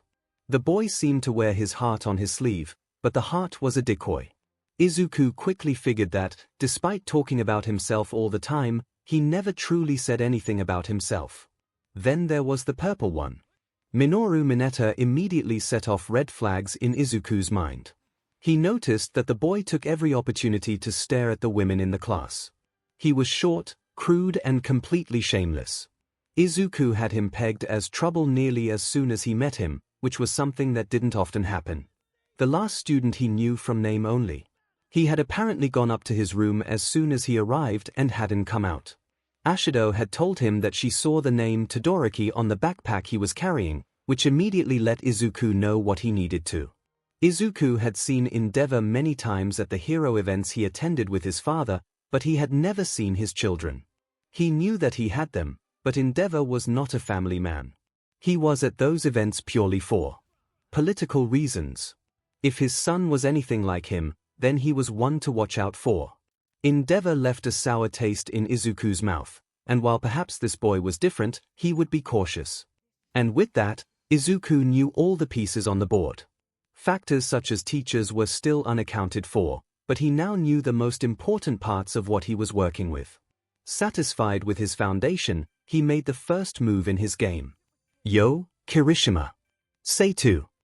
Izuku called out to the two who were sitting near each other next to the TV. "Kaken and I are heading out to check out the gym. Wanna come?" This was an easy way to start the game strong, pun intended. Both students grew wide smiles and immediately agreed. The four made their way across campus to the rather impressive weight room and set to work. Kirishima paired off with Katsuki, while Izuku and Seitu spotted for each other. Now, Izuku was stronger than the average person, thanks to his genes and his years of training, but he didn't have much of anything on Seitu. The man crushed all of Izuku's personal records without even trying. Izuku couldn't help but grin. He would make a point of training with Seitu more in the future. No better person in class to help Izuku strength train than him. Katsuki and Kirishima seemed to be getting along well enough, and he tolerated Seitu. He had already given them both nicknames, which, Izuku noted, was a good step. Wade Hare took all of Katsuki's jabs in stride and accepted every challenge that he laid out. Izuku could tell by the look in his friend's eyes that he was begrudgingly impressed with Kirishima's spirit. The workout didn't last too long. "We don't want to tire ourselves out too much for class tomorrow, who knows what crazy CRP they'll have us doing," Katsuki wisely reminded Izuku on the way over. Besides, Izuku had the second move of his game already planned out.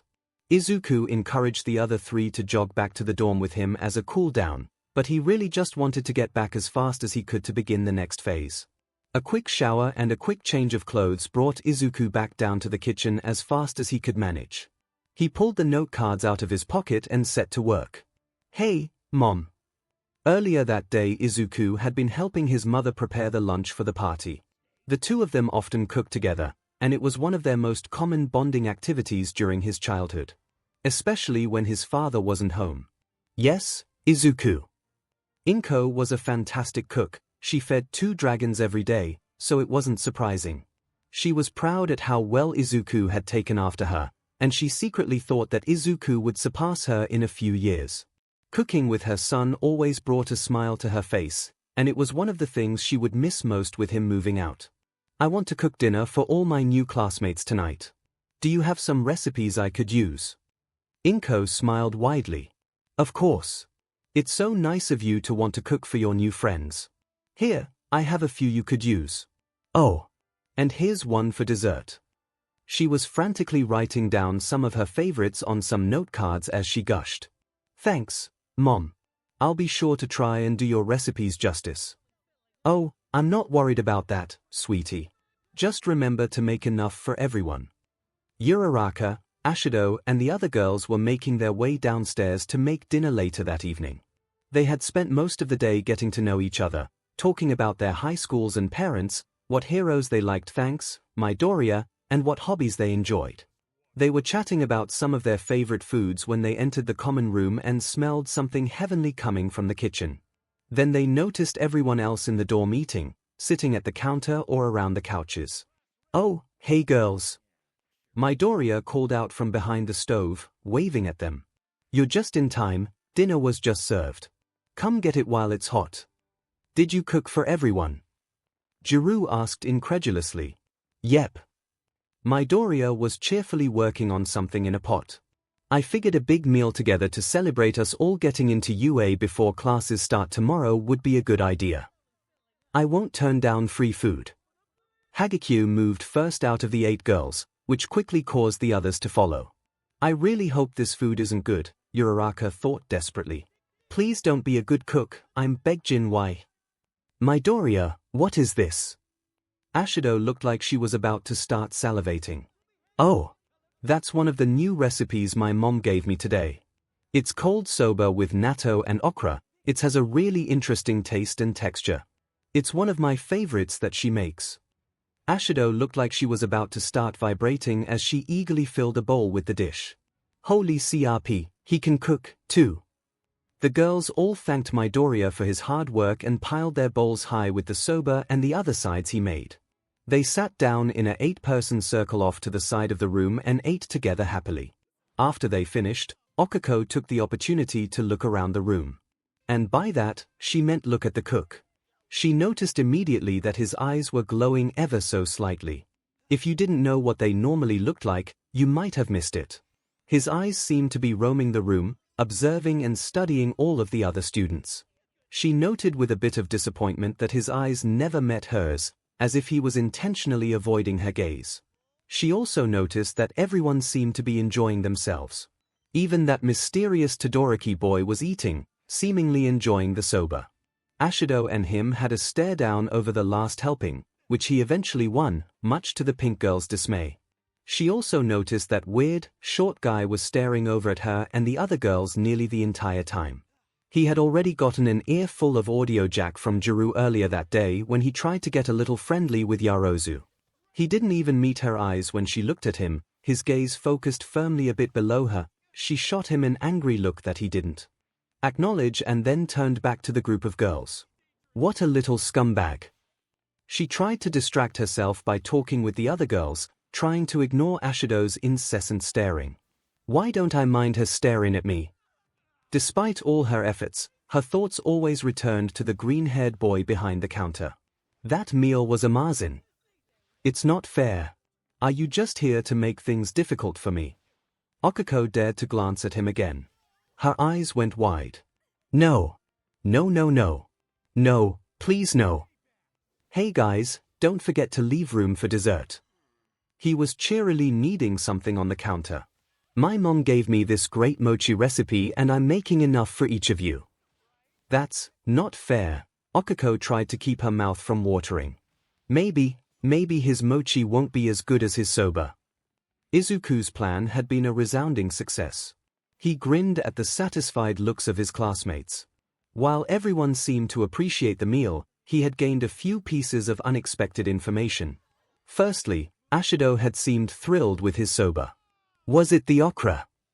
She had seemed to shiver as she ate it. He made a note to cook something with it in the future to test his hypothesis. He smiled and looked over to her, noting to himself how enjoyable it was to see her so pleased. That shirt is really low-cut and loose. She's clearly very confident and comfortable with her body. I can see why, too, she's pretty, gifted.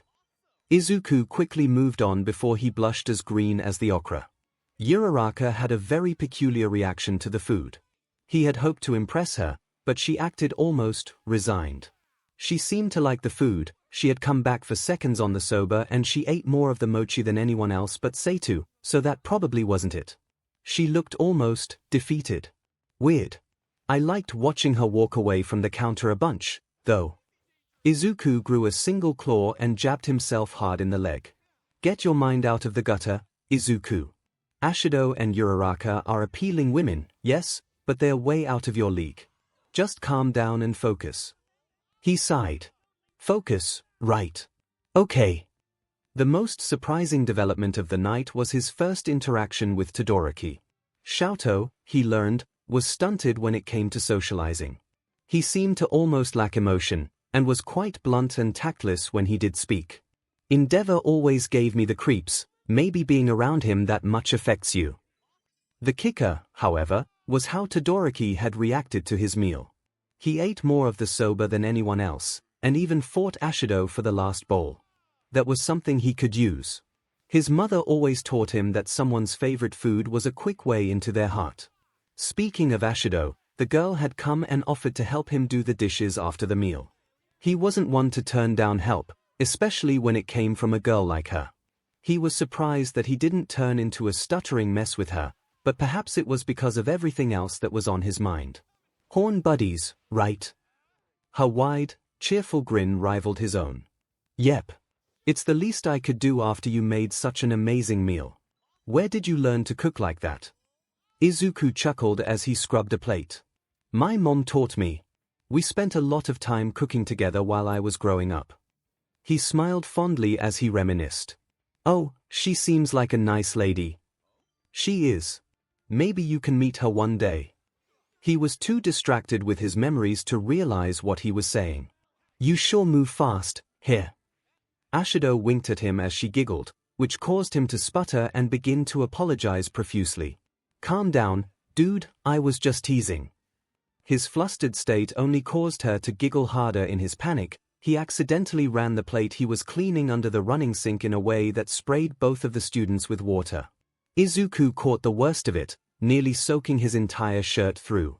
𝐻𝐸𝐸 caught some of the spray, leaving a large splotch right on the front of her white shirt. They stood there for a few seconds in shock before they both started laughing. Izuku glanced over and watched her lose it, doubling over at the sheer nonsense of it all, relishing the moment.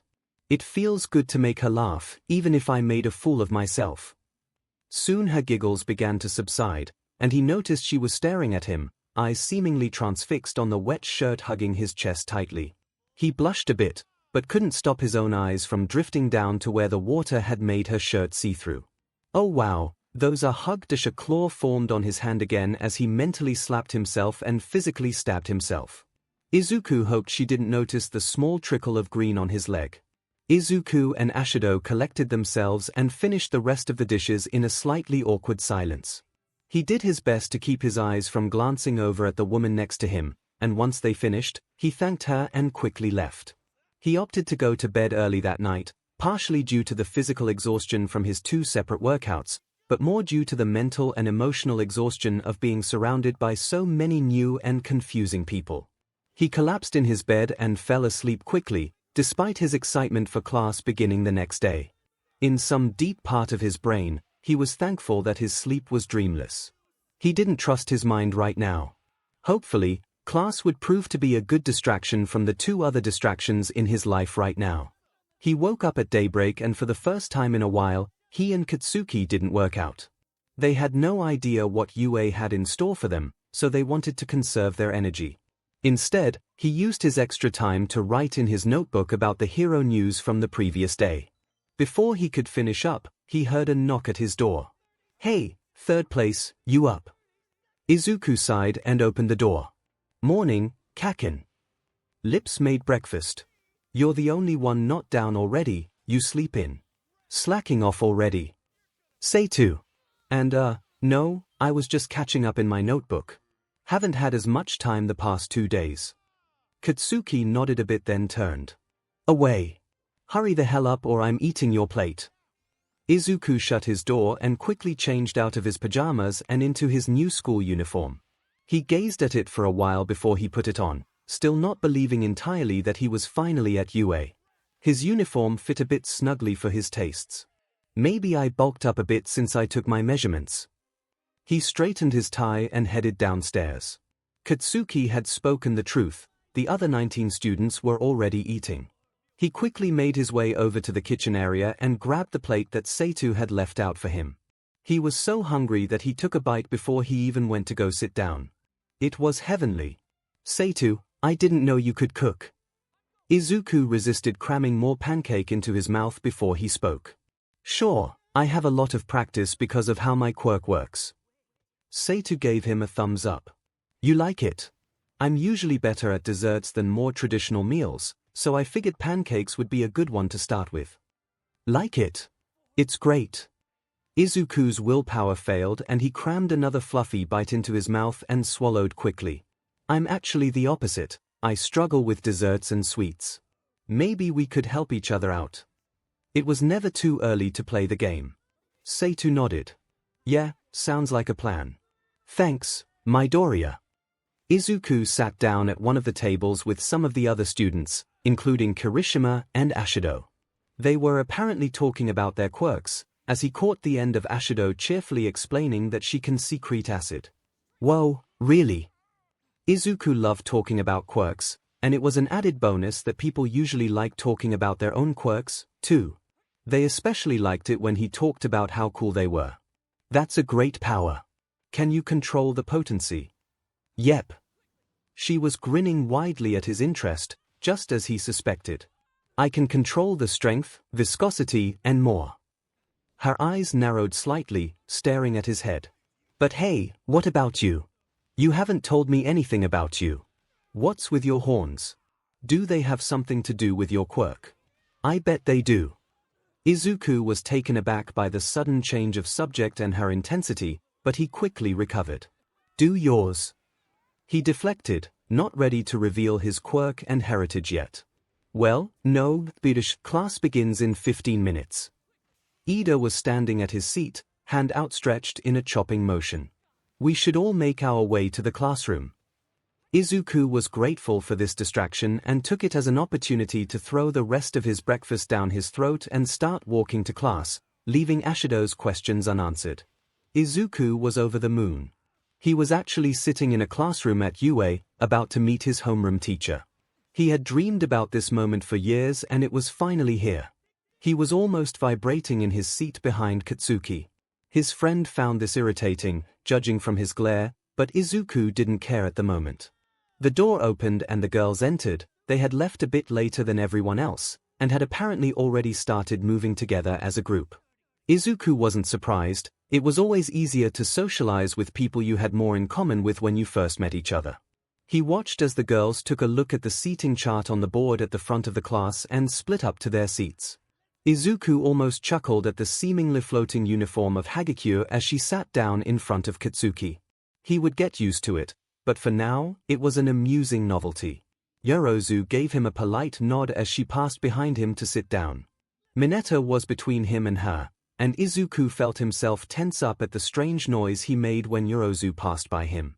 Jiru took a seat just ahead and to the right of Midoriya. Tsunotori sat at the front of the row to her right. Kirishima sat 2 rows at Izuku's left, while the other 3 girls all had seats on the far right row. Izuku's mind froze a bit as he glanced over them. In addition to the normal school uniform, Uraraka was wearing black leggings under her skirt. Izuku could only stare. Those legs. I think UA might actually kill me. After a while, Izuku noticed that she was staring at him too. And so was Ida. And so was everyone. Katsuki hit him upside the head. Wake up, idiot. Izuku looked around in panic and noticed a scruffy-looking man wearing a long, grey scarf standing at the front of the room. He was staring expectantly at Izuku. Thank you for finally joining us, Midoriya. The man glared at him, voice sarcastic and bored. Apparently, Izuku had been staring for a long time. As I was saying, my name is Shouta Aizawa. Your teacher. Izuku tried to will the green blush away from his cheeks as the rest of the class finally stopped staring at him. Our teacher. Izuku's mind began to race. Then he's a pro hero. I don't recognize him, maybe he's underground. Strange for him to be working at UA if that's the case. The man didn't wait for the murmuring to die down before he pulled out a blue and white gym uniform. We're wasting time. Go down to the changing rooms, put these on and meet me outside. You have 5 minutes. Uraraka raised her hand in protest. But what about Orion dash, a waste of time? Aizawa cut her off and left without another word. After a desperate scramble, the class made it outside with seconds to spare. Aizawa was standing in front of them, holding a small electronic device. Here at UA, I am free to run my class as I see fit. I have 4 years to teach you how to become the heroes of our future, which means we don't have any time to waste on pointless ceremonies and traditions. Aizawa turned to Uraraka. Uraraka, you got first place on the entrance practical. The girl tensed up slightly at the attention. What was your father's softball throw in high school? I think it was about 72 meters, sir. She seemed uncomfortable being singled out. The Ministry of Education is still pretending that we are all born equal, instead of letting those who are capable excel. If I am going to properly teach you, I need to know where you stand right now. A series of 8 physical challenges will give me a good baseline so I know each of your potentials. Since the previous results you have are without your quirks, they are useless. He turned back to the girl. Throw the ball as far as you can, using your quirk. He tossed the ball to her. She caught it with both hands. Are you sure? You're wasting my time. Step into the circle and take your throw. He sounded bored, but thanks to his scarf, nobody saw the smirk on his face. He knew what she was going to do, only a fool of a teacher wouldn't read their forms and watch their performances at the entrance exam. Uraraka walked up to the circle and turned back again, still unsure. Seeing Aizawa's dispassionate expression, she looked back to the ball. She had been holding it with her pinky off, but let the finger touch. A small flash of pink light accompanied that familiar feeling of the weight moving through her body. Once she felt it was at an appropriate weight, she simply opened her hand. The ball shot skyward, being pushed up by the now denser air surrounding it. The class all gasped as the ball kept floating higher and leaving their vision. Aizawa turned to the rest of the class and held up the device, which read infinity. This caused further shouts and exclamations from the rest of the class. Wow! Ashido was standing next to Midoriya, staring in awe at Uraraka's feat. Midoriya had seen her in action before, but it was still incredible. They looked at each other in surprise, hearing the fondness in each other's voices. A slight lilac blush lit up Ashido's face as she smiled. Midoriya's green blush was more intense, and his smile was a little shakier. Ashido blinked in surprise. He blushes green. She blushes blue. I am here to teach those who have the potential how to be a hero. Aizawa's eyes grew a crazed look in them. I will be scoring and ranking each of your performances in the 8 tests. I will declare the student with the lowest score to have no potential, and expel them on the spot. His sick grin appeared over his scarf. You all made it into UA, but you still need to prove to me that you belong here. Aizawa outlined the 8 events in order. A 50-meter dash, a grip strength test, a standing long jump, repeated side steps, the softball throw, sit-ups, sitting toe touch and a long-distance run. The first event would be in pairs. Just by luck, Bakugo was paired up with Midoriya to go first. You gonna hold back with all these extras around? Or are you gonna actually try and beat me? Bakugo sneered as he spoke, challenging his friend. Midoriya sighed, preparing himself.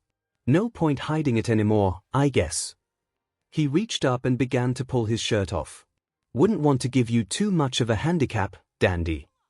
He wished he could have kept the secret for a little longer, but there was no helping it. Midoriya, what are you doing? Aizawa knew full well what he was doing, but he wanted to hear how the boy would respond. Oh. I just don't want to destroy school property needlessly, sir. Midoriya had frozen mid-shirt removal and responded with a slight bow of his head. Aizawa shrugged. That answer was good enough for him. Carry on. Midoriya finished taking off his shirt and tossed it on the ground behind him, eliciting murmurs from the rest of the class watching. He turned half towards the students as he rotated and flexed his arms and shoulders, limbering himself up. Hey, Ashido. He called back to the girl, who was staring at him, eyes wide. Remember when you asked me why 𝐶𝐿 was my favorite hero? She nodded slowly. Yeah. Well, you see. Midoriya's eyes began to glow slightly as scales formed across his shoulder blades. His wings sprouted out of his back shortly afterwards, quickly growing to their full size. The class gasped again as they unfurled. Midoriya grinned wide with pride. Here's my dad. Mina Ashido was many things. Easygoing, self-confident, sociable, friendly, pink. But one thing she wasn't. Was ready. She wasn't ready for Midoriya to turn around and say her name as he took his shirt off, revealing his toned and well-defined chest and back to her as he flexed his muscular arms. Hey, Ashido. He called back to her. She could only stare dumbly, mouth slightly agape. Remember when you asked me why 𝐶𝐿 was my favorite hero? Mina nodded slowly, gulping unconsciously as her eyes didn't leave his toned torso. Yeah. Well, you see. Midoriya's eyes began to glow slightly as scales formed across his shoulder blades. Mina's mouth opened further as wings sprouted out of his back. She and the rest of the class gasped again as they unfurled. Midoriya grinned wide with pride. Here's my dad. A pause. What do you mean, here's my dad? Kaminari shouted out. Many of the other students gasped again, some shouted, while others just stared. That my dad is 𝐶𝐿. What? Why didn't you tell us? Kaminari was pointing at him accusingly. Zu was also staring in disbelief, confused finger on her face. You're wasting our time, Aizawa interrupted the students before Midoriya could respond. You can socialize later. Heroes must be able to focus. The students grumbled, none louder than Kaminari, but they quieted down. Mina didn't really have the mental capacity at the moment to process Midoriya's statement or the conversations going on around her. All she could do was continue to stare at the man. Wow, Mina was stunned for the second time in only a few minutes. Yeah, Uraraka, who was standing beside her, sighed fondly. Again, for the second time in only a few minutes, Mina turned to her side in surprise. She stared at Uraraka, who was staring back down at her, blush evident on her cheeks. Well, more blush than normal. They grinned at each other awkwardly. She's just as adorable as Midoriya is when he blushes. Her face twitched. Wait, do I have a thing for tall people? Runners, on your mark. A cheerful robotic voice cut through Mina's thoughts. She turned and saw Bakugo and Midoriya lined up at the starting line. Midoriya's wings were standing up, ready to propel him forward. Ready! The two boys tensed up. A gunshot rang out, and the two shot off like rockets, one quite literally. Bakugo jumped forward and held his hands behind him, letting off controlled, continuous explosions to fly forward. Midoriya's wings had kicked up a considerable dust storm as then hurled him towards the finish line. He shot through the air, wings back to make himself aerodynamic. The two reached their hands out at the last second, hoping to edge out the other. They were neck and neck as they crossed the line, and crashed down onto the ground afterwards. 3:51 seconds. 3:54 seconds. Midoriya had won by a fraction of a second. Mina watched as the two staggered to their feet, dusting themselves off. They both shot looks at each other, smirking and determined. Mina gasped slightly. She was too busy staring at his chest and abs earlier, but now she saw his eyes. They were still big and filled with those cute forest green irises, but now they glowed faintly with a bright green light, so light that it almost appeared yellow. Whoa, hey, are his horns longer? She looked up at Uraraka. Yeah. I think it has to do with when he uses his quirk. You should see his eyes when he really gets going. Uraraka was looking at him affectionately, a slight sigh in her voice. Oh, are they dreamy? Mina teased the girl, causing her to realize what she was saying and begin to blush again, but she had to admit that Uraraka's words piqued her interest. The tests continued, and Mina couldn't help but be impressed by her classmates. Uraraka went against Tsunotori next. The foreigner got into place, her hooved feet up against the starting block. Uraraka did that thing with the pink light again, but this time she touched her own body as she got down into position on the starting line. Mina tried to keep herself from staring at Uraraka's backside. She didn't try that hard. Her jaw dropped again as the gunshot went off. Tsunotori flew down the course quickly, but Uraraka was a blur. She had kicked off and shot down the course at incredible speeds, and she seemed to Mina to be actually flying. 2:36 seconds. The robot declared as she passed the finish, and 6:25 seconds, when Tsunotori followed up. Uraraka's landing was less than graceful. As she passed the finish line, Mina noted that she looked a little green, and not green like Midoriya's cute blush. She clapped her hands together and Mina saw the faint pink glow again. She pulled her legs underneath her as she did so and crashed down, skidding several feet on her big, appealing Bimina, calm your gay. Focus on the tests. She looked elsewhere to try and clear her head, and her gaze fell onto Midoriya who, much to her disappointment, had put his shirt back on. She noticed that he was hastily scribbling in a notebook. He was intently watching all of the students as they took their turns, eyes glowing slightly as he focused. Is he studying us? Wait, where was he keeping that notebook? Several more pairs took their turns, and near the end it was finally Mina's turn. She took her shoes and socks off and put them to the side, letting some acid form on the bottom of her feet. She was up against Ame, who was standing backwards like a tool instead of getting down on the starting block. The gunshot rang out, and Mina kicked off. Focus, girl. Fluid, but cohesive. Skate forward and don't dig into the dirt. You've done this 100 times. She maintained her cool as Ame shot past her with a dazzling laser coming from his stomach, monologuing about something Mina didn't care to listen to. The student crashed down on his back halfway down the course and Mina skated past him. 4:86 seconds. Mina was satisfied with that. 5, 2 seconds. AMR dusted himself off and told the class a little too much information about the downsides of his quirk. Mina could only stare in disbelief. She broke her gaze away and looked at Midoriya, whose eyes were flitting back and forth between his notebook and her. He noticed that she caught him looking and he began to blush slightly, but he didn't stop writing. The next event was the grip strength test, and she quickly learned that Midoriya's quirk didn't end with wings. She grabbed one of the devices and limbered her hand up. Her quirk wouldn't help her here. She squeezed as hard as she could, coming out with a total of a bit over 50 kilograms. She was satisfied with that. Her training before UA was more focused on endurance and agility than raw strength. She glanced over to take a look at the rest of her class. Zero and Mineta were fawning over Shuji, who had nearly broken the device.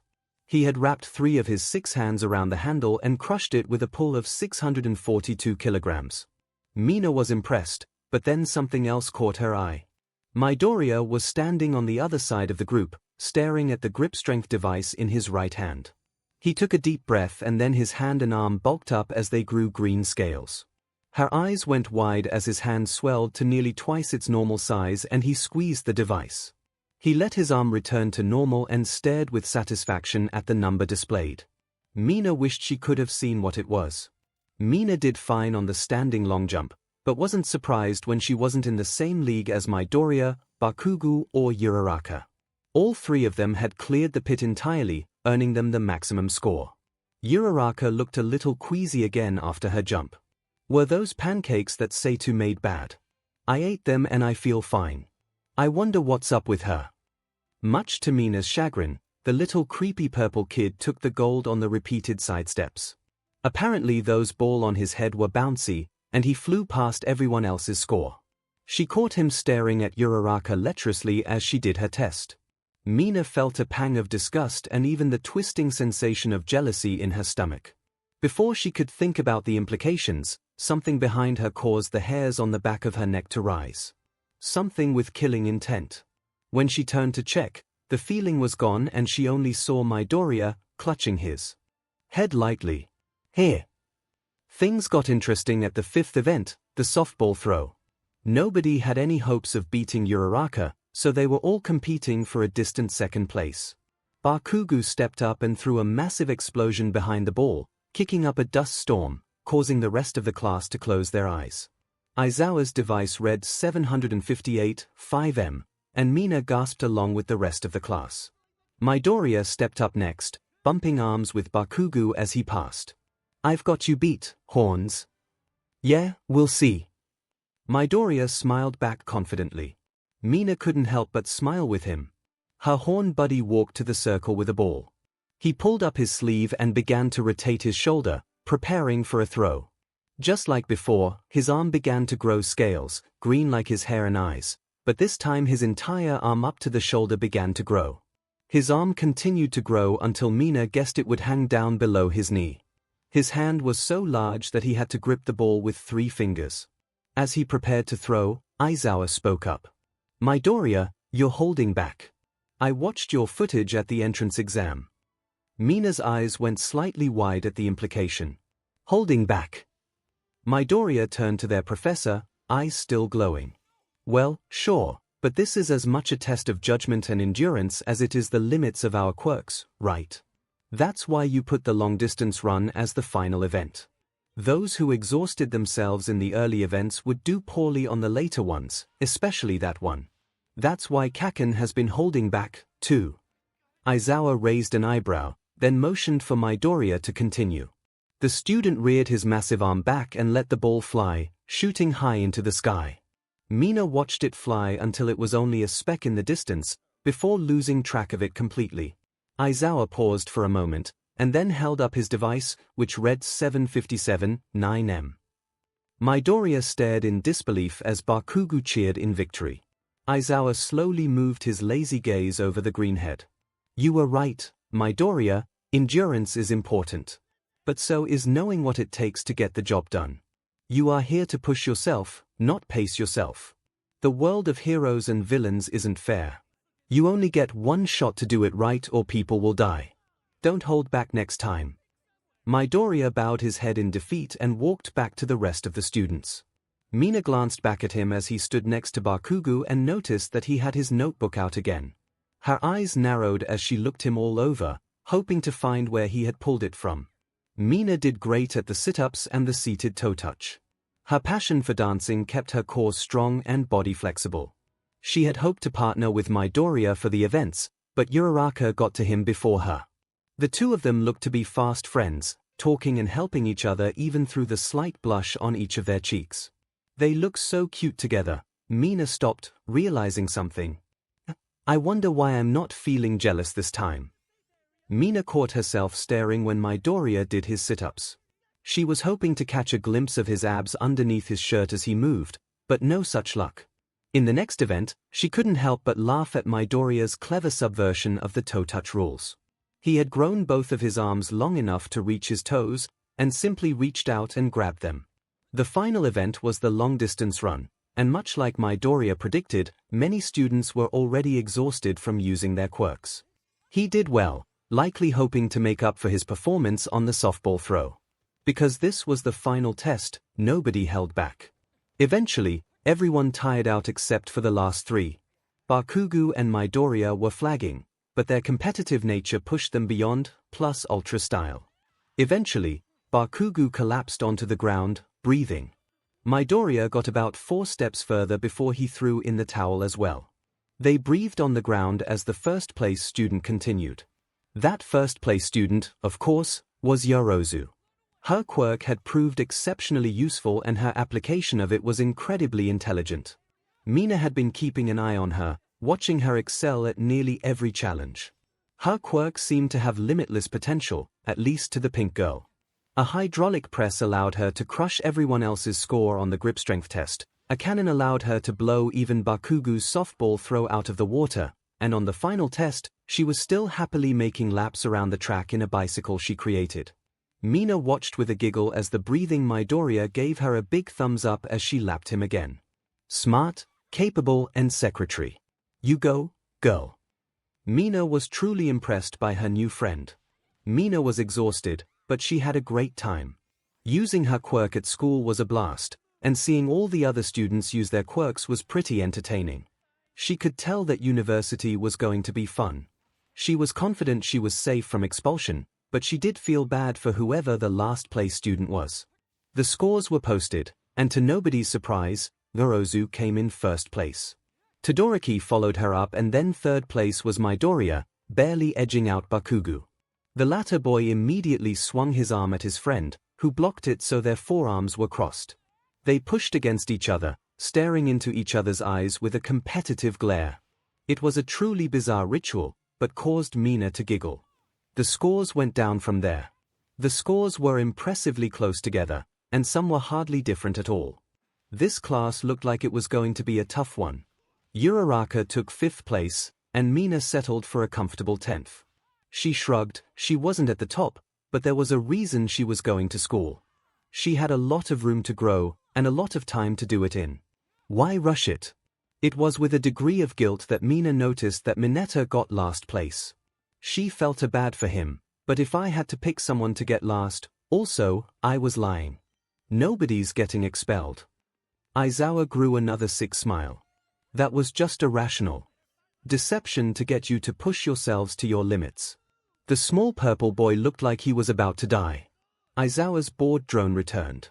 That's it for today. Pick up a syllabus in the classroom then head back to the dorms, or wherever. He walked away with a dismissive wave and without another word. Hey, Deku. Bakugo spoke loudly, clearly wanting others to hear him. Midoriya turned to look at him, then his face paled. Mina stopped walking to pay attention. No, Bakugo gained an evil grin. Yep. You lost the bet, and those were the rules. I choose the time, and I choose now. Midoriya stared at him for a few seconds, trying to determine if he was serious.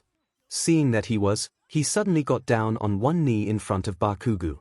This caused nearly everyone in the class to turn and watch. Midoriya cleared his throat, and then suddenly his fearful, nervous look was replaced by a self-satisfied smirk and he placed his hand on his chest theatrically.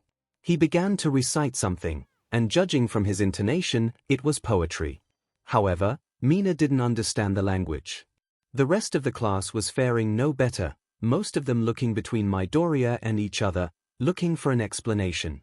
Mina saw a twinge of recognition on the faces of Yorozu and Tsunotori. Bakugo's own smirk faltered as he grew a look of disbelief, and by the time Midoriya was finished with his performance, it was a look of rage. What the hell was that, dumbass? Midoriya stood up and dusted himself off. We never specified what language, Kaken. I paid up fair and square by the terms of the bet. Bakugo's rage peaked as he sputtered, having his victory so deftly snatched out from underneath him. His rage broke just as quickly. Fine, you clever bastard. I'm gonna beat your butt for that one, though. He turned and stomped off to the locker rooms. Wouldn't have it any other way, dandy. Midoriya was grinning ear to ear. Sonnet 18.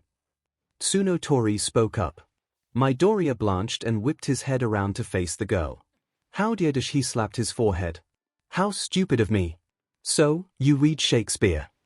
The girl shrugged. No, I had project in high school. Your pronunciation could use some work, Midoriya. Yorozu chuckled behind her hand. Mina was confused. Midoriya, what the heck just happened? Midoriya rubbed the back of his head in embarrassment, likely because Tsunotori and Yorozu understood what he had said. Kaken and I had a bet to see who would come out on top at the entrance exam. Whoever lost had to recite a poem to the other at a time and place of their choosing. I lost by a single point.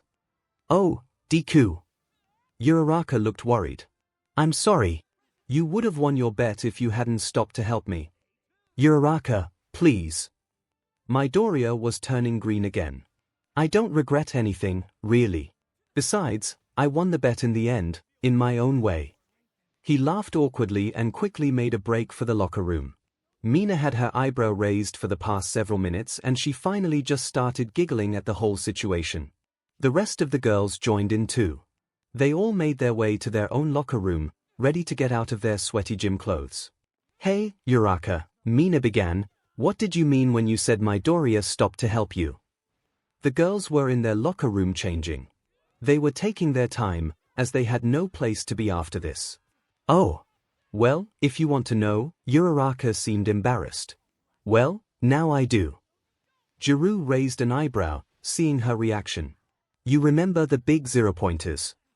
They all nodded, except for Yorozu, who looked confused. Wait, how did you miss them? Hagekyu asked the black-haired girl. I didn't take the practical exam, she explained softly. I was admitted on recommendation. The girls all gasped slightly. No wonder you beat everyone's butts out there, Yorozu. Mina praised the girl. The 0-pointer was a giant robot probably around 15 or more stories tall. It was supposed to be the big obstacle, Ribbit. Tsuyu informed the recommended student. Right. So when the robot started rumbling towards me, a building nearby collapsed and fell on me, breaking my ankle and trapping me underneath, Uraraka explained to the worried looks of the other girls. It reared its big fist back and started coming down to smash me. She pantomimed the fist. Then, out of nowhere, Deku dashed between me and the robot and stopped it. She blushed a bit at the memory. Whoa, really? Kiri was intrigued now. How? Don't get me wrong, the dude is jacked, but I can't see him stopping that monster by himself. If the robot was as big as you say, Yorozu mused, then I have my doubts as well. His quirk is powerful, but nothing that impressive. You should have seen it, Uraraka's blush deepened. He threw so much power at that thing. You know how his arm got all big and stuff when he was throwing that softball? The other girls nodded.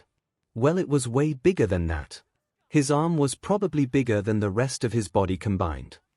Whoa, that's what Aizawa meant when he said he was holding back. Jiru's eyes were wide. Giving his all for someone he's never met.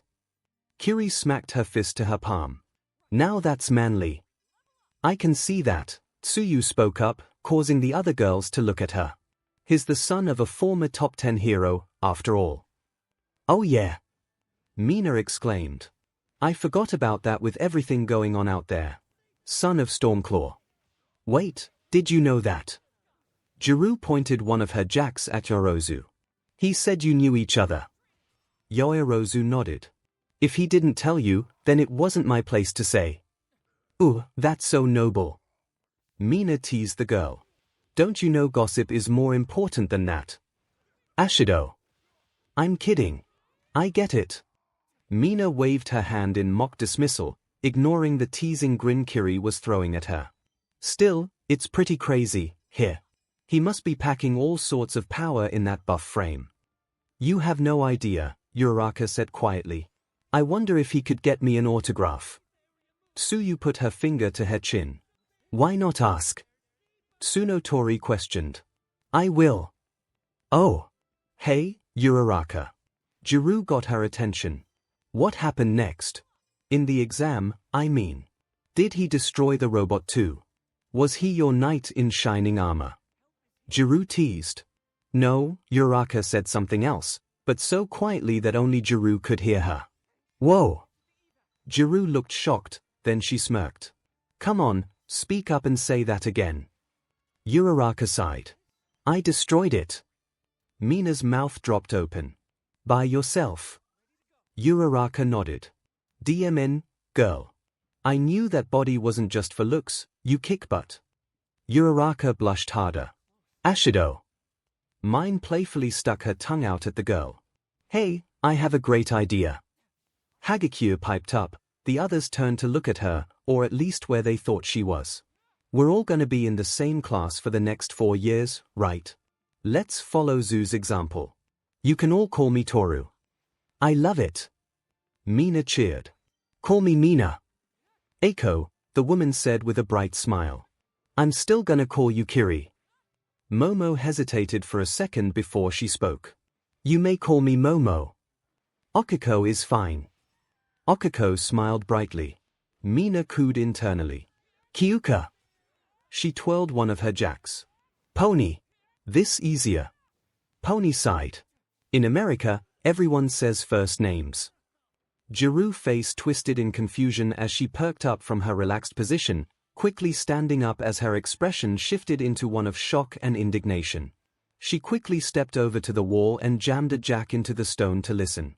The other girls were startled by her sudden outburst. Kyuka. What's going on? Yorozu looked worried. Kyuka held up a hand for her to be quiet, and then lifted her other jack. Sound began to play from the jack. Mineta, do not look through that peephole, that is a gross violation of privacy. Ida's muffled voice could be heard. The girls shouted in surprise and looked frantically for the supposed hole. Kyuka found it first, and moved towards it. Kiri crashed her fists together as she hardened them. On the first day of class. Don't be such a prude. If you don't want to see Ashido's rocking bod or Yorozu's giant melons, then don't look, but you won't stop me. Mineta was defiant. The girls all gasped in indignation hearing the shameless words of Mineta, and made movements to cover themselves. 𝐤𝐬 prepared to jam one of her jacks into the hole to make the little pervert regret his choice, but before she could, a loud noise caused her to recoil, clutching at her ears. I will.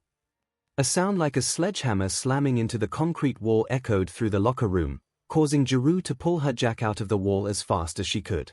The girls stood there for a few seconds in silence, reeling from what just happened. Eventually Mina spoke up. Was that Midoriya? It sounded like him. Kyuka hesitated, but at the same time it didn't. That was Deku. I know it. Okiko spoke firmly. What was that noise, though? Toru asked, still worried. Kyuka put her jack back into the wall after calming herself down. She listened for a few seconds. It's really quiet in there, I think most of them left already. I'll go take a look, then. Toru slipped her clothes off. Toru. Mina sounded scandalized, but her expression betrayed how much she approved. It'll just be a second. Be right back. The invisible girl slipped out of their locker room and snuck towards the boys. It really was only a few seconds before she returned. There's like giant claw marks on the wall, at about Mineta height. She picked up her water bottle to demonstrate. Momo gasped. Midoriya attacked him. I don't think so, there's no BLD or anything. I think he only threatened him. Manly, Kiri whispered, shaking a fist, a single tear spilling from her eyes. Mina rolled her eyes at that with a smile. All that for us? 𝐒𝐭𝐻𝐲 quietly added. An idea formed in Mina's head. She stepped closer to 𝐒𝐭𝐻𝐲 and spoke softly. Speaking of Midoriya, I've seen the way he looks at you. He's totally hot for you, girl. 𝐒𝐭𝐻𝐲 blushed harder and waved her hands in dismissal. What? No, don't be crazy, there's no way someone like him you are hot as hell, oh no. Mina emphasized each syllable of her name, almost whispering in her ear. You saw him staring at you in the classroom. You should have seen how he looked at you when you tossed that softball into orbit. What are you saying, Mina? The combination of Mina's closeness and what she was saying had 𝐒𝐭𝐻𝐲's face nearly neon. Mina wasn't ashamed to admit she liked the color on her. I'm saying that I'm thinking about asking him to come hang out after class today, as a thank you for defending us from that creep.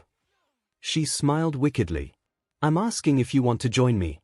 No pressure, just hanging out and talking. 𝐒𝐭𝐻𝐲's eyes went wide. She clutched her chest and nodded once quickly. Good. Mina smiled. We can hang out in my room. I brought card games from home. The pink girl turned around to face the rest of her classmates. Hey girls, since we had a short day today, want to hang out in my room and play some card games? It'll be a great way to get to know each other better. That's a great idea, Mina. Toru was immediately into it. The rest of the girls thought it over, but quickly agreed. I'll bring some tea. My mother sent this new blend with me when I left that you all just have to try. Momo was sparkling. Oh, and I thought that I might invite Midoriya.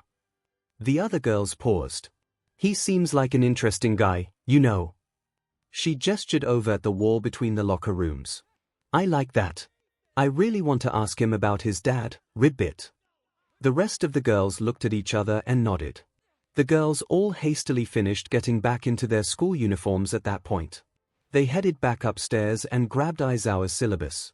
There were only a few other students in the room by the time they left back to the dorms, including Mineta, who was as white as a sheet. Mina felt a little bad, but only a little. It was almost 1 o'clock when the girls walked back to the dorm as a group. Mina was less chatty than usual, as her brain was firing on all cylinders, planning out the rest of her day. She grinned. Mina had her own game to play. Izuku was panicking as he paced across the limited floor space of his dorm room. He was running his hands through his hair, eyes wide and glowing ever so slightly. The events of his first day of class weighed heavy on his mind, and he kept running through them in his head, hoping to find something. Izuku finished his repeated sidesteps with an above-average score. Draconic legs granted him extra strength and speed, but there were many other quirks more suited to the task. Katsuki had beaten him fairly easily, small explosions helping to cancel his momentum so he could change direction faster. He was curious about how Uraraka would perform, and if and how she would use her quirk to help her. With practiced precision, he whipped out his notebook and pen and flipped to her page. She started by touching herself on her arm, flashing the pink light. Pink light created by quirk activation was a note he already made. She began to jump from side to side, not as quickly as he expected. It appeared that she was not as weightless as she was during the 50-meter dash. Her quirk doesn't appear to be all or nothing, she must have a degree of control over how much weight she negates. Izuku hypothesized as he jotted down notes. After a few seconds, he noticed her looking a little queasy. She clapped her fingers together, releasing her quirk and slowing herself down significantly. Nausea. Perhaps a side effect of her quirk. Maybe weightlessness causes it, that would make sense. Strange, unnatural motion and sensations can cause that reaction. His attention drifted for a moment as he felt a pang of tension in the back of his mind. His eyes flashed behind Uraraka, where he saw the short, shameless Mineta ogling her. He felt a surge of indignation and anger. How dare you? He grabbed his head as his quirk flared involuntarily. He felt his already long canines sharpen in his mouth and his horns thicken. The painful impulse quickly subsided, but it left a sick pit in his stomach. He barely noticed Ashido turning around with a confused and slightly scared look. That incident was bad enough on its own, but that wasn't the end of it. The worst was yet to come. He thought back to the incident in the locker room. Why didn't you tell us? Now that they were free from Aizawa, Kaminari resumed his indignant accusations. Izuku stalled. I forgot. Izuku was joking, nobody was going to buy that excuse. I don't buy that. One of Shuji's mouth tentacles had peeked around the corner of one of the lockers. Yeah, fair enough. Izuku took his shirt off and tossed it into his locker. The real reason is that people treat me differently once they know who my dad is. They see the son of Stormclaw and not me, you know. A sensible precaution, then. Tokoyami nodded his approval. Come on man, you don't think we'd treat you special cause of that, do you? Seitu leaned out from around his locker as he took his shirt off. Don't be stupid, Lips, of course you would. Katsuki spoke up in Izuku's defense. Everyone has, ever since we were kids. Could you get me an autograph? I've always wanted one. Kaminari was grinning wide-eyed. What did I just say? Bakugu reached over and slapped Kaminari upside the head. Don't treat him any different, dumbass. It's okay, Kakin. Izuku tried to calm his friend down. Kaminari, I'll see what I can do, but please, I'm just one of your classmates. I know for a fact I'm not the only one here from a hero family. We're at UA, after all, the most prestigious school in the country. Every hero would want their kid to go here. Hey guys, someone Shawshanked a hole in the wall between here and the girls' locker room. Mineta waved his hand to get people's attention. Izuku felt the pang of anger in the back of his mind again. No, calm down. Not again. He put a hand to his head, trying to calm the dull pain. Don't be a creep, dude, what the hell? Zero looked stunned. Oh, just imagine it. Kirishima's toned abs, or Uraraka's seki hips. He seemed to be almost salivating. Izuku's eyes burned bright. You will not defile them. Mineta, do not look through that peephole, that is a gross violation of privacy. Ida chopped his hand in warning. Don't be such a prude. If you don't want to see Ashido's rocking bod or Yorozu's giant melons then don't look, but you won't stop me. This tipped Izuku over the edge. How dare you? The pain in his head peaked but disappeared when Izuku stopped resisting. His right arm quickly morphed into a large-scaled claw and his horns grew harshly. Scales crept over his shoulder and neck, and his voice deepened. He reared his claw back. I will. Izuku brought the claw down, right above Mineta's head, careful to miss his sticky hair. The concrete crumbled under his razor-sharp claws. As soon as he acted, the pressure went away and he was able to think clearly. Mineta was staring up at him in terror. Izuku looked down. Never do that again and I won't tell Aizawa. The boy nodded quickly and ran back to his locker. Demon, Midoriya, that was cool as hell. Way to defend the girls. Kaminari gave him a thumbs up. Izuku laughed. Don't get confused, Kaminari. The girls don't need me to defend them. He smiled sadly to himself. Doesn't mean that they don't deserve it though. Izuku had held his composure until he was back at the dorms. He walked calmly to his room and shut the door quietly. Then he began to freak out. It was so easy. It felt so right. I can't give in like that. What if I actually hurt him? Sure, he's a little creep, but I can't just attack my classmates. He continued to pace his room in panic. How was I supposed to turn that into something positive? How could I have turned that anger into something constructive? Maybe I could have lectured him. No, Ida tried that, it didn't work. It happened so fast I couldn't think. I need to be able to think. I won't always be able to, though. What if I'm a hero and something happens on a mission and that happens? I can't afford to think during these situations. I have to get better. It has to become second nature to me. I can't hide from this. But what if I can't? What if I just keep lashing out? I have a 50% pass-fail rate right now. Maybe that first time was a fluke. What if Uncle Hatsuo is right about me? What if his thoughts were interrupted by a knock at the door? He stopped pacing and turned to look dumbly, as if asking the door itself to tell him who was knocking. Midoriya. Open up. Ashido. Midoriya's door opened after a few moments. Mina was waiting patiently, grinning ear to ear. Hey, myheroacademia. She tilted her head to the side, looking around him and into his room. The pink woman quickly scrambled past him, nimbly slipping past his bulky frame, although she had to get pretty friendly to do it. Midoriya's room was lined wall-to-wall, ceiling to floor with hero merchandise. Shelves occupied every single available inch of wall space, and several new display cases and cabinets had been moved in. There was barely enough space for someone to walk between the door, bed, bathroom, and desk. I knew you were a hero fan, Midoriya, but this is nuts. She wheeled back around with bright eyes, but the smile on her face fell quickly. Midoriya was staring at her, a look of strained intensity on his face. He was clutching his head with one hand and his eyes were glowing slightly. Midoriya, are you okay? He seemed to be struggling to find words. The look on his face, combined with his height, stature, and eyes made Mina feel truly intimidated. She resisted the longing to take a step back. After what felt like ages, he spoke. Ashido, we're friends, right? His tone almost seemed pleading. Mina raised an eyebrow, half in confusion and half in concern. Of course we are, Midoriya. We're horn buddies. She pointed at her horns, other hand on her pet hip. Yes, but are we good friends? Can we be good friends? Mina was confused even more by his line of questioning, but grew a wide smile. Didn't take you for someone so forward, Midoriya. But, sure. You seem like a good dude and I think we've meshed well. I like you a lot. She put her finger to her chin in thought, and then snapped. Tell you what, if you want to make it more official, can I call you Midori? Okuko's got a cute nickname for you, I want one too. He smiled through what Mina guessed was a headache of sorts. Yeah, alright. I'd like that. Thanks, Ashido.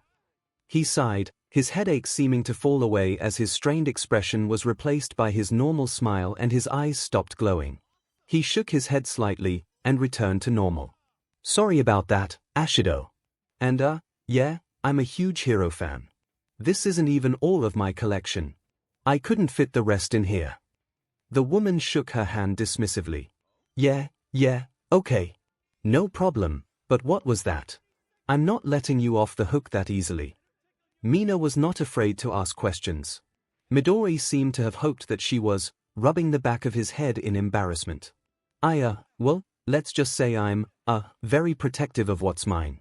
I'm not comfortable with people who I'm not good friends with in my room or near my stuff.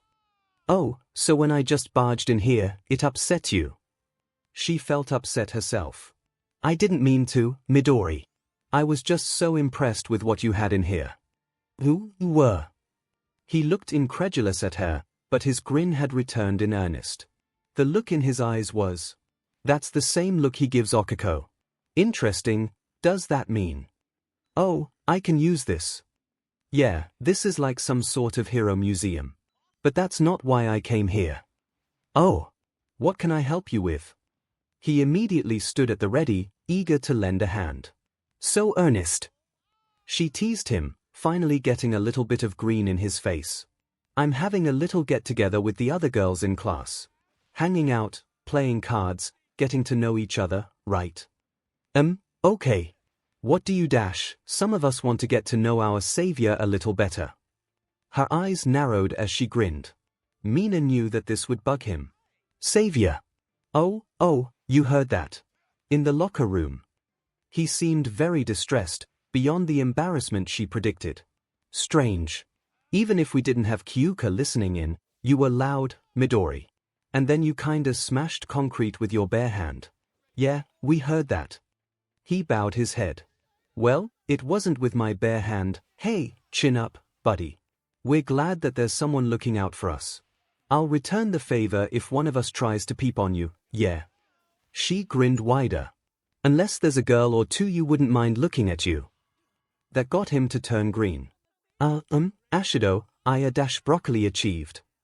She began to laugh hard. Brock, how do you know all of Kaken's nicknames for me? There was a hint of accusation in his sputtering. Mina kept laughing for a few moments, before collecting herself. He calls you that, too. Easy to see why, dark green hair, your face turns green when you're blushing. Midori, you look like an actual piece broccoli right now.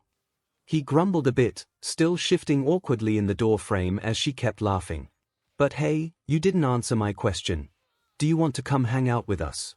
It'll be fun, you can get to know us, we can get to know you, it'll be great.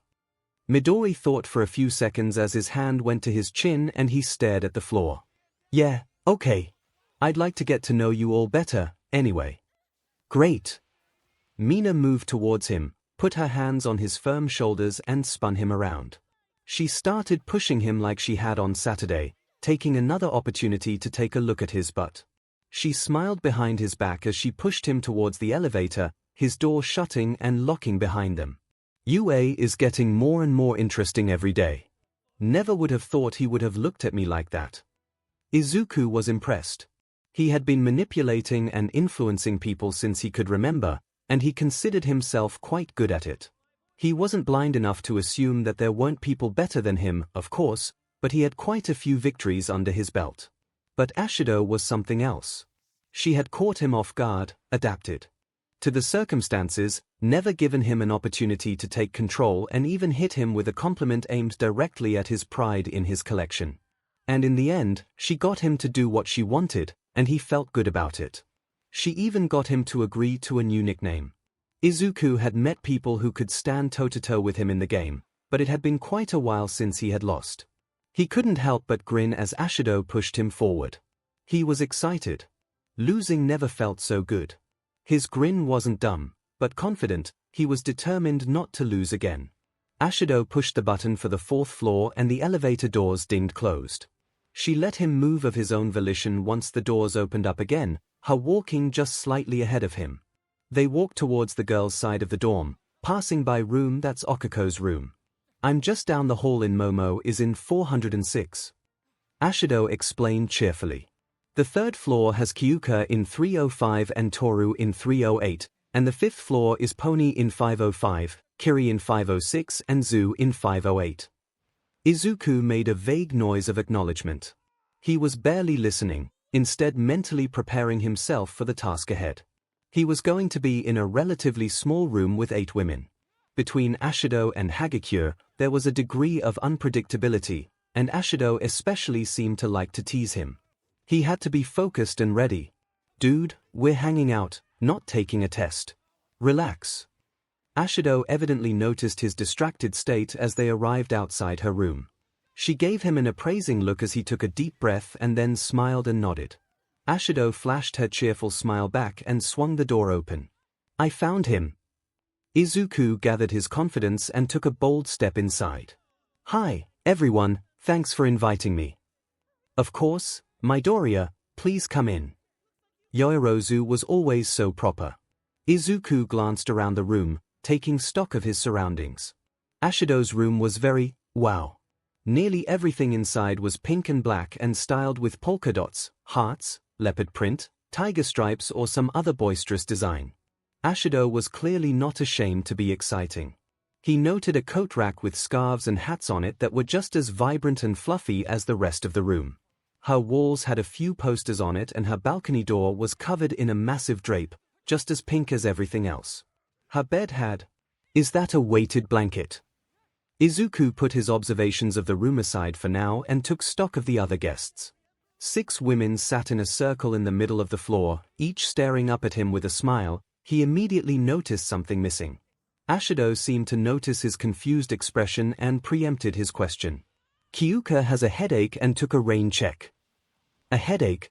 But, wait, you said she was listening in when I, acted out.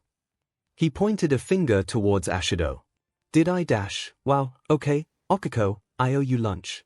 You called it. Ashido looked past him towards the brunette sitting on the floor. What did she call? Izuku was caught off guard again and noted that he was already losing control of the situation. She told us that you would immediately feel guilty when you found out about Kyuka. Ashido crossed her arms but looked slightly impressed. Look, Midori, nobody blames you, especially not her. You didn't know that she was plugged into that wall. It's still my fault. I should apologize. So manly, Kirishima put a fist to her chest proudly. If you insist, you chivalrous oaf. Ashido threw her arms up in defeat. But do it later. For now, sit. She pointed demandingly at the spot on the floor right next to Uraraka. He obliged and sat down. Uraraka and him exchanged friendly smiles. Their time together over the past few days had finally started to make them more comfortable around each other, at least to the point that they didn't go stupid around each other as much. Hi, Deku. Thanks for stopping Mineta. He looked down. I shouldn't have reacted like that. I'm glad that I stopped him, but my actions were inexcusable. Midoriya, you doc. 𝐔𝐸𝐽 sounded like she was rolling her eyes. How are you feeling bad about that? No apology, Tsunotori said in her broken Japanese. Back home, no tolerance for creeps. I'm glad for you, Midoriya. Please, Midoriya. We heard Ida try to rationalize with him. If you hadn't acted, well, it was probably a kindness to Mineta, in all honesty, Yorozu added, causing Izuku to look up in confusion. Yeah, your Momo is right. Ashido had plopped down on the other side of Izuku. If you hadn't stopped him, he was going to catch an eyeful of Kyuka's jack. You're a Momo. Yorozu seemed more caught off guard than Izuku. 𝐔𝐸𝐽 squealed and flailed the sleeves of her shirt. That's an adorable nickname. Can we call you that, please? Yorozu thought for a moment. Then smiled and nodded. That sounds lovely. Izuku smiled knowingly. It's good to see her making friends. She's probably been more worried about it than I've been. They all settled in and Mina pulled out the card games. They played for several hours, talking and laughing all the while. Pony left early to video chat with her parents back in the United States, so there were only 7 of them left in the room when Zu brought up the question almost all of them had been thinking about. Midoriya, why didn't you tell us your dad was Stormclaw? Kirishima interrupted Zu, even more fired up than usual. I can't believe you're Stormclaw's son. Are you related to Gallant? Sure, he was my great-grandfather. Izuku was being polite. He was used to the interrogation that inevitably happened whenever people found out about his family. That's so cool. Gallant was Crimson Riot's inspiration, so he's like, my inspirational grandfather or something. Then maybe you're my horn sister instead of my horn buddy. Izuku flashed his fanged mouth in a genuine smile, which Kirishima returned with her own sharp grin. Midoriya, don't change the subject, Zu said flatly. Why didn't you tell us? Deku sighed as he leaned back, cards in his hand. Kaminari asked me that, too. Would you believe if I told you that I forgot? No. Zu didn't blink. Yeah, they didn't either. He chuckled a bit. To tell you the truth, people treat me differently once they know. I like you all, and I didn't want to change anything. Treat you differently. How? Toru asked, playing one of her cards. Ha! Take that, Mina. Well, like I told the guys, sometimes people just see who my dad is and not who I am. He's my idol, and I hope to be half the hero is someday, but I'm also my own person. Okako saw Yomomo and him exchanging knowing looks, smiling a small, sad smile at each other. Oh, man, I kinda already did that, didn't I? Kirishima rubbed the back of her head awkwardly. Don't worry about it, Kirishima. Really, I know you're not one of those people. Izuku dismissed her concern with a kinder smile, which made her smile return. You certainly proved to me that you're more than just your father's son, Deku. Okako smiled at him, hoping to cheer him up. Yeah. Okako told us all about you rushing in and saving her. Mina pumped her arm in celebration. Deku turned a little green. Well, I couldn't have just stood by and let that thing crush her. Mina grew her signature teasing grin. Oh, you're so heroic, Midori. You can't help but save a damsel in distress, can you? Instead of blushing, Deku grew a little indignant. Hey, I don't think that. You're students at UA, just like me. I know you're all just as tough if not tougher than anyone else, and you all have great quirks. Only an idiot would think that you're weak. Okako gasped slightly. Now you're just being flattering, Midoriya. Momo was blushing slightly. No, come on, it's totally true. He threw his arms wide and then pointed at Momo. Yorozu, The way you used your quirk this morning was totally smart as hell. You blew us all away and you looked like you were barely trying. What was that slip of the tongue? 𝐒𝐭𝐚𝐲 noticed him turn a little greener. And 𝐼𝐴, your quirk is great, too. I wouldn't have thought to use it as a lubricant for greater mobility, and your control seems great. Deku seemed to be trying to shift attention. 𝐂𝐩𝐲𝐚𝐴, there's so much you can do with your quirk, it's so well suited for offense and defense, you're gonna make a great hero one day, and in more than one way. Izuku gave his horn sister another big smile. She quickly returned the gesture. 𝐻𝐵𝐾, I'm sure I don't have to tell you how absurdly useful your quirk is, and 𝐂, I was honestly surprised how much power you pack in your legs. All the girls were smiling as he complimented them. Well, 𝐒𝐭𝐚𝐲 assumed Toru was smiling. But that just left, and you, Uraraka. She started blushing a bit, seeing the intensity of his stare. Wait, I remember that look from the entrance exam. He looks, Uraraka, your quirk scares the hell out of me. What? It's absolutely terrifying. I can't think of one in our class that frightens me more. Why, scared of me? She was hurt. I thought we were becoming good friends, it's not the first time I've scared a guy off. Stupid height. No. Not at all. Deku shook his head eagerly, causing her eyes to widen. Uraraka, I've only known you for a bit but I already know that you're a great person. I have no doubts that you'll only use your quirk for great things, but imagine if a villain had it. He shuddered. Her blush returned. It's not that great. I can just shift weight around and stuff. Uraraka, are you kidding me? You functionally have control over one of the fundamental forces of our reality. If that's not a superpower, then I don't know what is. PSH, yeah, girl. Don't be so HRD on yourself. Mina tossed a pencil at her. You kick butt. We all do. 𝐒𝐭𝐚𝐲 couldn't help but smile at the praise. Deku doesn't treat us differently cause we're girls, and he thinks that I've got one of the best quirks in class. I think the same thing about him, too. She dared to look at Deku, who was flashing a warm, genuine smile and gazing at her with admiration. She couldn't help but blush a bit more at his honesty. Well, maybe my height isn't that big of a deal to him. Dinner was provided by 𝐴𝐵𝐻's rather impressive collection of snacks she had stashed in her room. Midoriya would have preferred something a little more hearty, but he wasn't about to leave early to go make a proper meal. Eventually the sun set and 𝐻𝐵𝐾, 𝐭𝐻𝐸𝐵, and Asui left as well. Yorozu opted to stay a little longer, seeing as her room was just down the hall. The four of them had put the cards away and were instead just talking as the evening wound down. Or, rather, that's what they were doing until 𝐵𝐻 decided to introduce Yorozu and Uraraka to her new favorite game. Hey, you girls wanna see something neat? Yorozu and Uraraka looked at her and then each other. The smug smirk on 𝐵𝐻's face had them worried. Midoriya looked scared. If you make Midori blush hard enough, he looks just like a piece of broccoli.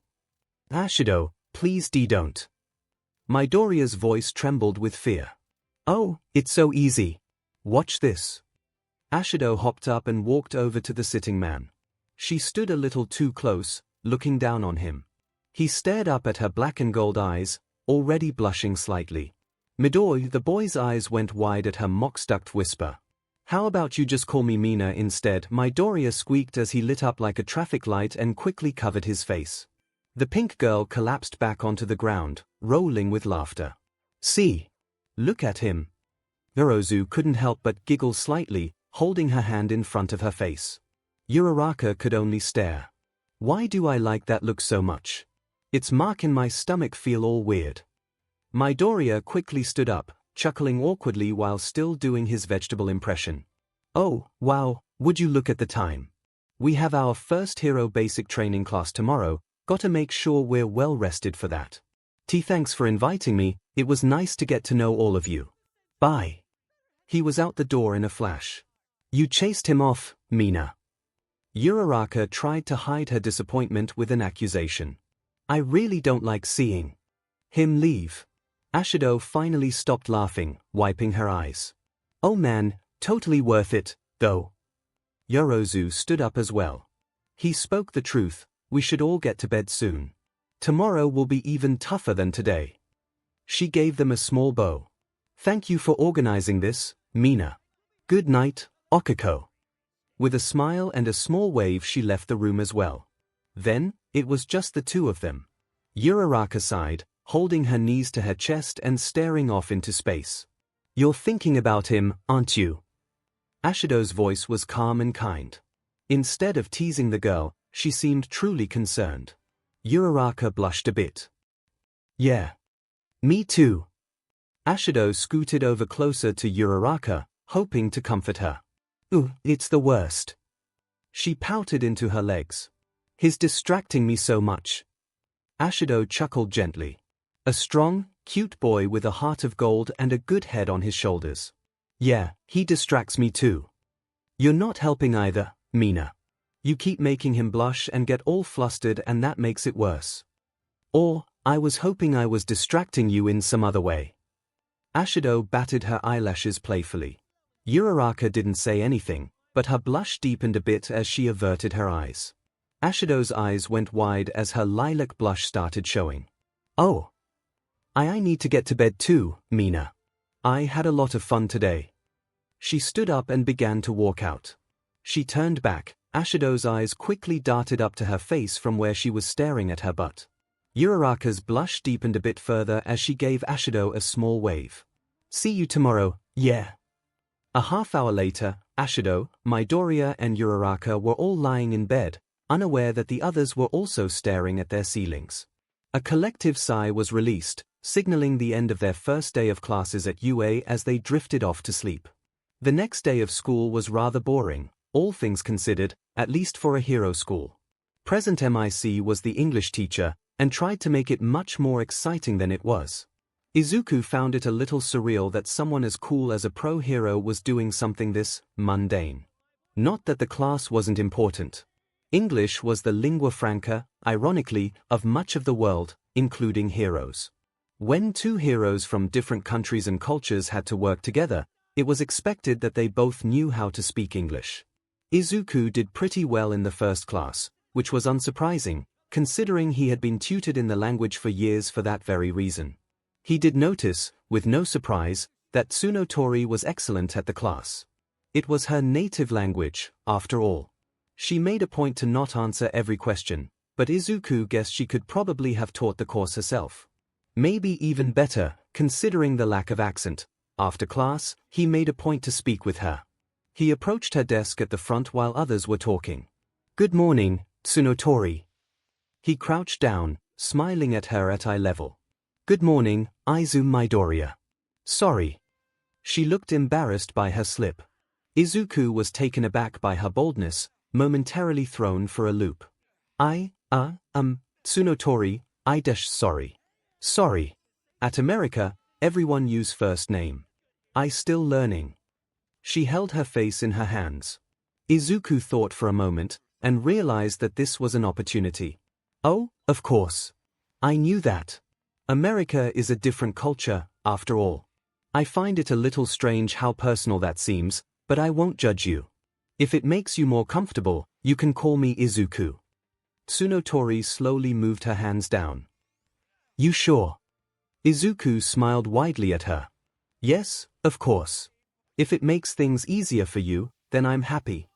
Thank you, Izuku. She returned his smile with gratitude. I have to say, you were great in class today. I'm not surprised, but I was wondering, would you tutor me sometime? I struggle with some aspects of your language. Tsunotori's American eyes went wider. Really? You want help?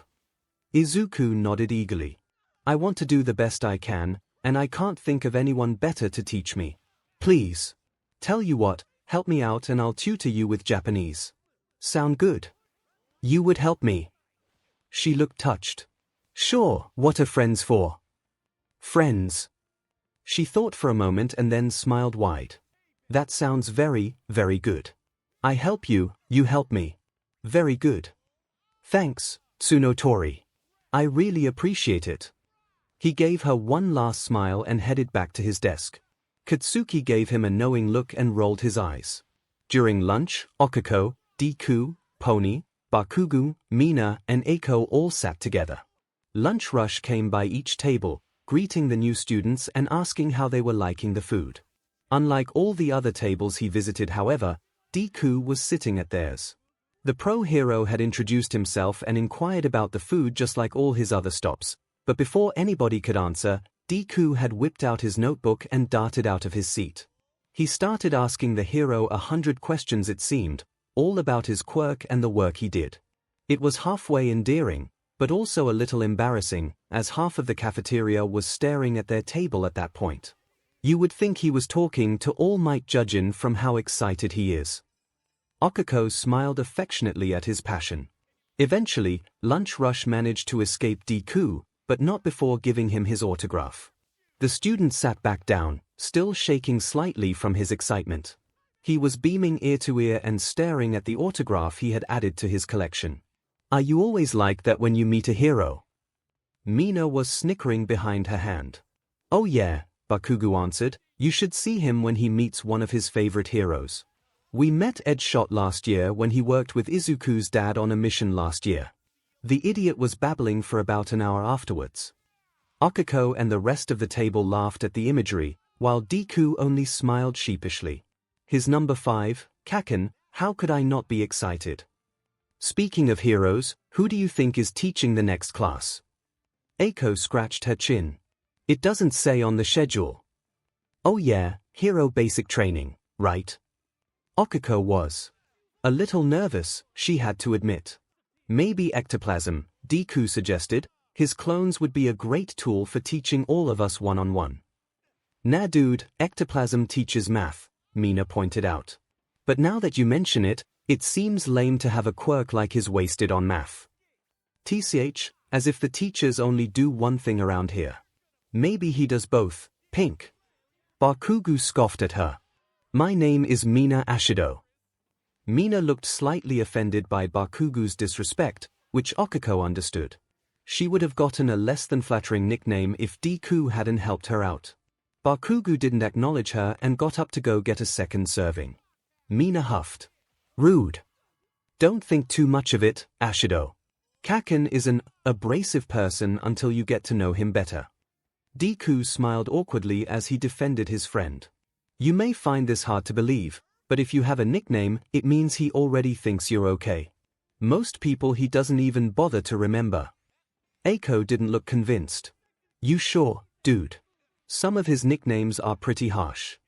Oh. Deku looked intrigued, strangely enough. He calls you weird hair, right? 𝐒𝐭 nodded, rubbing the back of her head awkwardly. Deku laughed a bit and grew a grin. If the nickname he gives you is insulting, it means he likes you. He thinks you're tough and that you can take it. 𝐒𝐭's slightly downcast look brightened immediately as Deku gave her a thumbs up. Honestly, Kirishima, I'm impressed. You might have the record of fastest person to ever get the honor of an insulting nickname from Kaken. Deku laughed at the absurdity of his statement. The rest of lunch carried on mostly uneventfully from there, but then 𝐒𝐴 noticed Pony leaning over and asking Deku a question. They were speaking English, so she couldn't understand it, especially with how fast they were talking. She did catch a few words, most notably 𝐒𝐴 and Mina. 𝐒𝐴 herself tried to not look like she was eavesdropping as she ate her lunch. After a few more sentences back and forth, Deku laughed a bit and spoke a single word in Japanese, as if he was explaining something. Adorable. 𝐒𝐴 looked up and saw Pony with a look of confusion on her face, but when he said the word her expression changed to one of comprehension. What are they talking about, I wonder? 𝐒𝐴 watched them speak energetically, and she couldn't help but smile herself. She hadn't realized how reserved and uncomfortable Pony has been until she saw her now. It made sense, of course, and 𝐒𝐴 felt bad for not noticing it. The American was in a foreign land, unfamiliar with the culture and language. Of course she was confused and probably a little scared. Their conversation seemed to come to a close as Pony said, "Thank you, Izuku." The rest of the table sputtered and Bakugo nearly choked on his food right after he had sat back down. Deku saw the reactions and surprised looks on everyone's faces and smiled sheepishly again. It's a cultural thing, I swear. Americans always use first names with everybody they talk to. Really? Weird. Mina raised her eyebrow. Bakugo simply shrugged and went back to his food. Pony herself was blushing from the situation she had caused. Okiko couldn't help but feel a little bad for her, but she was still smiling softly. It seemed like Deku had really helped her come out of her shell and feel more comfortable. She looks so cute when she's happy, Okiko thought before she could stop herself, her eyes gazing up the girl's long, pointed horns. She froze. Oh Seo, do I have a thing for horns? Toshinori had come to UA for 2 reasons. He was one of the most experienced heroes in the world, and he agreed with Nezu that he had a duty to use his expertise to train the next generation of heroes. His second reason was more personal, but no less important. Toshinori had come to UA to find a successor for his Quirk. He was going to be able to keep working for years to come, but considering he was still a hero, he felt like starting now would be for the best. The longer he looked and the longer he taught, he would be able to pass on more experience and see a wider field of potential successors, so he wasn't in a huge rush. If he met 5 or 10 classes here at UA, surely he could find someone worthy. And if he didn't, well, he had time. However, he was now doubting his decision. Toshinori was standing in the UA teacher's lounge, staring at the door. He was due to get to Class 1A to begin hero basic training, but instead, he was frozen, deep in thought. Come on, Toshi. You've faced murderers, psychopaths and dragons, not to mention him. You can face a bunch of teenagers. He slapped his trembling legs. Stop shaking, damn it. He took a deep breath and opened the door. He had waited a few minutes after the beginning of class so he could actually move through the halls without being accosted every few minutes. What I wouldn't give for a good disguise. I can't exactly hide when I'm this big. He sighed. He quickly made it to the door of Wana's homeroom and he took a deep breath as he stopped and prepared himself. All right, Toshi. You got this. I am here. Toshinori threw the door open and took a triumphant step inside. Coming through the door like a hero. The class collectively gasped as he entered. Several students cheered while others only stared. He flashed his practiced, triumphant grin as he strutted to the front of the room. He took a look around, studying his new students. As he looked to his right, he saw familiar faces. Ah! Young Bakugo and young Midoriya, it is good to see they made it after all. I should have looked at the class roster beforehand. Young Midoriya in particular was wide-eyed and manic. He looked like he was trying to say something but no sounds were coming from him besides a few excited squeaks. Toshi felt a little proud that he could still elicit that reaction from him, despite them having met previously. Finally, his mouth started working again as he stood up and pointed a finger at the hero. So that's why you were here last year. Wait, have you met All Might before? A tall black-haired student to young Midoriya's right asked him with an excited, toothy smile. Yeah. He saved me last year when a villain attacked me.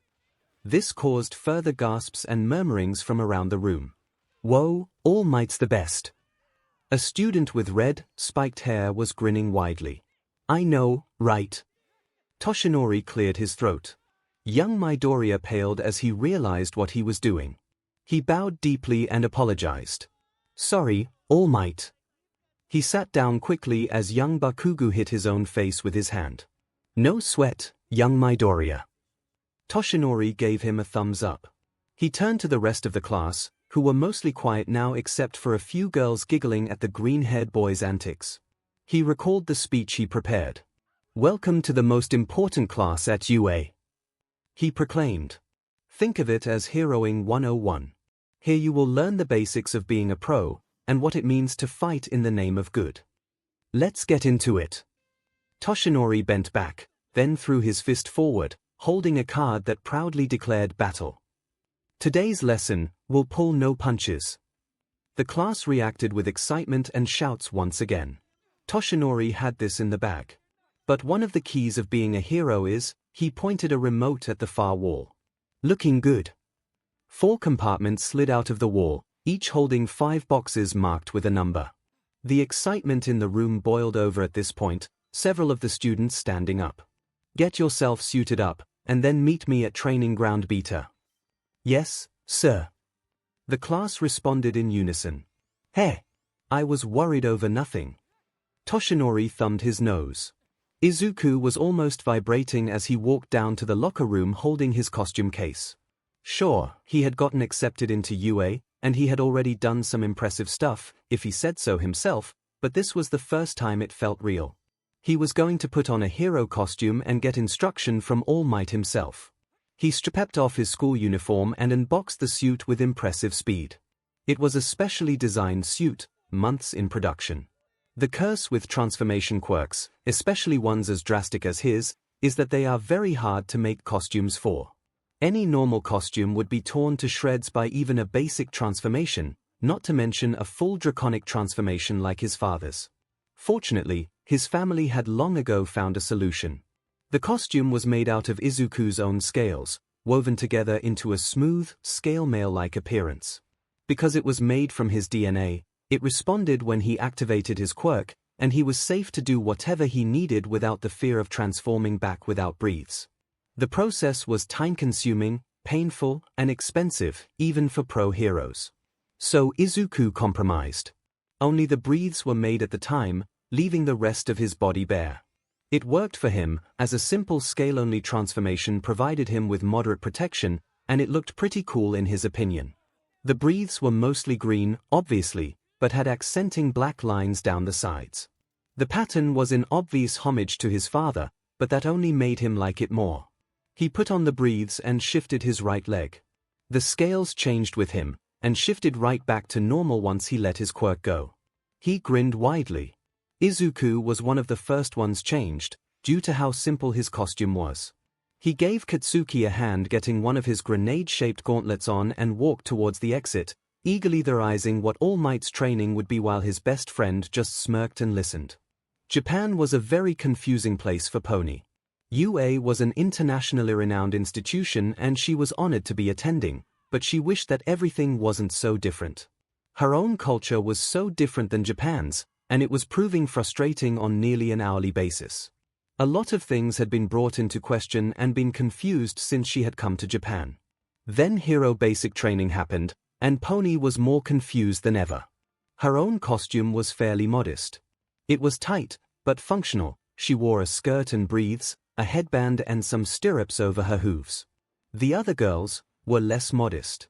Okiko wore a black and white skin-tight suit, Mina wore a turquoise and purple skin-tight suit that was also really low-cut, and then Momo was wearing a red skin-tight suit with a giant hole in the front and bare legs. This isn't fair. She opted to stand in the back of the group, and once the girls had all made their way out to the meeting area, she quickly disappeared into the fringes. Her position gave her a good angle on what happened next. Izuku, that nice man who had been nothing but friendly to her, came walking out of the tunnel, wearing only breathes. Shirtless, incredibly cut, tall, horns, nice, speaks English. Pony's mind did inappropriate things before she could stop it. I think coming to Japan was a mistake. After Izuku exited the tunnel, Okiko and Mina seemed to take notice of the man as well. They both stopped talking and stared at Izuku, but before he saw them, Eiko ran up to him, flashing her sharp smile. Nice outfit, man. Eiko smirked as she gave him a thumbs up. Her own costume was quite similar to Izuku's, mostly just breathes. Eiko had boots compared to Izuku's bare feet, weird shoulder guards and a black shirt that stopped just underneath her chest, showing off her impressive abdominals, but the similarities were there. Izuku was doing his best broccoli impression, the one Mina had gone on and on about that morning. Why too, you have great taste. Izuku returned her thumbs up while he covered his face with his other arm. Eiko didn't seem to notice how hard Izuku was blushing and walked off with Bakugo, talking about something Pony didn't understand. It was at this point that Izuku caught sight of Okiko and Mina, who had come up to greet him. Just as he was calming himself down, too. She watched the three continue to stare at each other for what felt like an hour. All three of them had a blush growing slowly on their faces, be it red, purple or green. Three very attractive people, in very tight and revealing clothing, staring at each other like their brains had stopped functioning altogether. Pony began to blush as well. Coming to Japan was definitely a mistake. Izuku finally got his legs to move and peeled himself away from the very curvy women stuffed into skin-tight costumes without saying a word. He was pretty sure he was doing Mina's favorite broccoli impression, but the woman wasn't saying anything about it. See, they probably think I'm a creep for staring at them like that. I'm as bad as Mineta. He decided to take a look around, hoping to clear his mind by studying the other students' costumes. Many of them appear to be favoring form over function. I suppose style is important, and there's always time to add or change things once we learn more. I don't really have to worry about that, I guess. Seitu's is pretty simple. Kaminari is just wearing a jacket over his shirt. What the hell is Todoroki wearing? He continued to look over the rest of his classmates, taking short mental notes about them all. He was nearly done when he spotted Yarozu. Holy crp. That's her costume. He had only just barely begun to push the BLD from his face when it came rushing back. What is wrong with everyone here at UA? Oh no, she's looking at me. She sees me staring. Look away, Deku. Stop being a creep. They invited you to hang out yesterday and you pay them back by leering at them. You see that blush? You're making her uncomfortable. Quit it. He stabbed himself in the palm of his hand to get himself to look away from the black-haired girl. Izuku had never been happier to hear All Might begin to talk, which was saying something. They say that clothes make the pros, young ladies and gentlemen, All Might declared, and behold, you are the proof. The man paused to look over his class. Take this to heart, from now on, you are all heroes in training. Izuku's heart swelled with pride. He was a hero in training. He was doing it. All Might began to lecture the class. Now that you're ready, it's time for combat training. He cleared his throat. Consider this, most of the villain fights you see on the news take place outside. However, statistically speaking, run-ins with the most dastardly evildoers take place indoors. Think about it. Backroom deals, home invasions, secret underground lairs. Truly intelligent criminals stay hidden in the shadows. For this training exercise, you'll be split into teams of good guys and bad guys, and fight 2-on-2 indoor battles. It's time to show what you can do, but remember, you can't just punch a robot this time. You're dealing with actual people now. All Might brandished a small packet of papers. Listen up. A script. The situation is this. The villains have hidden a nuclear missile somewhere in their hideout. The heroes must try to foil their plans. To do that, the good guys either have to catch the evildoers or recover the weapon within the time limit. Likewise, the bad guys win if they protect their payload until time expires or capture the heroes. All Might held a device. Time's limited, so teams will be selected randomly. Isn't there a better way? Ida questioned as he raised his hand. Think about it. Izuku explained for his teacher. Pros often have to team up with heroes from other agencies on the spot, so maybe that's the reason we're seeing that here. Yes, I see, Ida conceded, life is a random series of events. He bowed low to his teacher. Excuse my rudeness. No sweat. Let's draw. All Might gave Ida a thumbs up and clicked the device in his left hand. A projection appeared with all 20 students' names on it, and quickly started scrambling them up. In the end, 10 teams were displayed. Team A, Izuku Midoriya and Okiko Uraraka Team B, Mizu Shuji and Shoto Todoroki Team C, Pony Tsunotori and Momo Yorozu Team D, Minoru Mineta and Tenya Ida Team E, Yuga Ema and Mina Ashido Team F, Kuji Kuda and Rikidu Seitu Team G, Denki Kaminari and Kyuka Jiru Team H, Fumikage Tokoyami and Tsuyu Asui Team I, Katsuki Bakugu and Toru Hagakyu Team J. Eiko Kirishima and Hanta Siro. Izuku's eyes went wide as Uraraka quickly made her way over to him. Neither looked at the other. And now, the matchups. Heroes versus villains. All Might pressed another button on the device. Team D versus Team A, Team B versus Team I, Team G versus Team C, Team E versus Team F, Team J versus Team H. Izuku's eyes widened further as he began to sweat. I'm a villain. First match is Team D as the heroes versus Team A as the villains. Both teams, come with me, the rest of you, head back down the tunnel to the observation room. I'll join you there shortly. All Might turned and walked off as the other 16 students left as well. Izuku's feet didn't move for a moment, but Uraraka prodded him on. Come on, Deku, we got this, right? Alright. Right. Yeah, we got this. He was trying to convince himself more than her. The 4 students followed All Might to a 5-story building deeper into the city. All Might gave Izuku and Uraraka some encouragement as he sent them inside, giving them 5 minutes to prepare the building. They made their way up to a room on the 5th floor where the bomb was located, and Izuku set to work planning. He took a deep breath and flexed his quirk, letting the familiar feeling of his battle transformation flow through him. His eyes glowed slightly as his horns grew, scales flowed out from his limbs, covering his entire body save for his chest and stomach. Instead, those were covered by armored tan plates.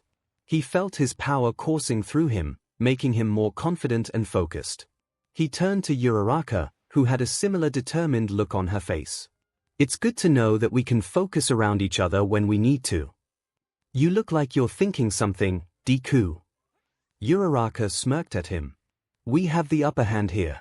We know the location of the bomb and the time limit is on our side. Izuku transformed one of his arms as he reached up and smashed one of the lights on the ceiling. Let's use our home field advantage as best we can. Ida and Mineta have formidable quirks. By limiting the battlefield and sightlines, Ida will be less effective, and by blinding them, Mineta won't know where to throw his quirk. But then we can't see either, Deku. She protested as he continued to break the lights. What do you mean? He turned around to face her, eyes glowing slightly. I can see just fine. Uraraka's eyes widened slightly, but quickly flashed with confidence. I trust you, Deku. You do what you need to here, I'll go make some obstacles for them. Slow them down. Good thinking, Uraraka. He pulled down the shutters on the windows to further darken the room as he finished destroying all of the lights in the room. He went out into the hallway and broke those lights as well, ensuring that the room was plunged into near-total darkness. All Might won't be able to see what's happening, but that's okay. This is the best plan I can think of.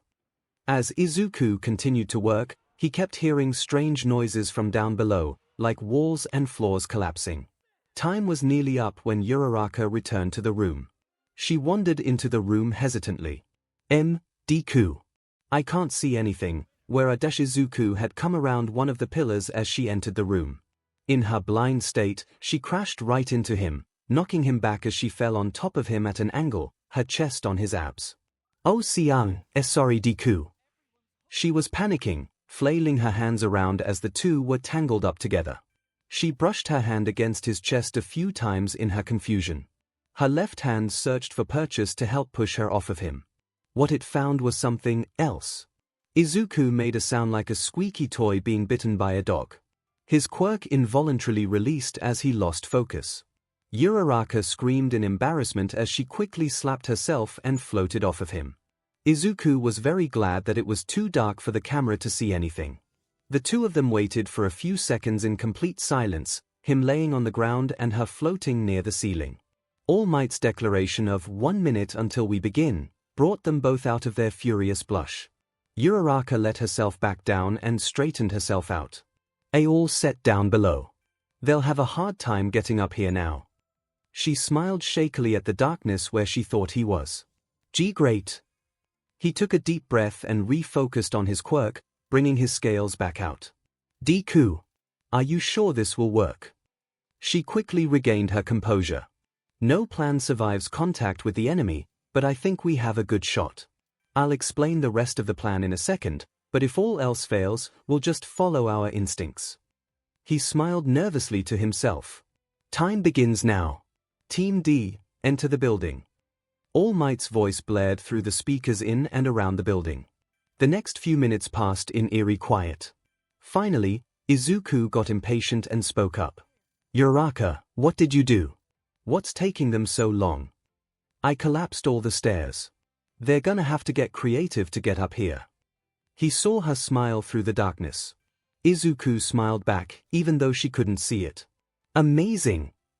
Over 12 minutes had passed by the time Ida and Mineta made it up to their floor. Izuku let his quirk flow stronger as they approached.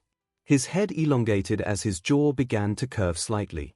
His horns flared back over his eyes and teeth grew sharp. He leapt up and clawed himself into the ceiling, hanging out of sight. Ready, Uraraka. She nodded. Oh, could you see that? Yeah, I'm ready. You weren't kidding about your voice, here. She cleared her throat and deepened her voice to jokingly mimic his voice. We'll defeat those stupid heroes in the name of evil. Uraraka giggled. Team D made their way to the room as All Might declared, 2 minutes remaining. Izuku saw them hesitantly stop outside the room. Izuku's draconic mouth smiled. He holds too much pride in his brother. I can use that. You've finally arrived, heroes. I expected you to be faster. Pathetic. Midoriya. Ida instinctually took a step backwards from the deep, unsettling voice. Why are you here, Ida? Is it to make your brother proud? What does that have to do with anything? Think how ashamed Ingenium would be to see his little brother failing so spectacularly at something as simple as this. Maybe after this, I'll go pay him a visit. Don't worry, I'll make sure he knows how much of a disappointment you are before I kill him. Time is ticking, heroes. All you have to do is touch the weapon and you win. All you have to do to fail your brother is to keep standing there like a coward. Izuku knew how the sound of his voice could unnerve people, especially the first time they hear it. Ida acted just how Izuku hoped he would.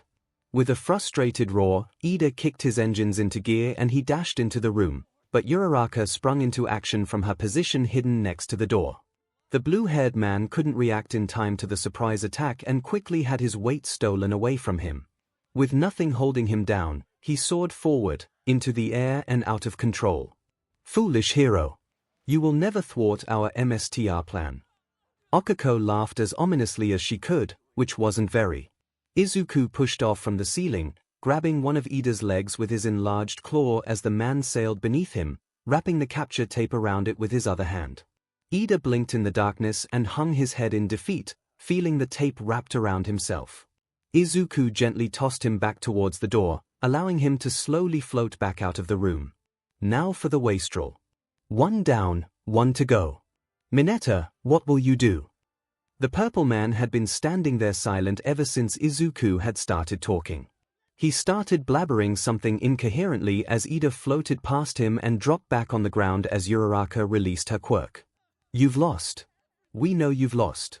You know you've lost.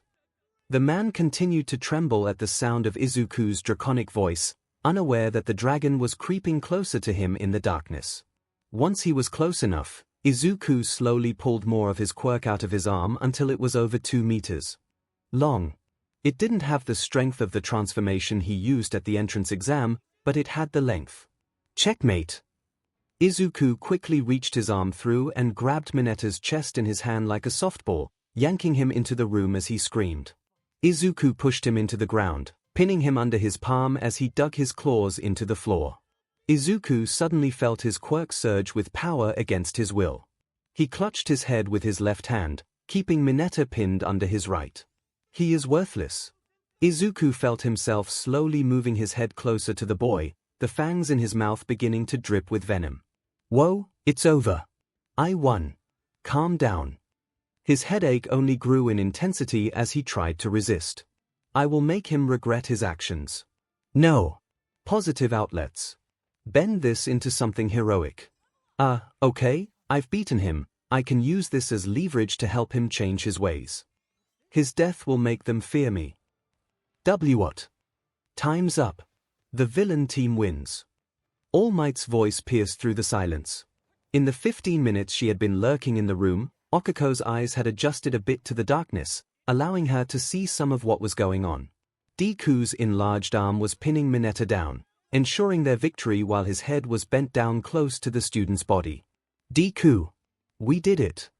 Okako cheered as she walked up to him.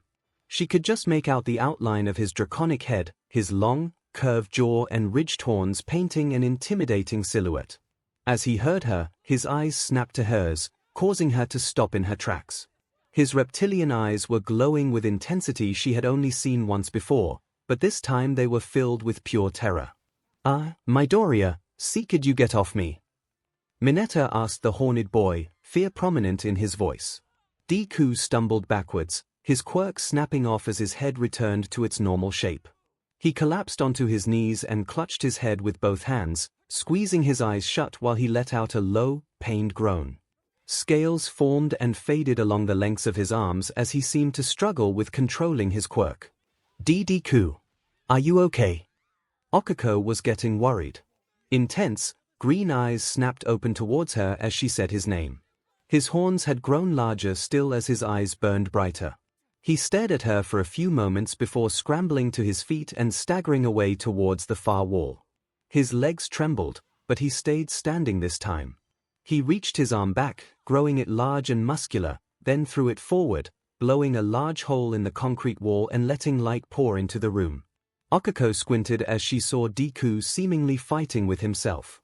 He lurched forward, but at the same time he was trying to turn and walk back towards her and Mineta. Deku, what are you doing? Panic clawed at 𝐒𝐿𝐲's heart. This wasn't normal. He looked up at her again, seeming to gain temporary clarity from whatever he was suffering from. Just as quickly, he clutched his head with both of his hands as he let out a deep, guttural roar and pitched himself backwards. Right out of the hole he had punched in the wall of their fifth-story room. 𝐒𝐿𝐲 couldn't exactly tell anyone why she did what she did next. Her body seemed to move on its own as she ran forward. She touched her arm and threw her weight out of herself, ignoring the nauseating repercussions, and with a small hop she leapt up to the top of the opening in the wall and looked down. Deku was falling, his wings nowhere in sight as he continued to clutch his head. She put her legs above her and kicked off of the wall, shooting herself downwards. She rocketed towards him at high speeds, completely ignoring the rapidly approaching ground as she managed to reach out and grab his arm, stealing the weight from him. The effort caused her to cry out as she passed both his weight and momentum through and out of her, slowing his descent. As the air pressure caught him, she released her quirk, allowing her own weight to snap back to normal, slowing her velocity. She gradually returned Deku's weight to him, allowing him to impact the ground firmly but gently. Both students collapsed as they landed, the strain of using her quirk so intensely causing 𝐒𝐿𝐲 to grow severely queasy. Deku groaned and stumbled to his feet, still clutching his head.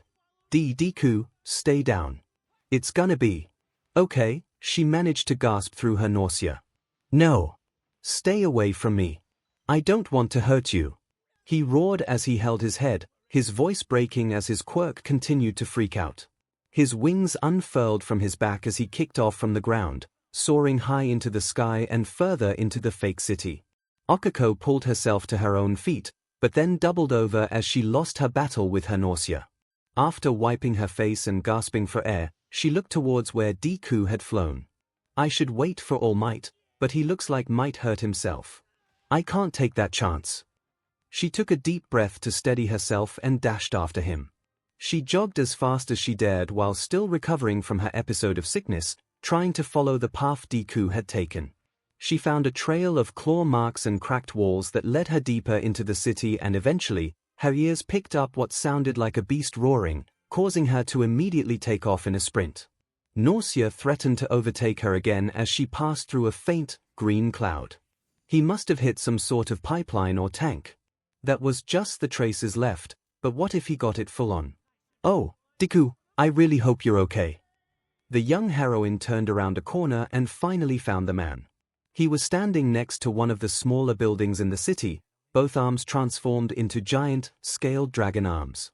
He was clawing and punching at the side of the building, and looked like he had been for a while. The building itself had a hole in it up to the second floor where the wall had collapsed from Deku's assault. Her breath caught as she watched Deku throw his fist forward again, cracking the wall he was beating and spattering the ground with green drops of BU. He ran away from me last time.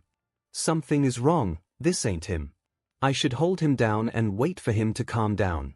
Before he hurts himself worse. She reached down and pulled as much additional weight from the ground as she thought she could while still moving easily. Deku threw another building-shaking punch as he let out a terrifying roar that caused the woman to flinch and nearly stumble, but her determination would not let her falter. Keeping low, 𝐒𝐿𝐲 slowly crept up behind the rampaging student. As soon as she was within striking range, she lunged forward with her foot, catching him on the back of his thigh and driving him to the ground as his knee buckled. He roared in surprise as she touched her arm, driving the weight from her body and throwing it all down her right leg and into Deku. With his leg taken out from under him and the additional weight in his body, he collapsed. "Stay down, Deku. Calm down and talk to me." 𝐒𝐭𝐻 pleaded desperately with him. To her surprise, his quirk flared harder and he started to push himself off of the ground, straining from all the extra weight in his body. "Get away from me. I can't afford to hurt anyone, especially not you." His voice was hoarse, raw from screaming and breaking with emotion. "Diamen your muscles, Deku." She placed her left knee on his back and reached down to the ground, gradually letting weight flow through her and into the man. He continued to struggle, his arms and legs bulging larger as his quirk flared. She kept weighing him down until his arms gave out. "I've got you. You're not going to hurt anyone." His eyes were locked onto hers as he breathed, the glow starting to fade slightly. As he calmed down, she finally got a good look at his face. It looked like he had been crying. "I trust you, Deku." His eyes went wide and then fell from her face, filled with grief and guilt. It was true, too. She had only known him for a few days, but she felt like she really could trust him. There was something about his kindness and passion that made him attractive to her beyond just his appearance.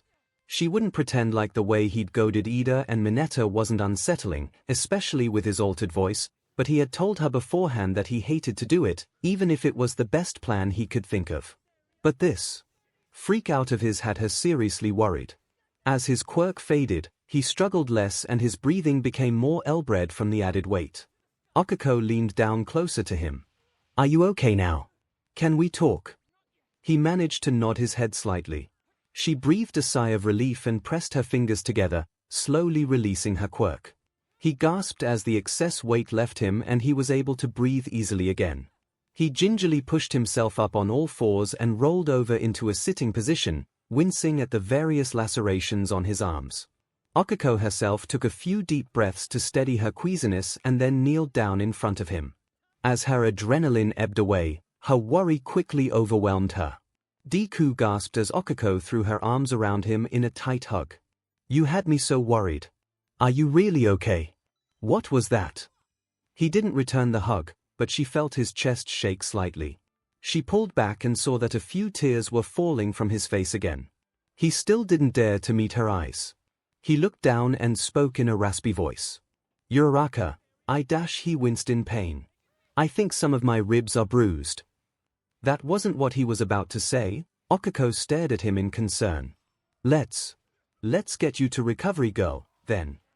Before she could help him, a sound like a jet engine roared behind them. They both looked at the noise in fright, before seeing the imposing figure of their teacher standing a little bit away from them. "Young Midoriya, young Uraraka, are you all right?" He looked around, seeing the carnage. "I'm okay, All Might, but Deku, something happened." All Might grew a look of concern and understanding. He crouched down next to Deku and whispered something in his ear that 𝐒𝐭𝐻 couldn't hear. Deku looked up, confused. "My dad knew you were going to be a teacher." "Young Midoriya." Right, sorry. "Yes, sir. I understand. But I think I should see the nurse first." "Young Uraraka." All Might turned to her. "Can I entrust you to take young Midoriya to recovery, girl?" "Yes, sir." She reached down and made Deku weightless, then lifted him up and gently started pulling him along with her. Their trip to the nurse's office was a silent one. Deku seemed to have slipped in and out of consciousness as his wounds finally caught up to him. Recovery girl had 𝐒𝐭𝐻 place him in one of the beds in her office and quickly checked him over. A quick kiss and an IV drip were all it took for her to declare him healed, much to 𝐒𝐿𝐻's relief. The school nurse stepped out for a moment, leaving the two students together. They sat in silence for a little longer before Deku spoke up, unable to take the awkwardness any longer. "You don't have to stay if you don't want to." He still hadn't looked at her, but she could see how exhausted he was. After Recovery Girl's treatment, combined with his incident earlier, she was impressed he was still conscious. "I want to, Deku. I'm worried about you." She spoke quietly. "I'm fine, see." He held up his healed hands and laughed weakly. "That's not what I mean and you know it. I'm concerned about what happened in class. What was that, Deku? It's like you were possessed. She finally got the words she had been dying to say out of her throat. Oh. He stared down at his sheets. Uraka, see, can I ask you something first? Sure. You said you trusted me earlier. He paused. Why? We haven't even known each other for a week. She blinked. Why do I trust him? The question echoed in her mind for a moment as she rubbed her hands together. Well, you kinda saved my life, right? That earns some trust right there. She laughed weakly, just as he had done. And besides, you're a really passionate guy. I've seen that look in your eye when you talk about heroes and about quirks. I can't help but feel comfortable around you. She began to blush slightly. As she spoke, Deku sat there for a few moments. I trust you, too. Especially after you caught me. I thought I was going to die. I can't help but feel comfortable around you as well. He smiled weakly. I guess I can tell you. I should tell you. I really hope you'll still want to be friends after I tell you, though. I wouldn't blame you if you didn't. Okiko drew back slightly.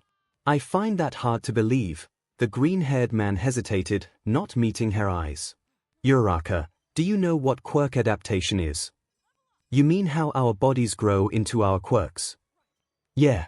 For example, without the extra elastin and other stuff in his body, Kaken's explosion would have destroyed his body years ago. It makes sense to me, Deku. That's why I'm so tall. She figured if they were having a heart-to-heart, she might as well get it off her chest. Maybe her confession would help him feel better as well. He stopped and looked at her in surprise before averting his gaze once again. Really? I guess I've never really explained how my quirk works. She held up her hand. You see these pads on my fingers? Deku seemed hesitant to look at her, like she was going to attack him or something. Yes. I figured they had to do with your quirk. Yep. I call my quirk gravity shift, but it's a little misleading. What I do is I effectively remove the mass of things I touch. That part seems pretty obvious, yeah. Deku nodded weakly. What is less obvious is what I do with it. You see, the mass has to go somewhere. It either flows out through my feet to whatever I'm standing on, or I keep it in my body. The taller I am, the more evenly distributed the weight is, and the easier it is to move while I'm holding mass. That's, wow. Deku was wide-eyed.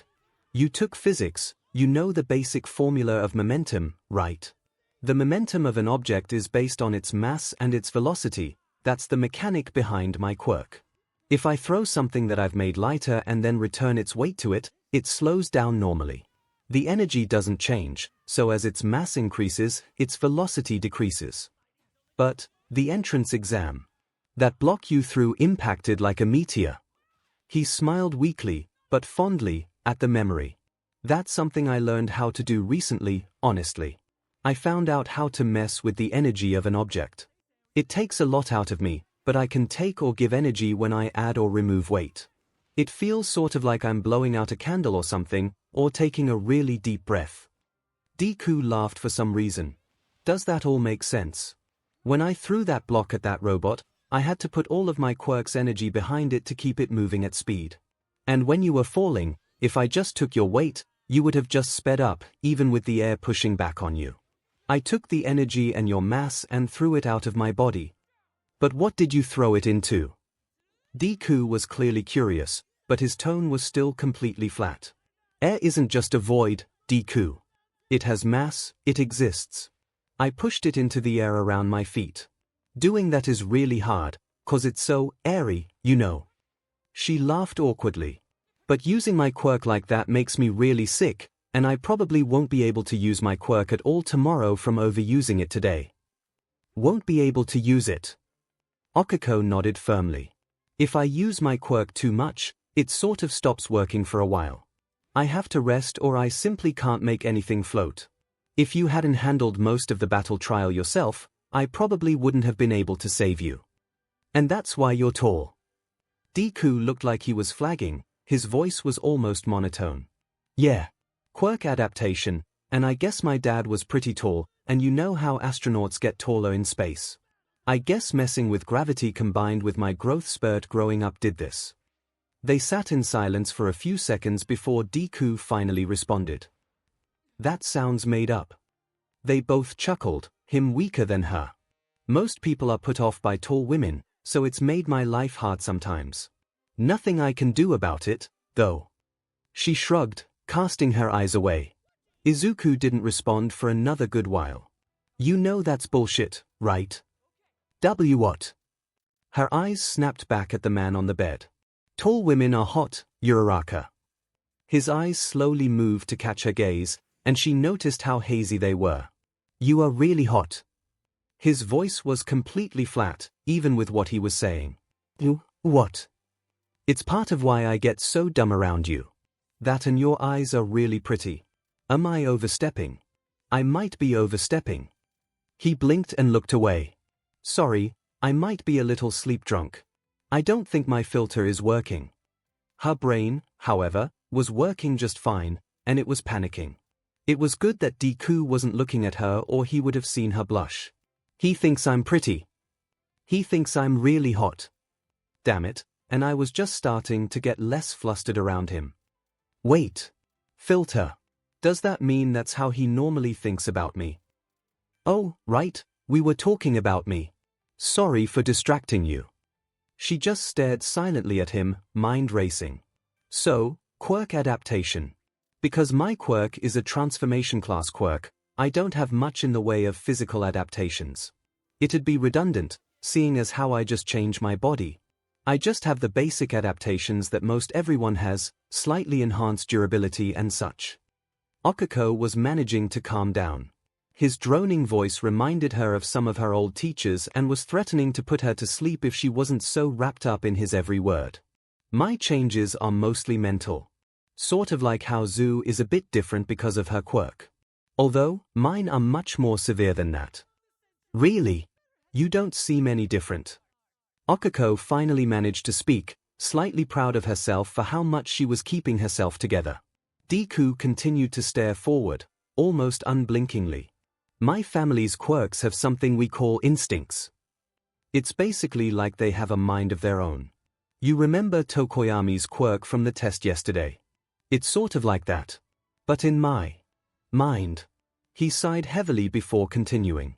My father's quirk, my cousin's quirk, my grandfather's quirk, their instincts were all mostly heroic. My dad talks about his yelling at him to push through pain when fighting a villain, or telling him where a trapped civilian might be. Our instincts are a part of our quirk, and if we work with them and listen to them, our quirks work with our bodies better. Okiko nearly forgot all about his compliments as she gasped. Whoa! So, what, you have a voice in your head? Your quirk talks to you? He bowed his head. Yeah. You probably think I'm crazy or something. There's a reason that outside of my family, only Kaken and his parents know. Hey, quirks are weird, right? I don't think Tokoyami is crazy. Okiko smiled to try and comfort him, even though he was refusing to look at her. He smiled weakly. The worst part is what my quirk says to me. I'm sure you've heard about villains like Terraflame or Frostheart, right? Okiko's breath caught. Of course she had, but surely it was a bit taboo to bring that up with him, right? Well, he was the one who said it. Yeah. They're your relatives, right? Yeah. And my quirk is like theirs. Deku's hands gripped his sheets, knuckles turning white. My quirk is evil, Uraraka. I'm defying my nature by even trying to be a hero. Okiko gasped. Evil. Deku looked like he wanted to cry, but he was too tired. It's not just a voice in my head. If it was just a voice, I could ignore it. It's so much more than that. It's not just a voice, it's my voice. It speaks in every part of my brain, drowning out everything else. If I don't calm it or appease it, it just gets louder. It gets worse until I can't think about anything else than doing what it wants. He let out a single, bitter laugh. My dad's quirk tells him how to be a hero, my quirk tells me how to lie and hurt people. I've tried since the day my quirk fully manifested to become a hero, despite everything. But after today, I think I should give up. No. You can't. She jumped to her feet, eyes wide at what she was hearing. I've never seen someone more suited to be a hero than you. Think about the entrance exam.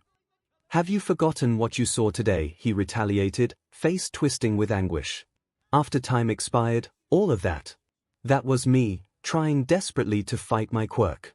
What if you weren't there to save me from myself? What if I actually had hurt Mineta like it wanted me to? Okuko's mind was reeling from what the boy was telling her. You looked like you had a headache, a really bad one. Is that what you were doing?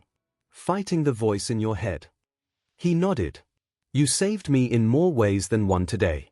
Now I can leave UA just as a dropout and not as a criminal. He smiled sadly. A long silence passed between the two. Finally, with a deep breath, Okuko walked over to his bed and towered over him. Deku, look at me. He hesitated, before finally shifting his guilt-filled eyes up at her. She poked him in the chest. You are not leaving UA. Do you understand me? What? Do you understand me? How can you trust me after this? How can you care about me? I'm a monster. She slapped him hard. Don't you dare say that. She was crying now, her emotions having overwhelmed her. Nobody but you thinks that. Do that again. His eyes and tone finally had some life in it, but those eyes widened as what he just said echoed in the room. His hand quickly clamped down over his mouth. Sorry. No filter, he mumbled out as his energy dropped again. She blinked and felt her face grow warm. "Deed a minute, Deku, I'm serious." She shook her head to dispel the blush and took a steadying breath. She glared down at him with a determined look. Deku, I saw you in that battle trial. You had a brilliant plan. You had a plan for Aizawa's test. Everything you do has thought behind it. Don't think I haven't noticed. You said you've been like this since you got your quirk, but you've handled it before, right? You've had a plan. Are you telling me you came to UA without a plan on how to handle your quirk? He slumped back into his bed, hand falling to his side. I had one. My dad taught me for years to turn my quirk's instincts to my own goals. To sort of twist it, or trick it. The first time it happened, it was an accident. The entrance exam. When you saved me. Deku once again smiled weakly, but fondly. Yeah. My instincts yelled at me there, and I worked with them. That's how I was able to push myself to stop that 0-pointer. He let out an airy laugh. I couldn't use my quirk the next day after that, I guess like you. I couldn't use mine for a week after that, Deku. She sat back down as he looked at her in shock, or as much shock as his depleted body could muster. But what were your instincts telling you? They told me to protect you. I had to save you. It wasn't an option. That doesn't sound very evil, Deku. Maybe he was overreacting. Deku nodded his head. That's because that was the twist. I turned its longing to want you for itself into a longing to keep you safe. Okuko froze again. To want me for itself. She could feel her blush creeping back onto her face. I said that out loud. CRP. Deku sighed. Yeah, that's what happened. I turned that selfishness into heroism, I guess. I was actually proud of myself. I believed I could actually do this. But now, I know better. Look, Deku, I want to hurt Mineta a bit, too. He's a creep, don't feel guilty about that. He threw his eyes to the ceiling in frustration. You don't get it. It didn't want to just hurt him. My instincts wanted to kill him. Who knows what would have happened if you hadn't stopped me? Okuko was not expecting to hear that. K-kill. Yeah. Deku's voice shook slightly. See why I said you won't want to be friends with me anymore. My quirk is evil. If I can't control it then you'll learn how. That's why we're here, right? You can't just overlook 𝐒𝐲. Did you kill him? Did you hurt him outside of the exercise? No, 𝐒𝐲, then it's okay. She put a comforting hand on his, but he recoiled from her touch. You're dealing with something none of us can really understand. You can't control what you think, especially when you have something yelling in your ear about it. She paused for a second. What did you mean when you said that I stopped you? Deku paused for a moment, thinking. When you spoke, my quirk seemed to listen. When I was fighting it, all that existed to me was myself and a black void. But when you said Deku, it was like a ray of light through the darkness and I could think again. It only lasted for a moment at a time, but that's how I pulled away from Mineta and punched that hole in the wall. Okuko tried to ignore the rather romantic imagery and prompted him to continue. And you jumping out of the building. Deku nodded weakly, his eyes struggling to remain open. I had to do whatever it took to make sure I didn't hurt Mineta. If it meant dying, then so be it. His voice attempted to sound determined, but he was too tired to sell it. And you think you're not fit to be a hero? She crossed her arms smugly. You would rather die than kill. His eyes widened and he stared at his sheets for a moment. Then he finally cracked a real smile. I didn't think of that. He hung his head in relief as well as exhaustion. Maybe I can do this. You will do this. You're not leaving UA and that's final. If your quirk wants me so bad, tell it that killing is off limits. She screamed internally for being so bold. That might actually work. He rubbed his chin in thought. He turned up to look at her, his emerald eyes staring into her brown. They were clear and filled with determination, just how she thought they should always be. Uraraka. If I do stay here at UA, then I have to ask something of you. A favor. Anything, Deku. If I ever lose control again, you have to stop me. I would rather be broken or dead than have this happen again. You have my full permission to do whatever it takes to stop me. His voice was no longer monotone, but full of deadly seriousness. What? The intensity in his voice took her by surprise. Please, promise that you'll stop me. She couldn't ignore the pleading look on his face. She clutched her hand to her chest and looked down for a moment, before steeling herself, turning back and looking him dead in the eyes. I promise. Thank you. Really? He finally began to lose his battle with his exhaustion. It seemed now that he had gotten all those things off of his chest, his willpower faltered. His eyes closed as he fell asleep. Thank you, Ocha. Okuko began to blush again. Was he about to dash? She jumped in her chair as Recovery Girl walked back in. Wait, was she waiting for us to finish talking? She decided to not look a gift horse in the mouth and just accepted her good fortune. She let a smile grow across her face, but all the emotions she had just experienced welled up inside of her. Joy, embarrassment, sadness, anger, fear, it was overwhelming. Even through her grin, she couldn't stop a few small tears from falling.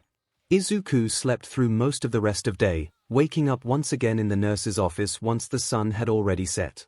He managed to open his eyes with a degree of effort and looked to see not Uraraka, but Katsuki sleeping on the chair next to his bed. Kaken! Izuku's dry throat woke his friend up from his light sleep. The blonde boy opened his eyes and glared at him. Deja vu, here. He laughed weakly. Katsuki tossed a water bottle to him, which he caught with both hands. Izuku! What the F happened? Izuku took a gasping breath after downing the water in one go. I lost control of my quirk. I had a bad instinct flare-up. Was it cause of the creepy kid? Katsuki spoke flatly. Mineta. Sure, whatever. Katsuki merely shrugged. Answer the question. Yeah. It wanted to kill him, Kaken. SHT. Katsuki rubbed his hand through his hair. You didn't though. What happened? Uraraka happened. Izuku noticed his friend's eyebrow raise. She talked to me, and it helped me focus. I pulled myself away and sort of punchadahalane thulan jumpidut. And you flew away? No, not exactly. Izuku looked away awkwardly. I wasn't exactly in control of my quirk. Uraraka jumped after me and saved me from hitting the ground. Dumbass. Katsuki glared at him. I leave you alone for 15 minutes and you manage to almost kill yourself. Amazing. Katsuki leaned back in his chair. I couldn't see a DMN thing in the observation room, but All Might dashed out of there as soon as the match ended. We couldn't even see the wall you apparently jumped out of cause of the camera angle. I'm guessing All Might heard Uraraka panicking over that communicator. Makes sense, Izuku sighed, thankful his classmates hadn't seen his episode. He found Uraraka and me once she, calmed me down. She carried me here. Katsuki stared at him hard for several moments. You told her, didn't you? Izuku flinched. Katsuki knew him too well. Yeah, did the fall make you stupid? Katsuki rubbed his forehead in frustration. Well, my quirk was asleep after Recovery Girl healed me, so kind of, yeah. Izuku shrugged. Just, why? Why let her know about all this? Katsuki looked as exhausted as Izuku had been before his nap. I don't know. But I trust her. He smiled sheepishly. Especially since she's saved my life twice. His shoulders slumped. To tell you the truth, Kaken, I was considering dropping out of UA. Katsuki immediately sat back up. What? I almost killed a student and I had lost control of my quirk, Izuku explained quickly. I was ready to give up, but Uraraka convinced me to stay. I would have kicked your butt if you tried to quit, Katsuki sneered. You need this stupid school as much as I do. Shame you missed the rest of class. I'm sure you would have wanted to take notes. Oh, right. Izuku sat up quickly. The other matches. How did they go? Katsuki reached into Izuku's backpack that he had brought with him and tossed him his notebook and a pencil. Izuku quickly flipped it open and prepared to write. All right, Team B and Team I, follow me. All Might had returned to the observation room and quickly resumed class. I would like to review the work from the first match, but we're behind schedule. Katsuki walked up to All Might along with the other two students. Katsuki looked at the two taller men and glared. Which one of you is with me? I am. A cheerful voice next to him took him by surprise. He jumped back but didn't see anybody next to him. What the? He looked all around until his eyes caught a pair of floating gloves. Oh, you're that invisible chick, right? 𝐔𝐬𝐽, yes. Her voice sounded like she was rolling her eyes. Yeah, whatever. He turned away from her and followed All Might. He glared at the ground, deep in thought. The five of them made their way to a different building than the previous group, and once they arrived, All Might sent Katsuki and Casper inside to prepare. Their weapon was on the third floor, near the far side of the building. So, what can you do besides be invisible? Katsuki asked dryly. What can you do besides make explosions? She retorted. He turned and glared at her. It would be stupid to try and hold them off. We need to take them out. If it was anyone but Kyuka or Shuji, I would have a serious advantage. There's two people in this class that can detect me and I get put up against one of them. Casper sounded frustrated. 3, but that's not important. Katsuki crouched down as he thought, stretching his legs. So Arms can hear you? Yep. I tried to sneak up on him after dinner yesterday just to test. He heard me right away. I can fix that. He popped off a few explosions in his hand. I'm good at loud and distracting. That could work. She tossed her gloves off and closed her hand over the capture tape, making it disappear from view. You distract them, I'll sneak around and capture one of them. Then it's a 2-on-1 fight. Take out Arms if you can. He stood up, stretching his arms. I think Todoroki is the bigger threat. Didn't you see him at the test yesterday? Casper's tone was not appreciated. Katsuki huffed. Fine, whatever. She began to take her shoes off, but Katsuki had a thought. Keep them on. A pair of shoes is pretty conspicuous, Bakugo. Where did she get off being this sassy? Katsuki checked one of his gauntlets while he explained. You were the one who was warning me about half and half. Remember how he used that big ice attack on the softball throw? You might want to keep your feet warm until we find them. You think so? Casper hesitantly put her shoes back on. I wouldn't normally care what you do, but my grade is riding on this. If you take them off, do it later. Better safe than dead. I don't think that's how it go. Time begins now. Team B, enter the building. All Might's voice cut her off. No point standing around. He stepped out into the hallway and began to pop off small, but loud explosions every few seconds. Katsuki's warning seemed prophetic as suddenly a wave of ice rounded the corner and froze the entire hallway, including the two students' ankles. Wow, you called it. Thanks for that. �Caspar carefully slipped out of her shoes and onto the icy ground. Wasn't me. Izuku thought he might have that kind of power. I don't think even he imagined Half and Half could pull something like this off. Katsuki quickly blew his feet free with a few small explosions. I'm counting on you, boo. The girl softly made her way down one of the side hallways, leaving footprints in the ice. Katsuki smirked and continued to make noise. It wasn't long before the glowing red eye of Half and Half's hero costume appeared in the dim light of the hallway. You look stupid, Katsuki snarled between explosions. The heterochromatic student looked behind him. Your partner is frozen, you should give up. Fighting will only make it harder for you. I didn't come to UA to take it easy. What are you, weak? Katsuki roared, intending to further help his teammate.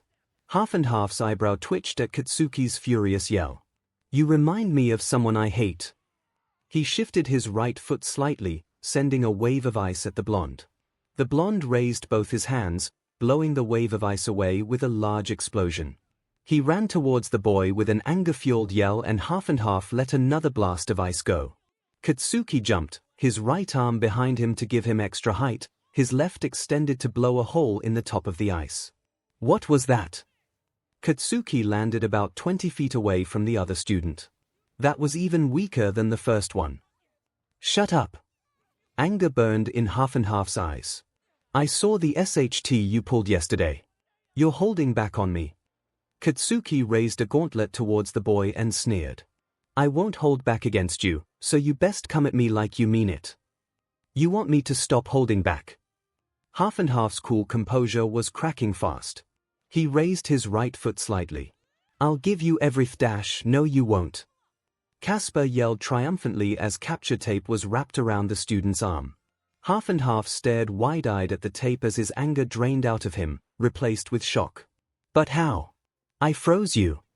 You froze my shoes, tt Todoroki, not me. Those were just a decoy. Her teeth were chattering. I'm still really cold, though. The captured student looked back to see the trail of footprints in the ice, then hung his head in defeat. Katsuki huffed as he walked past him. One down, one to go. You're welcome. �Caspar said sarcastically, some of the bite in her tone lost as she shivered. Where's Shuji? Katsuki made a non-committal noise and began to walk towards the stairs Half and Half came up. Time to find him. Wait, Bakugu. What if Todoroki T told him to sneak around while he distracted us? We should wait at the bomb, she argued. Also, could you get my shoes for me? Katsuki thought for a moment. Fine. We'll wait. He walked over to her shoes and carefully extracted them. The two of them headed back to the weapon to wait. �Caspar was shivering the whole time, and it sounded like she was rubbing her arms and legs trying to stay warm. Fortunately for her, they didn't have to wait long before the sound of someone walking on the ice outside echoed through the hallway. An eyeball poked around the corner of the room. Katsuki smirked. Come on, Arms. You're boring me. Arms' impressive height and bulk rounded the corner, blocking the doorway. Two of his arms had eyes on them, locking onto �Caspar as he spotted her. Katsuki raised his right gauntlet again, pulling the handle back. Listen up. My gauntlets have been storing my explosive sweat since I put them on. They're charged up for a massive explosion. Katsuki enjoyed the look of surprise on Arm's face. Surrender and I won't use it. Take another step, and I'll blow you away. The tall student glared at Katsuki over his mask. You wouldn't. Why not? The blonde grew a crazed smile. I'm a villain, aren't I? He placed his hand on the pin. Bakugu, stop. You are forbidden from using that gauntlet. All Might's voice blared over the speakers. Katsuki lowered the gauntlet slowly. Fine. He threw his arms behind him. We'll fight hand to hand. He rocketed towards Arms, ready to attack. The giant of a student threw one of his sets of arms forward, ready to intercept, but Katsuki was ready. He set off a small explosion in front of him, stunning Arms and sending him flying overhead. He used another blast to stop his momentum as he soared over Arms' head, ready to blast him in the back. 𝐭𝐻𝐻 had never fought someone like 𝐼𝐴𝐺, however. The taller student's other set of arms had tracked his flight, and he reached up as 𝐭𝐻𝐻 flew overhead and grabbed his foot. With two of the hands on his other arm, he quickly wrapped the capture tape around 𝐻𝐻's leg. However, this made him take his attention off of Casper, who dashed underneath the action and wrapped one of 𝐼𝐴𝐺's legs in capture tape as well. 𝐻𝐻 and 𝐼𝐴𝐺 were both stunned silent, staring at the floating tape below them. Score T2 for 𝐿, the invisible girl bubbled. You were right about you BB being a good distraction, Bakugo. Both heroes have been captured. The villain team wins. All Might declared the end of the match. Where did you get that tape? 𝐻𝐻 asked as 𝐼𝐴𝐺 set him down. I still had mine. I pickpocketed Todoroki for it. I kept it hidden in my hand so Shuji wouldn't see that I had the tape, she explained. I was hoping that it would encourage him to take his eyes off of me. 𝐻𝐻 smirked. Were you really going to use your gauntlets? Izuku asked, half surprised. Nah. 𝐻𝐻 leaned back in his chair. I got enough lectures from your dad about collateral damage to use it indoors, and especially not on someone who wasn't an actual villain. I was just hoping to intimidate him. I probably could have done it too, if All Might hadn't stepped in. Figured.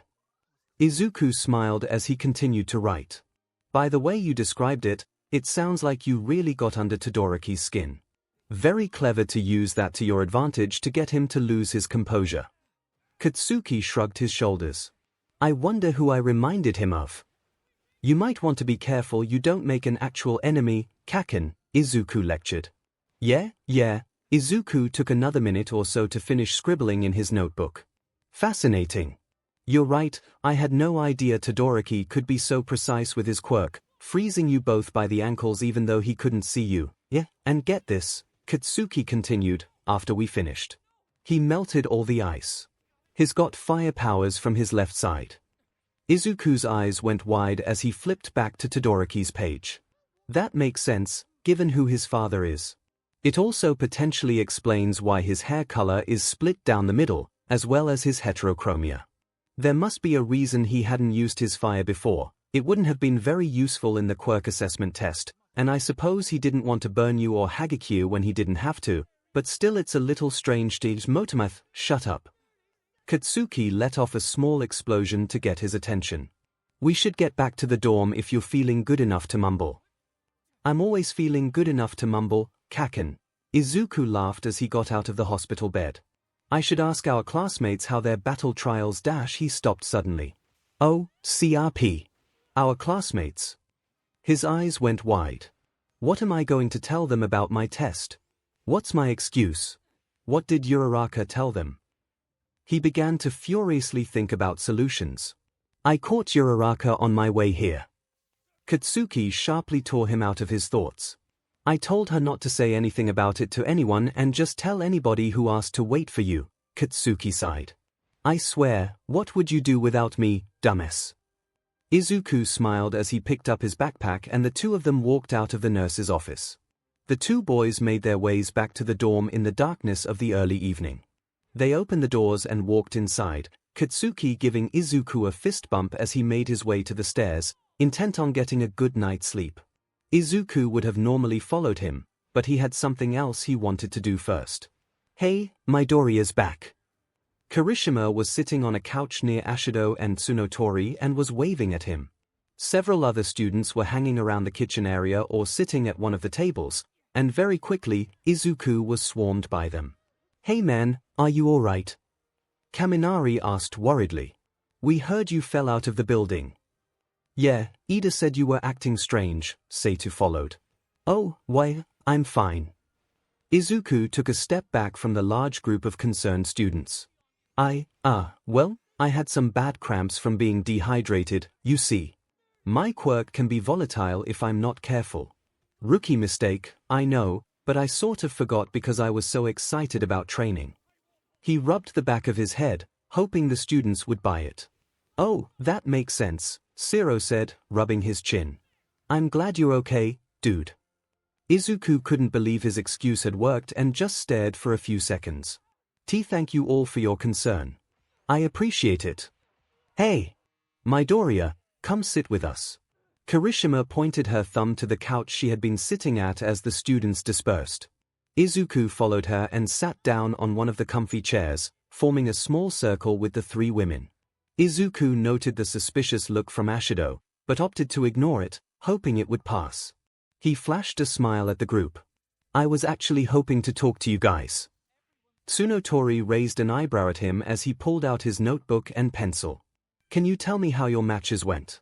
I can't believe I missed them. Not before you tell us what happened in your match, Midori. Ashido squinted at him. So much for hoping it would pass. Well, there's not much to tell.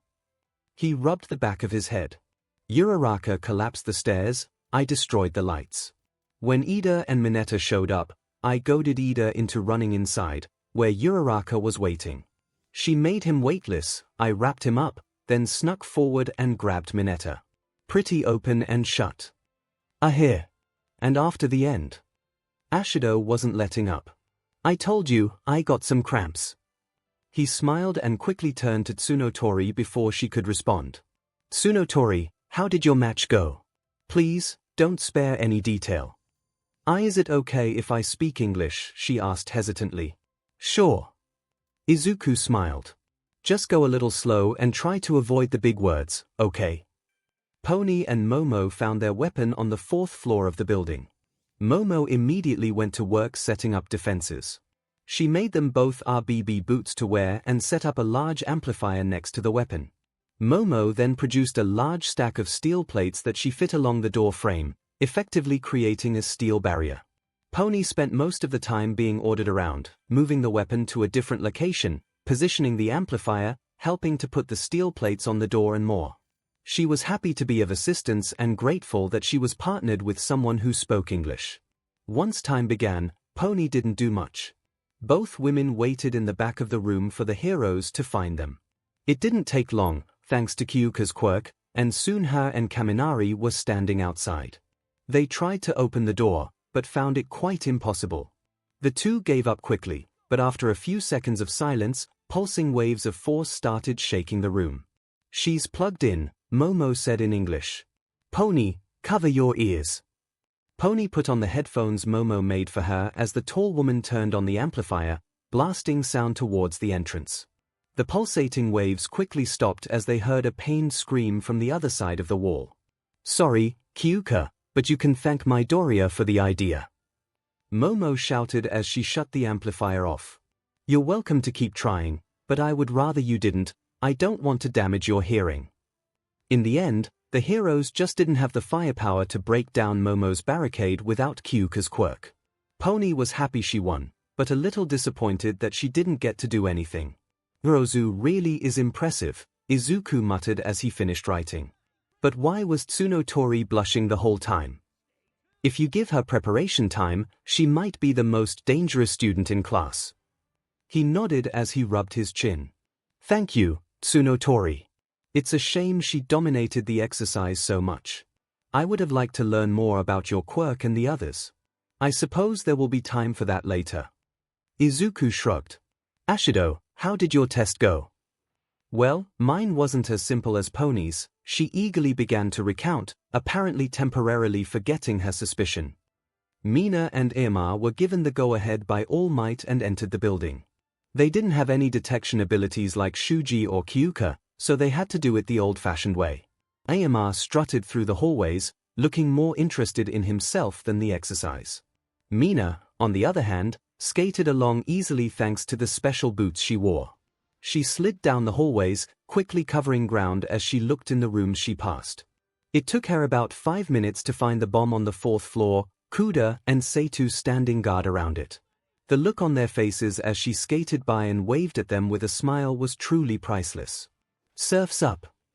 Mina shouted as she skated up behind her partner once she found him patrolling down on the 2nd floor. She accidentally splattered a bit of acid on his cloak, burning some holes in it, much to his annoyance. Oops! My bad. She smiled sheepishly as she clapped her hands together in apology. They quickly made their way up to the 4th floor and got into position around the door. Do you have a plan? Mina asked. The same plan that I always have, 𝐂𝐸𝐬𝐽 winked, I will dazzle them. Wait, what? Mina watched the blonde boy step boldly into the open door. Adieu, gentlemen. His bright blue laser shot forward, causing 𝐶2 and 𝐒𝐻𝐻 to dodge out of the way. A giant hole was blown through the back wall as the laser sheared through the concrete. Mina used the opportunity to leap to her feet and skate past 𝐸𝐬𝐽 into the room. She quickly moved past 𝐒𝐻𝐻 before he could pick himself up, so all that was left between her and victory was 𝐶2. She moved hard to the left to throw him off, then cut quickly back to the right. 𝐶2 stumbled as she jumped at one of the pillars to the right of the bomb, quickly secreting potent acid. Her feet dug into the pillar slightly and gave her good leverage to push herself off. Mina lunged towards the bomb as 𝐶2 jumped towards her.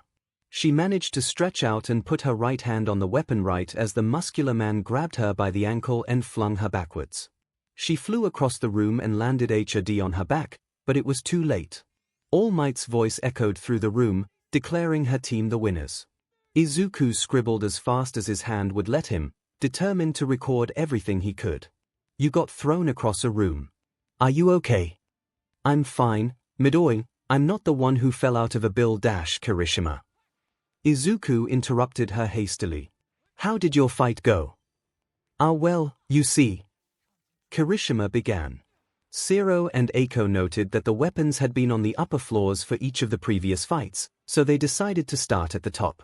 Fortunately, their building had a fire escape on the side of it and they quickly ascended to the top floor. From the fact that half of the lights were destroyed, it seemed like their assumption about the bomb location was correct. It also seemed like they weren't the only ones who picked up a thing or two from the previous matches.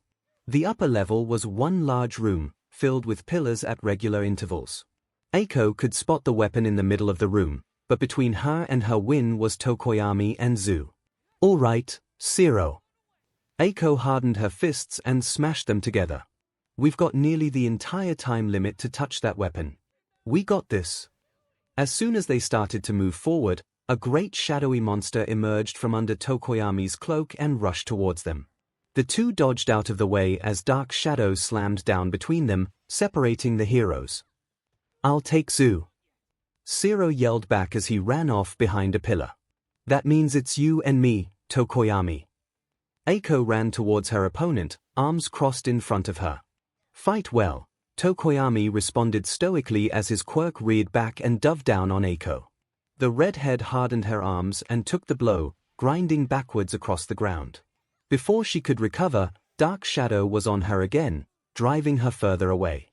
Realizing that brute force was not an option, 𝐬𝐽 dropped her guard and dove out of the way of the next attack, rolling behind one of the room's many pillars. She continued to dash from pillar to pillar, barely dodging Dark Shadow along the way. She was kept at distance, never being allowed any closer to the weapon. On the other side of the room, she could see Zero engaged with Zu. Her powerful legs allowed her to hop around at unpredictable angles, dodging every stream of tape shot at her. 𝐬𝐽 saw him in a similar situation of hopelessness and made the call. Zero. Trade me. The black-haired boy nodded and taped a pillar, pulling himself towards 𝐬𝐽. The two heroes in training high-fived as they crossed paths. She squared up with Zu, hardening her arms again as he ran towards her. Zu jumped up and stuck on a pillar near the ceiling, out of her reach, and shot her tongue at her. She swung her arm forward like a sword, striking her tongue and causing it to recoil. She took the opportunity to run towards the weapon, aiming to touch it and win. The other woman saw 𝐬𝐽 run past and jumped towards her, feet aimed towards her back. She looked back just in time to brace for impact, hardening her back to taking the kick, using the force of Tsuyu's kick to roll forward onto her arms and back onto her feet, never breaking pace.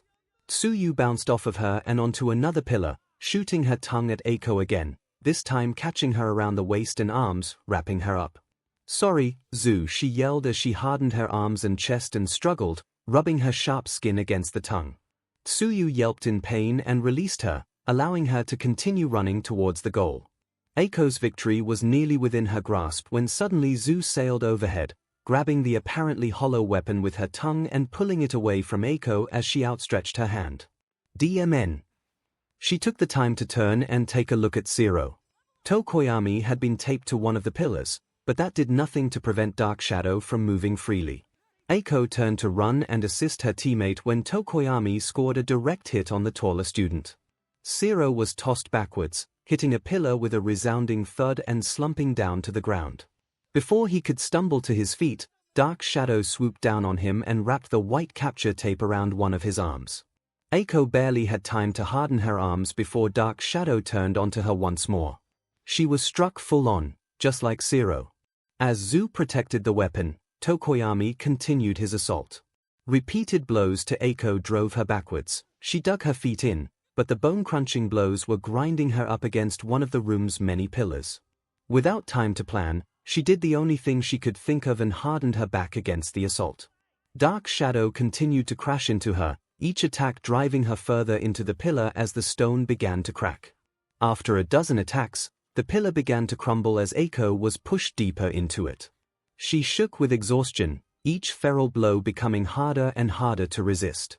After nearly 30 powerful strikes, her hardening began to fail, and after 10 more, she broke, collapsing onto one knee.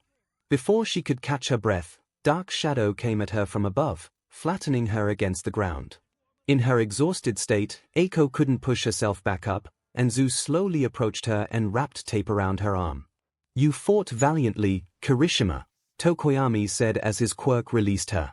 "Feel no shame for your defeat." 𝐂𝐻𝐽 could only try and catch her breath as All Might's voice rang out, announcing her loss. Izuku scratched his with his left hand as he finished the last of his notes. "Tokoyami is much more powerful than I thought. I wonder why they broke the lights. Perhaps his quirk performs better in the darkness.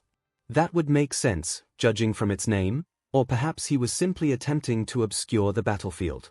Zhu being able to carry the weapon with her tongue indicates a level of strength. Midori.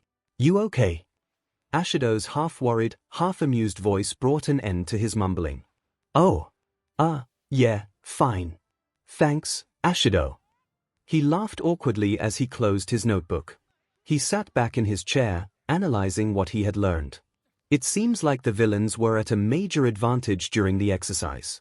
Ashido's team was the only one of 5 to actually win as the heroes. "I said that during your match." Ashido pointed a finger at him. "All Might said that heroes are at a disadvantage all the time, and we have to learn to overcome it or something." "Yeah, it was inspiring as hell." Kirishima smirked. "Even though I lost, I don't have any regrets. I tried my hardest and did my best. That's all I can ask of myself." Izuku smiled as he stood up. "As much as I would love to talk to you all, I need to speak with Ida before I go to bed." He let out a huge yawn. "Recovery Girl's quirk takes a lot out of you." "Ida." Pony grew a look of confusion. "Why? I just need to talk to him. Sorry."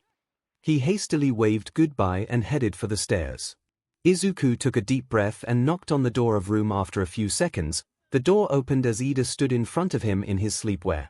"Midoriya." He looked slightly surprised to see him. Izuku threw himself down into a deep bow. "I would like to apologize for what I said during class today. I have nothing but respect for you, Ingenium and the Ida family. Please accept my apology." "Your apology is accepted, but unnecessary," Ida responded flatly, causing Izuku to slowly stand up. "I do appreciate it, however." "You're not mad." Izuku was surprised how easily things were working out. "Of course not. You were merely acting the part of the villain. If anything, I commend you for being so dedicated to your schoolwork." Ida chopped his hand emphatically. "Ah, really?" "Yes. Even All Might said as much." He threw his arms wide. "In fact, you received the MVP from our match for fully embracing the spirit of the exercise and facilitating the capture of both Mineta and myself." I didn't know that. I'm impressed that you're so level-headed about this, Ida." Izuku let out a large sigh. "It's a weight off my shoulders." Furthermore, Ida paused for a moment, considering his next words carefully. "I actually want to thank you for exposing a weakness of mine." "A weakness? How so?" Izuku had foreseen this meeting going much differently. "Your personal attacks against my brother clouded my judgment. After the match concluded and I was assured that you were unharmed, I couldn't stop thinking about what you said to me and how I reacted. Ida crossed his arms and closed his eyes. I thought to myself, what if a real villain used that against me? I realized I could be provoked into acting rashly during a truly dangerous situation. Wow, Ida. Izuku grew an impressed smile. Experience is one of the most important tools in a hero's arsenal, Midoriya, and today, you gave me incredibly valuable experience. He smiled at the shorter student. Tenya Ida will be that much better of a hero thanks to your actions. Izuku stared at him for a few moments before beginning to laugh heartily. You are something else. I have a lot to learn from you, Ida, even more than I thought. He paused and took a deep breath. I made a promise to you at the entrance exam, and I'd like to see it through. Friends. Ida nodded emphatically. I'd like that. Thank you. His thanks was interrupted by another large yawn. Oh man. You should get to bed post-haste, Midoriya, Ida lectured him. Agreed. Izuku turned away from him with a wave. Good night, Ida. Good night, Midoriya.